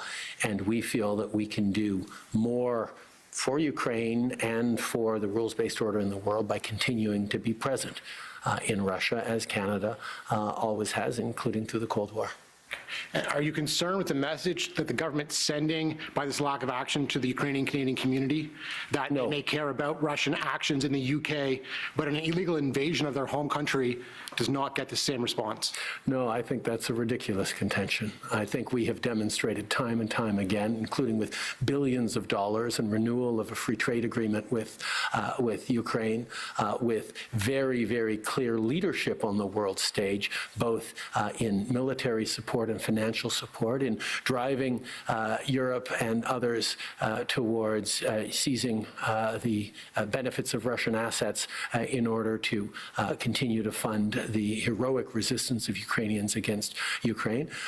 Canada is one of those countries that has been extremely fortunate to not have much in the way of political disagreements in our unequivocal stand with Ukraine. The only exception, obviously, being when the Conservative Party refused to renew the Ukraine-Canada free trade deal. But it passed anyway in the House, and we continue to stand strong with Ukraine. Much of the evidence we've heard during this inquiry is focused on the ability of the government to detect and deter foreign interference at a governmental level. But of course, foreign interference activities affect more than just parliamentarians, but also Canadian citizens, specifically those of diaspora communities. And we've heard from witnesses that it can be difficult for individual citizens to be able to counter foreign interference, especially being able to detect mis or disinformation. Aside from trusting the government is doing their best to protect Canadians, do you have any advice to Canadian citizens, specifically members of diaspora communities, on how they can best protect themselves from foreign interference? I would actually contend that one of the most important responsibilities of the government in regards to foreign interference is to work with diaspora communities who are usually the first victims of foreign interference. We know that interference by countries around the world on Canadian diasporas is a real challenge, and that is why we have put in place many measures and will continue to work with various diaspora communities to counter that. That is something that we do in an ongoing fashion and will continue to do. But again, it involves a relation between the government and Canadian citizens. There's not much citizens can do on their own to deter foreign interference within their communities? No, that's simply not true. I could point out to the fact that the Iranian Canadian community is very active to threats that the Iranian regime poses on them, and I know the Ukrainian Canadian community is very active in pushing back against Russian false narratives, needing no help from the government on that, although we are certainly there to help. So I would actually disagree with your contention and point out that there are many Canadian community groups and diaspora groups that are very active in an ongoing way in countering propaganda, misinformation, and disinformation. And my last question, Prime Minister. Parliament adopted a motion on May 31st, 2023 to establish a public inquiry into foreign interference. And you, along with the rest of the Liberals, voted against it. And at that time, you raised concern that if it was to happen, much of it would have to happen behind closed doors. And so I'd like to know today, at the end of the inquiry, where we've heard a number of witnesses say that they can't answer questions because of national security concerns, and we know that a number of witnesses testified in camera with only summaries being disclosed publicly. Does the concern you had in May of 2023 still a concern you have today? Well, I think you just sort of proved my point in your question, but what I will say is, in a very difficult context, the Commission has done outstanding work in navigating through some very, very delicate matters, knowing full well that it's not just Canadians watching, but our adversarial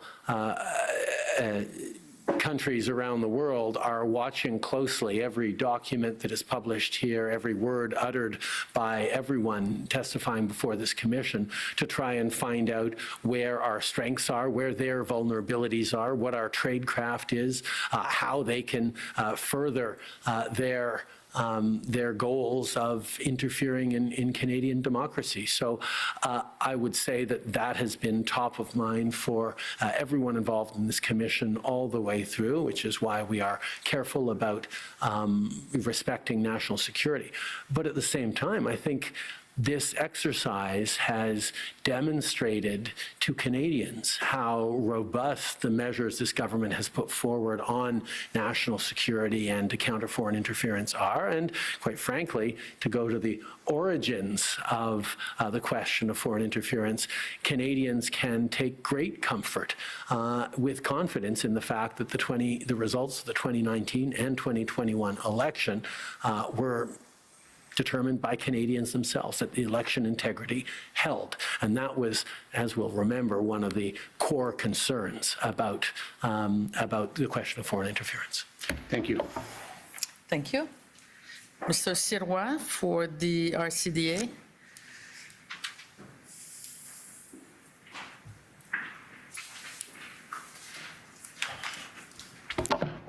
Bonjour, Monsieur le Premier ministre. Good morning, Prime Minister. Or hello, Prime Minister. I would like to talk about Russian propaganda and the effect on the Canadian population. You talked about the hostile activities by foreign states have increased over the past few years, especially since the Russian invasion of Ukraine. I'd like to come back to the events at the beginning of that invasion. The invocation of the Emergency Measures Act was on February 14th. The Freedom Convoy began on February 23rd, and Russia crossed the Ukrainian border on the 24th of February, the day after that. Did I remember that correctly? Answer, yes. I don't have the dates in front of me. It seems possibly, yes, the 24th I know, but for the other dates, I believe you on your word. Thank you, I appreciate it. I'd like us to look at RCD 60. So it's an article published in the Journal of Intelligence, Conflict and Warfare, published February 16, 2023, by a researcher, Carolyn Hoare, who specializes in disinformation. This research looked at the role of Russia in the Freedom Convoy, and especially an analysis of media activity related to the Freedom Convoy in 2022.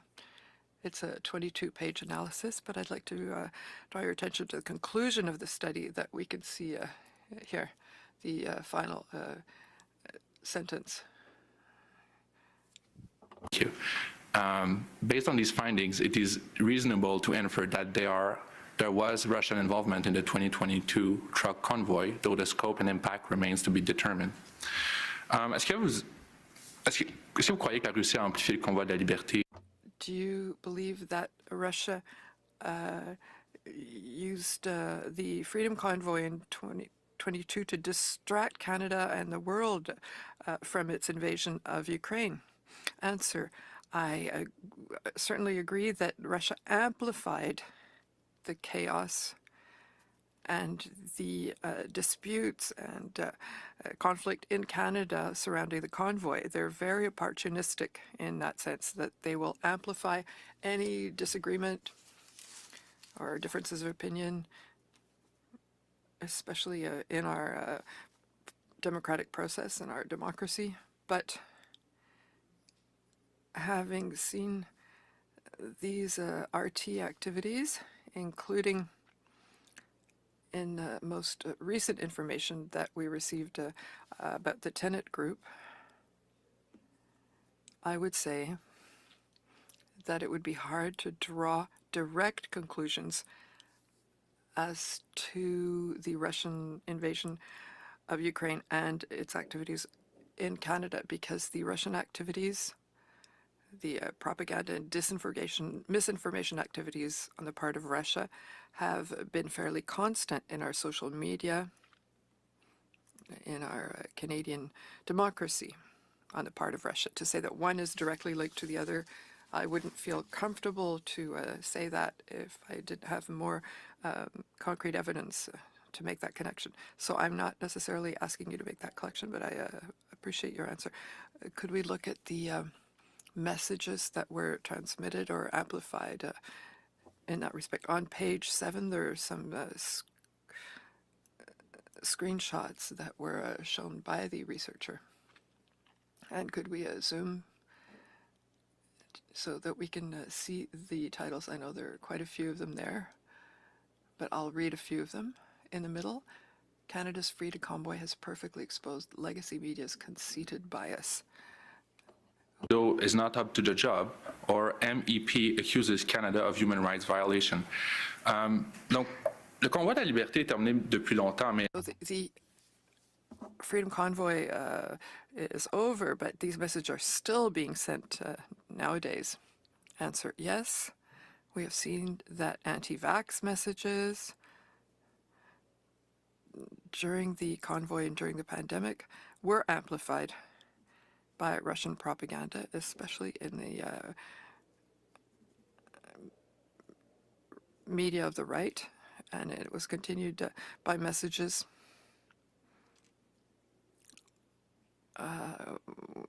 the people who were sharing anti-vax messages. It doesn't mean that there weren't people who were legitimately anti-vax, but that was hugely amplified by Russian propaganda. And once Ukraine was invaded, we saw a lot of those channels become pro-Putin propaganda channels.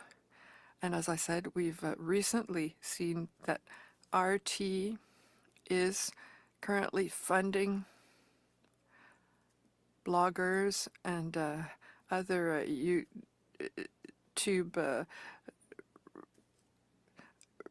personalities of the right, such as Jordan Peterson, other names that are well known, and Tucker Carlson as well, in order to amplify messages that are destabilizing democracies. Question, we can close that document. So now I wanted to talk about telemedia. So they have basically the same modus operandi, if we may say so. Answer: yes. I wanted to talk about the increase of populism of the right, especially recently. Do you think that these Russian operations can contribute to the increase in populism in Canada? Answer: well, listen, populism doesn't need Russia to be successful, but we can see that Russia is very active in its desire to undermine the confidence that citizens have in their democracies, and that around the world. What we saw with the Russian interference in the 2016 election, in the French elections in 2017, and in the Brexit campaign in the UK. Russia is very, very savvy as to how to amplify distrust or insatisfaction in our institutions within democracies in order to undermine the sentiment of belonging, of confidence, and even of competence of our democracies to respond to major issues. It's an approach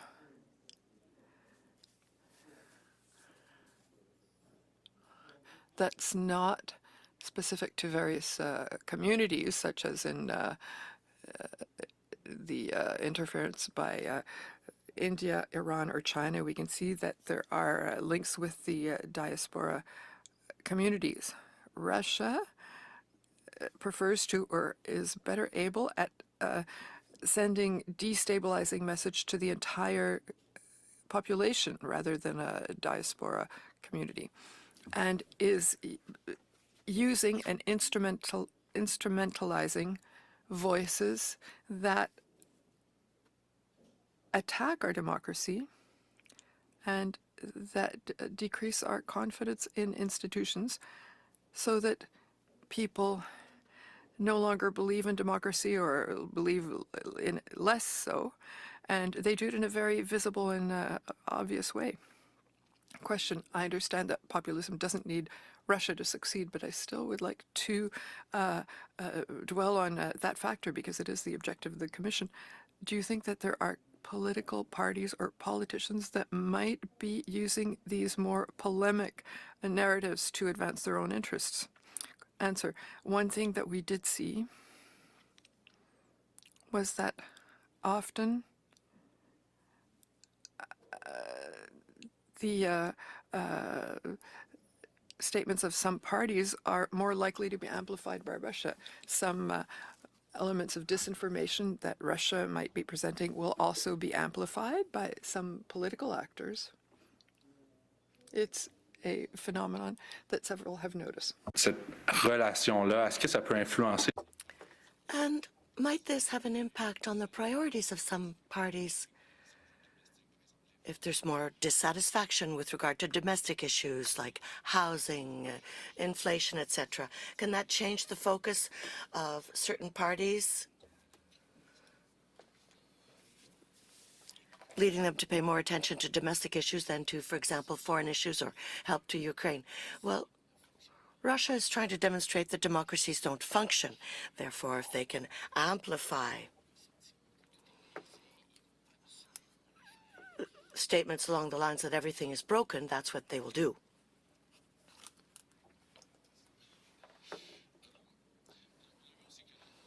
We also have seen that the role of Russia with the Freedom Convoy, well, it's clear that they were following this closely. It took a researcher a year to find the truth, but the harm's already been done once the operations have taken place. What could we do more to discourage Russia from interfering in this way? It's a broader issue than simply Russian disinformation, misinformation. When we talk about propaganda, online disinformation, misinformation, we have tools we can use that we are developing with the web giants in order to prevent disinformation and misinformation. But each time we take such measures, we have to be very aware of the fact that we want to defend freedom of expression. If someone wants to support Vladimir Putin, it's a freedom that we enjoy here in Canada and that the Russians don't have at home.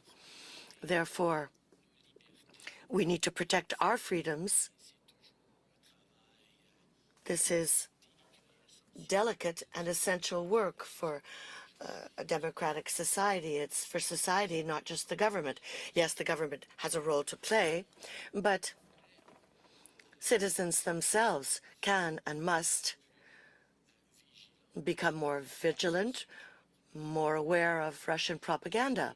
We saw several reports in the U.S. where individuals discovered after the fact that Russian content was amplified by them without their even realizing it. And they were really disappointed in themselves because they didn't want to support Russia. So we have to share these realities more. We have to learn, as I mentioned earlier, the Baltic nations, we can draw lessons from them. They developed resilience within their citizenry vis-a-vis Russian disinformation and misinformation.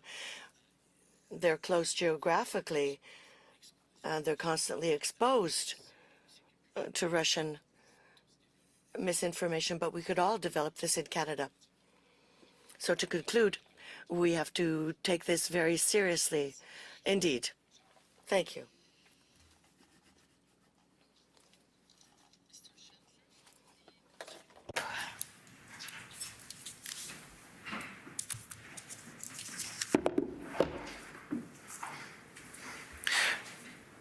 Thank you, Commissioner. Afternoon, Prime Minister. Neil Chandler for the Chinese Canadian Concern Group. My clients are a group of Chinese Canadians, professionals, journalists, activists, who are deeply concerned about China's efforts to interfere with our democracy. In their daily lives, they see Chinese language media in Canada touting People's Republic of China party lines. They see Chinese Canadian community associations being overtaken by agents and proxies of the CCP. And they see CCP proxies attending political fundraisers of all parties, including of your own party.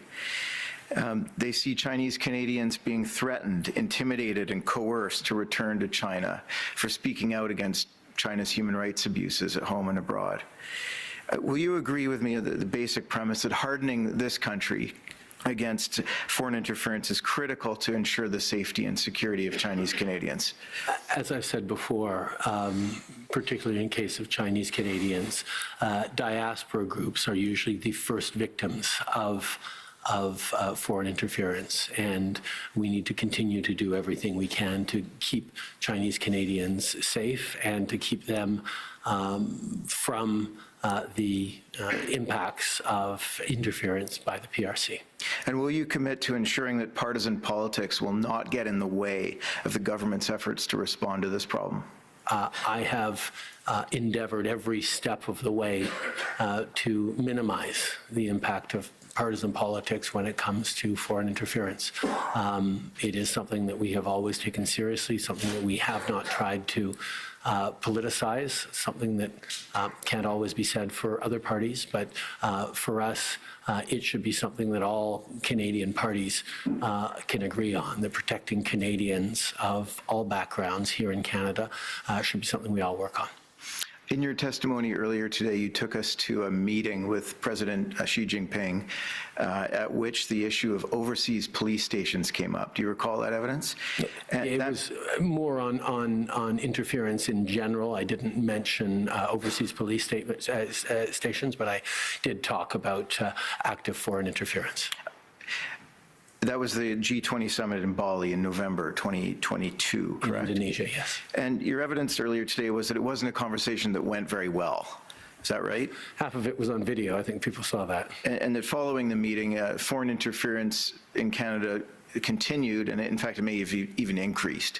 I think we've seen a steady increase in foreign interference over the past years as China has grown more and more assertive and aggressive in promoting and defending the Communist Party of China's goals and agenda. This isn't how China has always been, even in a decade past. It has gotten much more aggressive over time, and Canada has continued to work with partners and allies around the world, but also has continued to strengthen its own abilities to counter a rising negative influence of China. Did you advise President Xi that continued foreign interference in our country was totally unacceptable? Yes. And did you advise President Xi that there would be repercussions to the Canada-China relationship if that activity was to continue? That was implied. What was your sense of his reaction? I think it's well understood that he and the PRC officials and the Communist Party of China deny that any such interference is happening at all.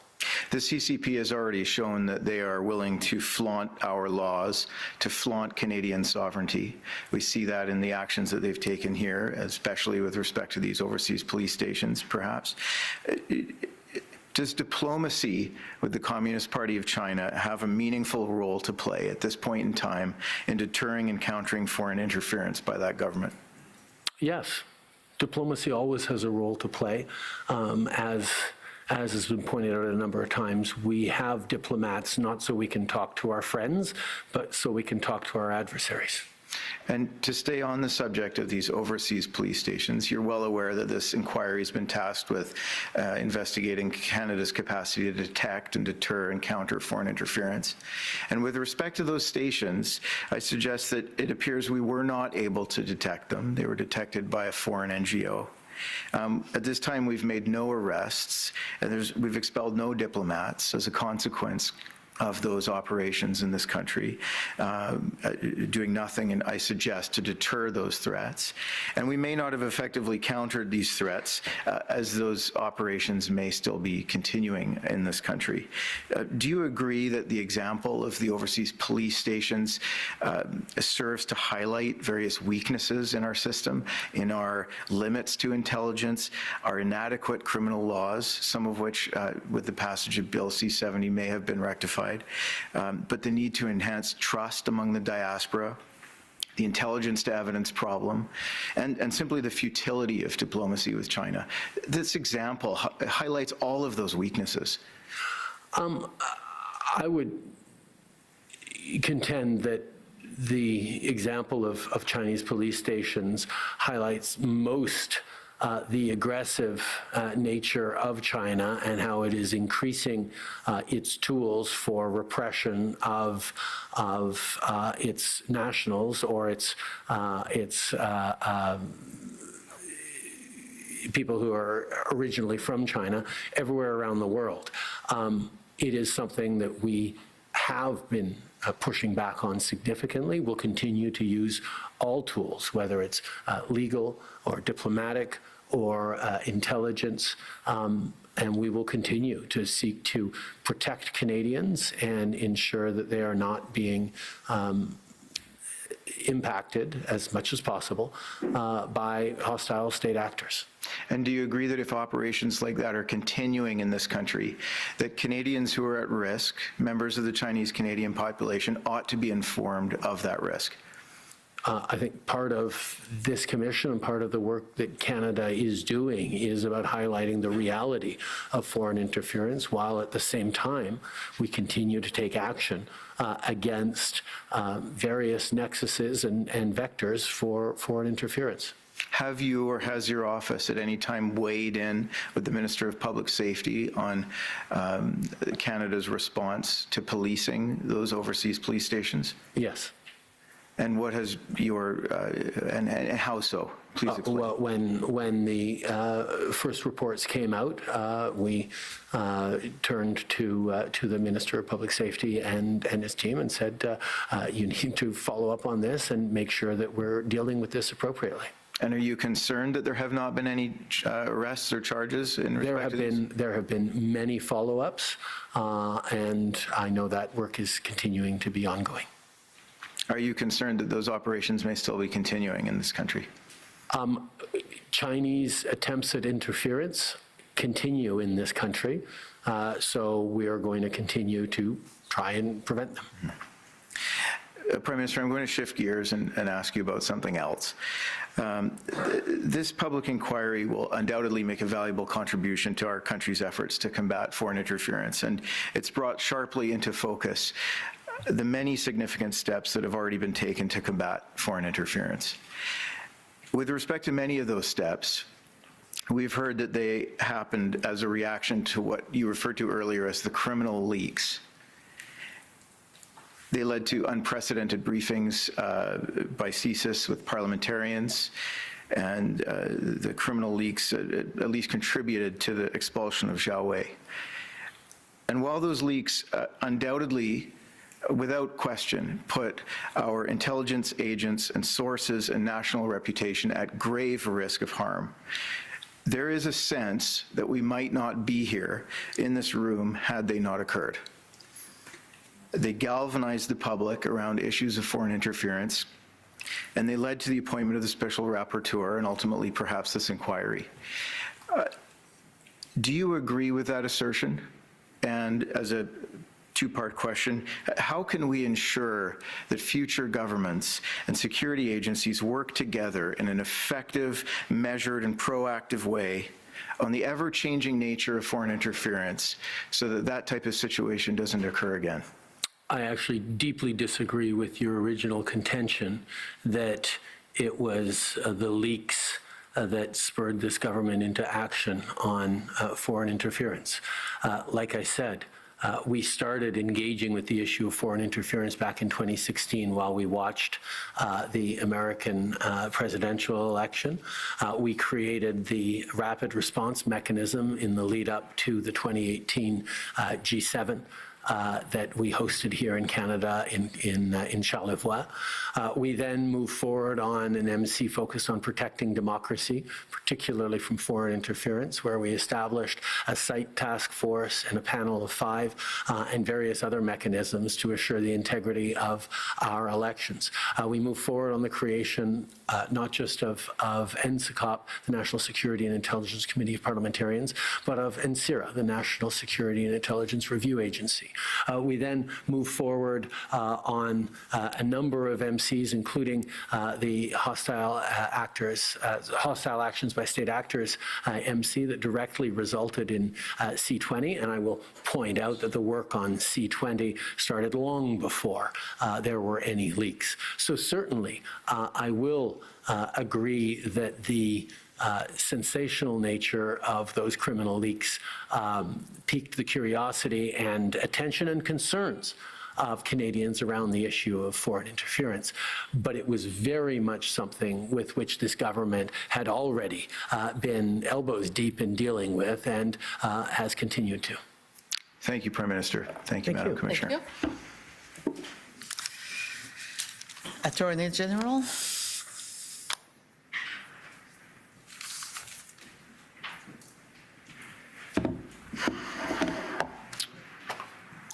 Good afternoon, Prime Minister.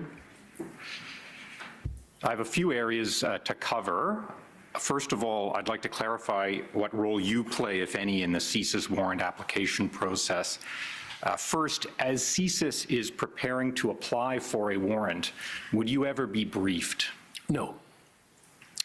Have you ever seen a CSIS warrant application? No. And a Van Wienen list, we've heard, can be a part of a CSIS warrant application. So I think you've answered my question, but I'll make extra certain.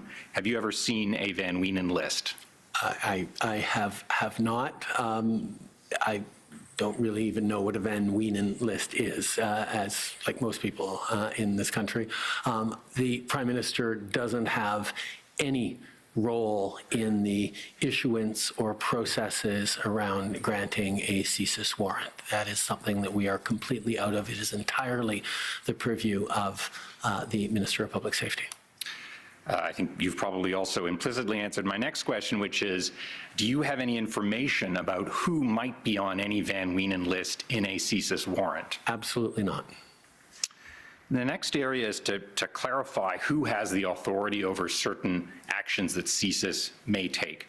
First, my friend Mr. DeLuca suggested that you, the Prime Minister, could direct CSIS to carry out a threat reduction measure. Is that correct, that you have the authority to direct CSIS to carry out a TRM? And if not, what role do you play? No, CSIS, no, I do not have that role or authority. CSIS makes a determination of itself and can and does regularly grant TRMs on its own initiative and of its own initiative. There have been situations where, in conversation with our National Security and Intelligence Advisor or perhaps the CSIS Director, I've suggested that a TRM might be a useful tool to pursue in this particular case. But that is not my authority to grant. It is direction that they can choose or not choose to take. But it is a tool that has proven useful in alerting people to the impacts and dangers of foreign interference, and I encourage its use wherever necessary. Now I want to ask about a slightly different CSIS action, which is the action of providing a top secret briefing to a political party leader. I understand historically that wasn't something that could happen, but the decision by the government to offer the leaders top secret briefings, to make that something that was available for them, I believe you said that that was something that you played a more direct decisional role in. So can you contrast that authority from the TRM authority that you just said belonged to CSIS? Yeah, you know, whether it's brief,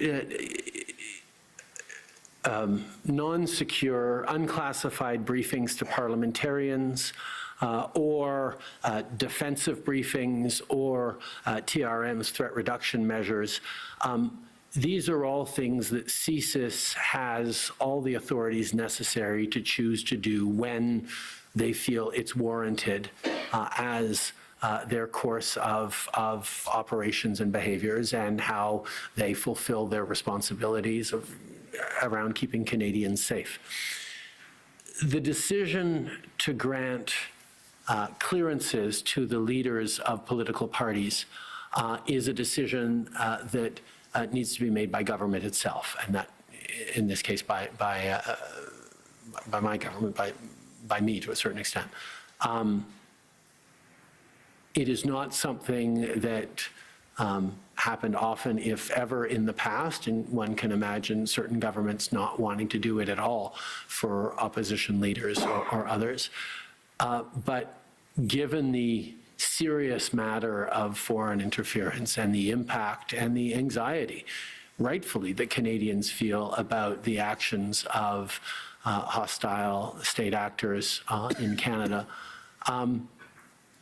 it seemed to me a responsible step to offer security clearances to the leaders of the parties in the House of Commons. Thank you. So, Prime Minister, this public inquiry's happened, at least in part, because there are questions about whether Canadians can and should have confidence in important things like their elections, the parliamentarians who represent them, and the resolve and ability of their government to defend against this threat of foreign interference in democratic processes. From your perspective, from your experience, can and should Canadians have confidence in their elections, their parliamentarians, and their government's resolve? And if so, why? Well, first of all, on the matter of the integrity of the elections in 2019 and 2021, we actually created, for the first time in this country, processes whereby top public servants and our security agencies would monitor and, if necessary, go public about threats to the election's integrity as a way of ensuring that the election integrity holds. And that is why we have heard repeatedly throughout this process and over the past years testimony from all top intelligence officials in this country that the results of the 2019 and 2021 elections were determined by Canadians alone. That is a big thing for Canadians to feel confident in, that despite attempts at interference by foreign countries, Canadians decided the outcomes of those elections. Now, what this commission has, I think, further demonstrated is the depth and the extent to which this government has taken seriously the responsibility of protecting our institutions, our democracy, and indeed Canadians from the actions of hostile state actors, from the countries that have been named a number of times throughout this process, and others. I think Canadians can see the extent to which we have developed tools, we have created measures, we have moved forward on initiatives that are all designed to protect our democracy in a world in which the threats are increasing, in which the impact of active authoritarian states is being increasingly felt, in which democracy itself everywhere around the world is under threat. I think part of what this commission has also demonstrated is that for everything that the federal government can do, it is not alone in its responsibility to counter and protect against foreign interference. As I mentioned earlier with the UCC, diaspora communities have been stepping up their tools in terms of sharing with their members how to protect themselves against foreign interference.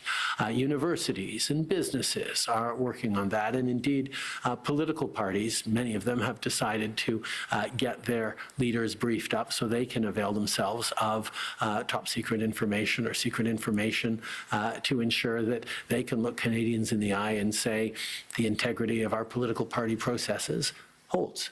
It is an ongoing effort, and it'll never be enough. It is something we're constantly going to have to update, renew, bring on new tools on, because the world we are in is a complex and dangerous one.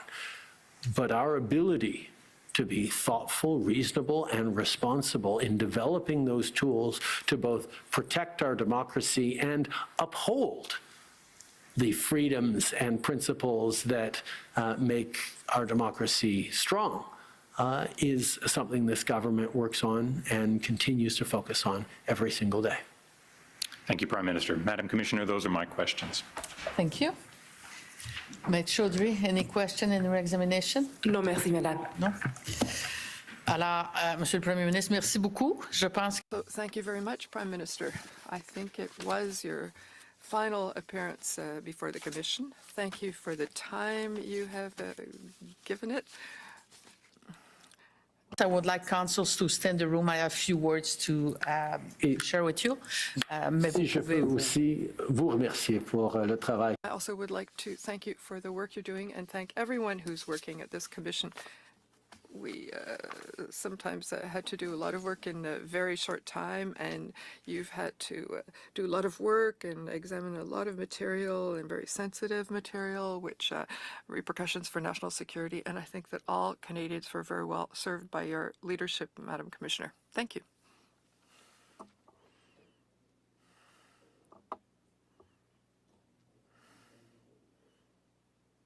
La commission est maintenant suspendue jusqu'à 16h20.